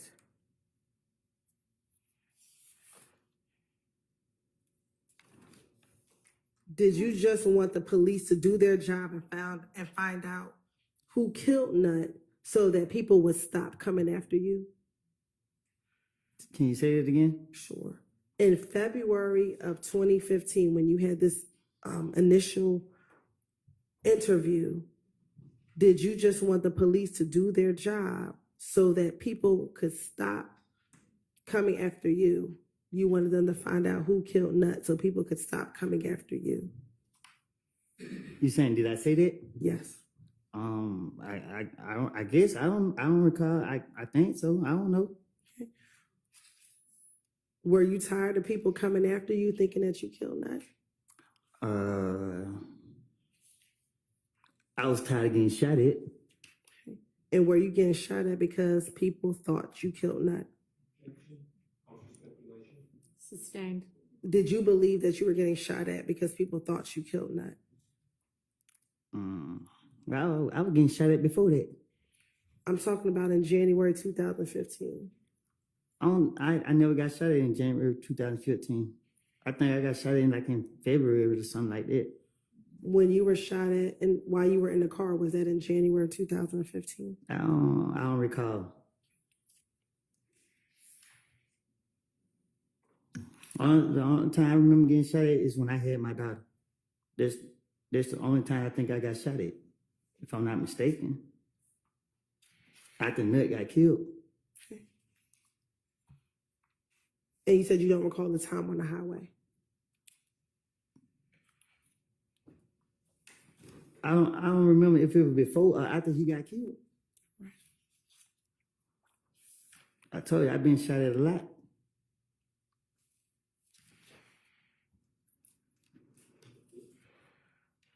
Now, you said that you finessed them because they wanted the gun that you used to shoot back at the individuals who shot at you. What happened to that gun? How do I know? What did you do with the gun after you shot at them? What gun? The gun that you used to shoot at the individuals who shot at you. I don't know nothing about no gun. I don't recall. Okay. Did you just testify a few moments ago that while your baby was in your hand, you took the gun and shot at these individuals who shot at you? Oh, I told them I throw that gun in the woods. Who did you tell that to? The police they caught me there that night, and they went to search the woods and they said they couldn't find it. All right. Did you tell the detective who you were interviewing with that the gun was back at home and that you were going to go get the gun and bring it to them? Yes, I think I told them that. Okay. I told them if they let me go, I'd bring the gun back. And that specifically you won't call Gaither and give Gaither the gun. I don't know if I said that, but I probably did. Okay. And did you ever give Gaither the gun? No. Why not? You crazy? They asked you for the gun. Why didn't you give it to her? I knew I was gonna get in the gun from the start. Okay. Did you eventually explain in June of 2015 the reason why you never gave Gaither the gun? What you mean? When you were interviewed in June of 2015, did you tell Gaither why you never gave her the gun? I don't know. Okay. Did you tell Gaither in June of 2015 that you never gave her the gun because it was Shannon's gun? What I'm gonna do with Shannon gun? Did you recall telling her that? Ain't no telling. I probably did. Okay. And that Shannon took the gun with him while he was on tour with the... No, I don't. I tell Gaither anything. Okay. Just like I would tell the rest of the police. But as today, as in the truth of what happened was, I hid the gun in the neighbor house. In their bathroom up under the sink. So why wouldn't you just tell Gaither that you hid the gun? Because they're going to lock me up for the gun. I didn't supposed to have it. Okay. But you had already told her in January 2015 that you had a whole chopper. You didn't get arrested for having a chopper. So why would you get arrested for having this gun when you were protecting yourself from being shot at? Because they don't matter what I tell them. They know I had guns, but it's what they catch me with. Okay. And didn't Gaither and the detective who interviewed you the night that you were shot at told you that you wouldn't get in trouble, they just need the gun? Yeah, but I don't know. Fool go for it. Okay.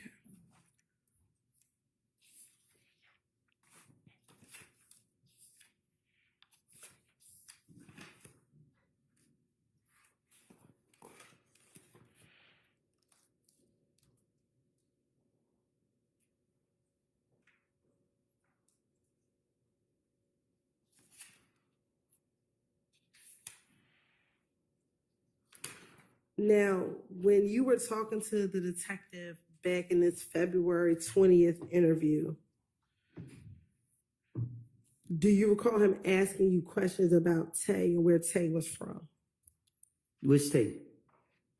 The Tay that you initially said shot at your car. Oh, I don't I recall. mean, excuse me, shot at you and Deshaun. I don't recall.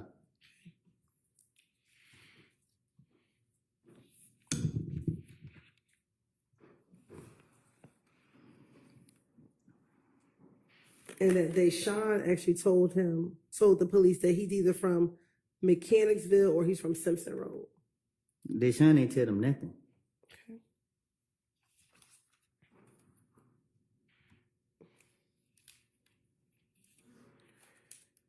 And matter of fact, Deshaun, when they asked him how old is Tay, Deshaun told them Overruled, because I think it's as to, let me hear the rest of the question. sure, during this entire, How's he supposed to know this? because he's present in the room when she's telling him. All right. I'm going to overrule it. In this same interview, Deshaun was able to tell the detective that this individual by the name of Tay was about 20 years old. I don't recall Deshaun saying nothing to the police other than she ducked down. And that matter of fact, you actually told the detectives that you used to hang out with this Tay before he shot at you. I tell the detectives anything to get them up off me. And specifically told him that you and him used to play basketball at Carver High School. The two of you used to play basketball on the basketball court at Carver. I don't recall.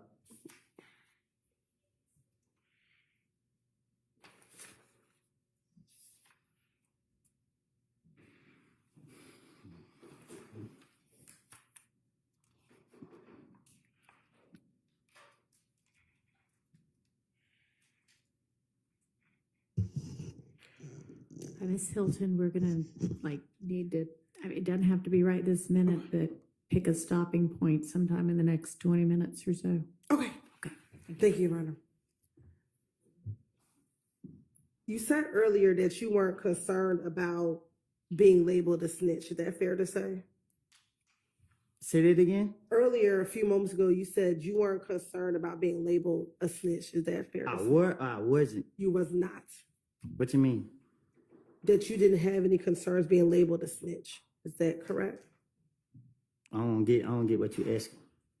Back in 2015, were you concerned about people labeling you a snitch? I was concerned about the safety of my family, so that's my mindset back then. I'm asking you, were you concerned about being labeled a snitch? A snitch is someone who tell the truth to the police. Okay, so were you concerned about being labeled a snitch? I was concerned about getting those who wrong me and the people I care about.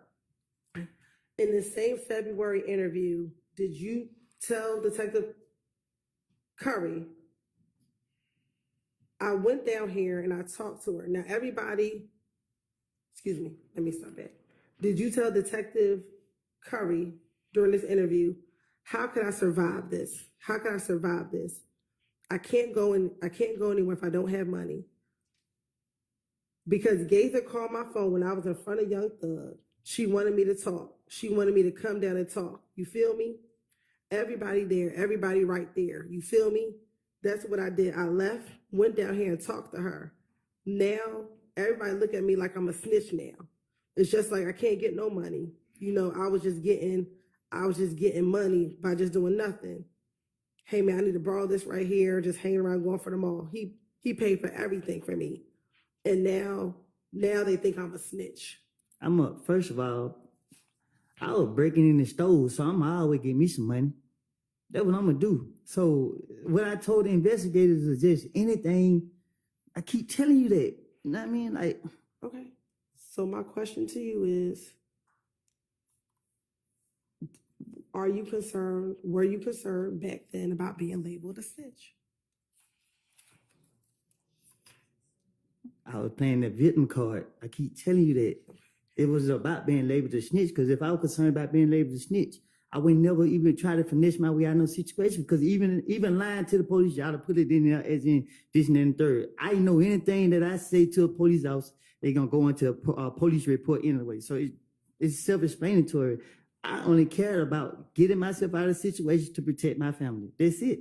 And is that why you're changing your testimony here today? I'm not changing I'm sorry. Go ahead. Because you're concerned about being labeled a snitch? Ms. Hilton, the damn word called me a snitch. You think I'm only concerned about telling the truth today? I don't know what nobody else did, but I do know that I have lied on people, and I don't want that on my conscience. So today I'm sitting here telling you the truth. I told you the truth before y'all called me in this trial. I told y'all I have made it up. I told y'all that. I wasn't going to say anything about nothing to hurt my friend. My friend was straight. I was only protecting him. So when you told the detectives about what happened the night of Donovan Thomas's murder, were you protecting Threat? Yes, I was going to keep Threat name out of it as much as possible. Did Threat have something to do with Donovan Thomas's murder? I don't know what Threat got something to do with it, but I know that That was the last person I gave that car to. What car? The car, the Infinity car. And I wasn't gonna say nothing about it. What Infinity car did you give the threat? The Infinity car that I had. Okay. Is this the same car that you went to the rental car place with Thug and Thug rented the Infinity? I'm talking about the gray Infinity car that me and Zachary was riding in. I wrecked the car, put up on threat, gave the car the threat, and I left. Okay. Is this the same Infinity that you told police that you went to the Hertz rental car place with Thug when he rented the Infinity?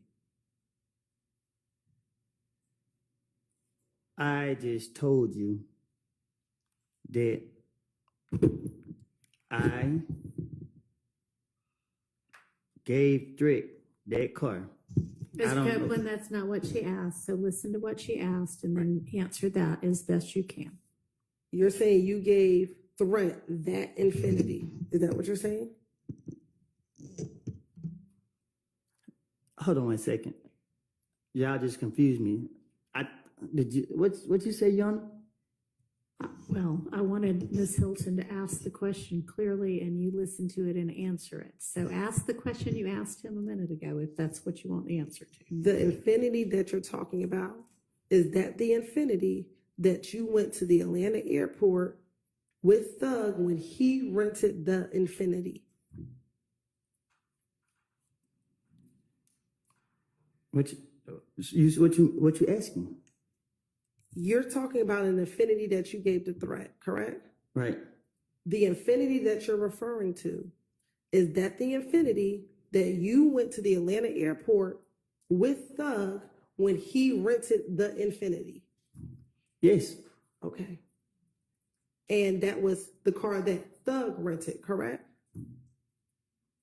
I asked him to rent me a car, and I wrecked the car, and I gave the car the threat. When did you give the car the threat? The same night I wrecked it. The night before that happened. Before what happened? The same night it happened. I can't remember. I gave the car the threat, and I left. Where did you give the car the threat at?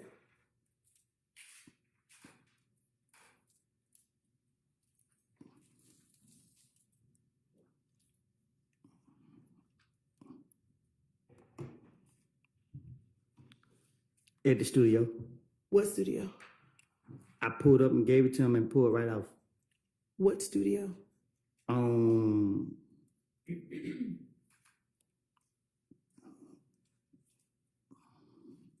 It was by Northside Drive, Marietta. It was one of them streets. Was there anyone else at the studio when you gave the car? I didn't go in the studio. I pulled up. I was pulling up, and I seen threat. I gave threat the car, jumped out of the car, it got in my called my brother to come and get me. And was this the day Donovan Thomas died? Was this a few days before? In relation to when Donovan Thomas died, when did you get threat this vehicle? I gave threat that car. I wrecked the car, gave it a threat. So when you wrecked the car, why would you give threat a wrecked vehicle? So I could, what you mean? It wasn't damaged bad.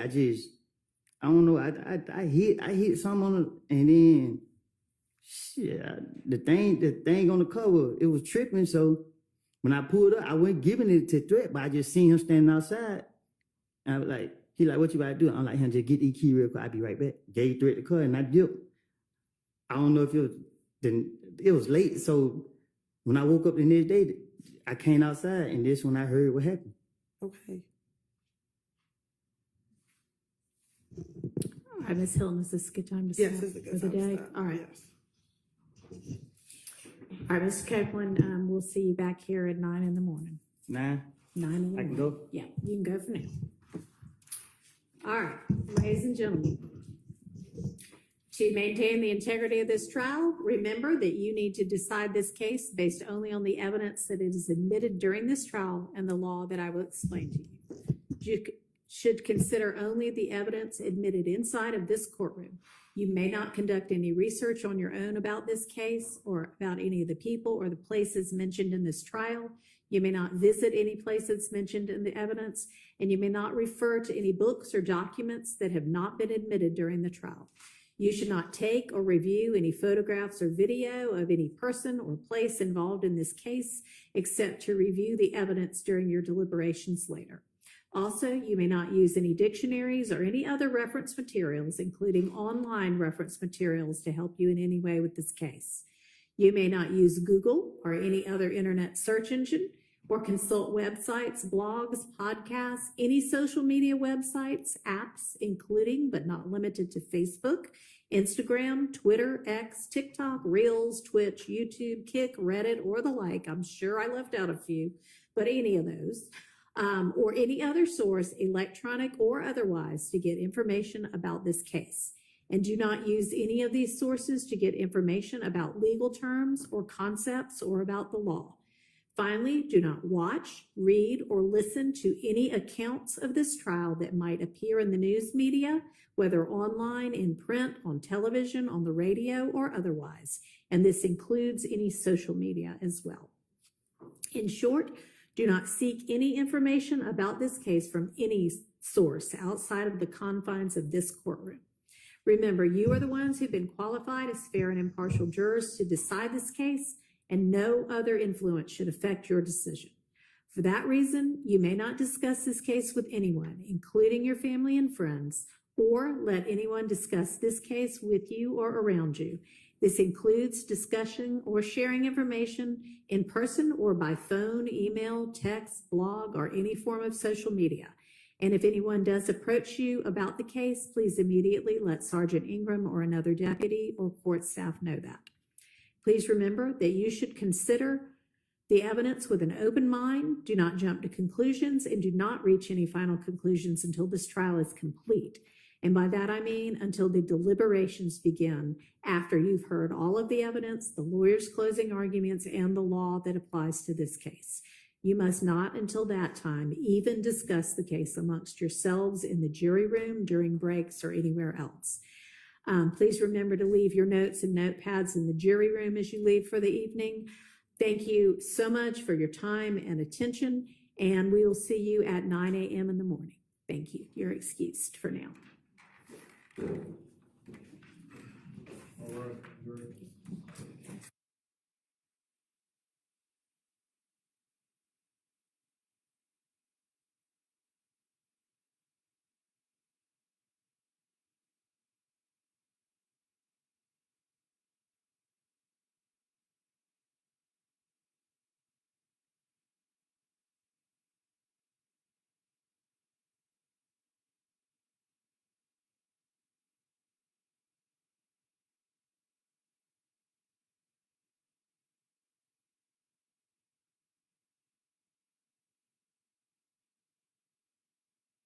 All right, y'all can be seated.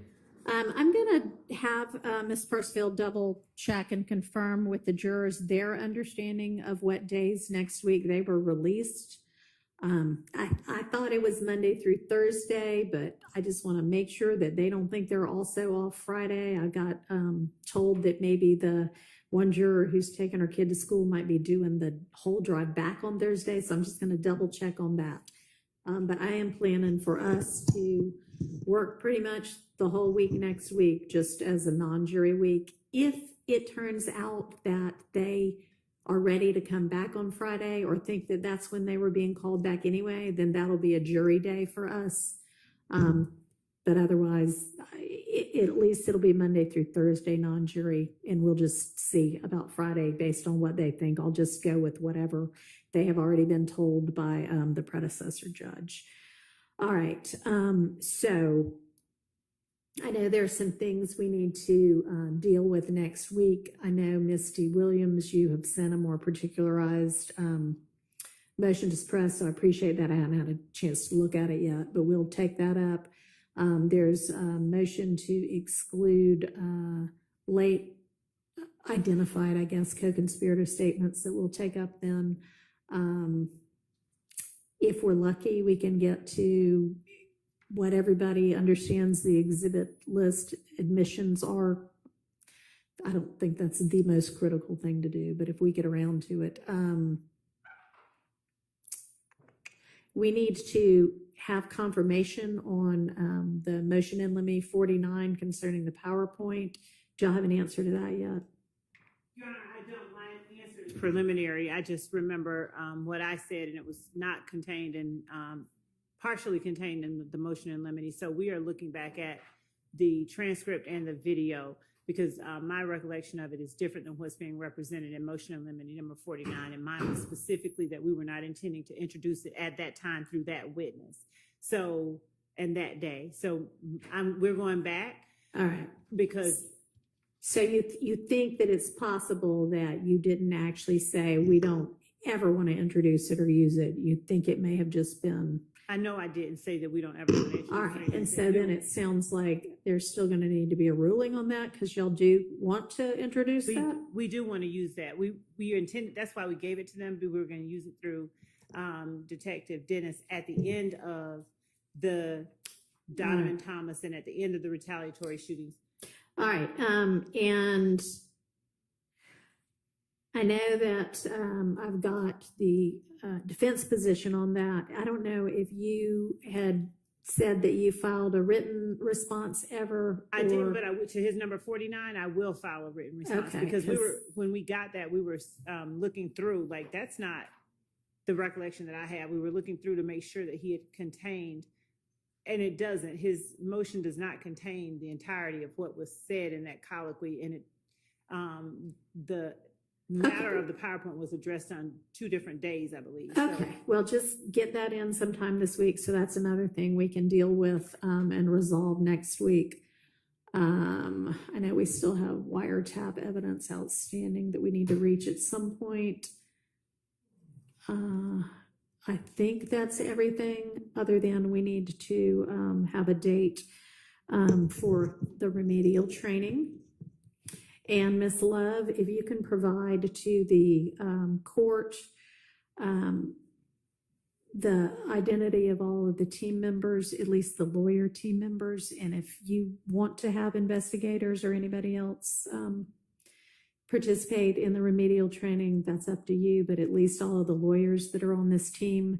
And I am thinking, I know I have got a conflict Monday morning, Monday the 19th, between 8 and 12. I'll be here for the afternoon. And I'm thinking if that would be an ideal time to do that, I'm just thinking y'all come into the courtroom, there'll be a deputy. You can sit and watch the video and be done with it. Yes, Your Honor, we can do that. We can do whatever it is at the court. All right, Please. that sounds good. So anyway, that's what I know scheduling wise for now. If anybody has any issues or can think of anything else that I didn't just touch on that we also need to take up next week. Okay. All right, and then just as a heads up, you know, in terms of scheduling. Oh, hang on.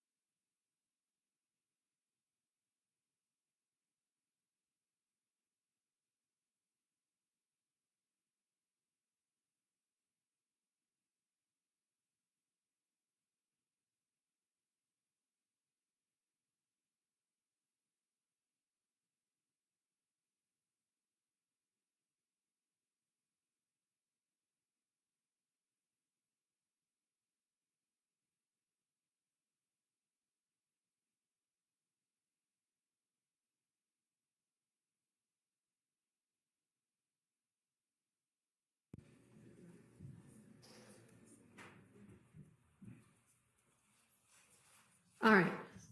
So looking ahead just a little bit.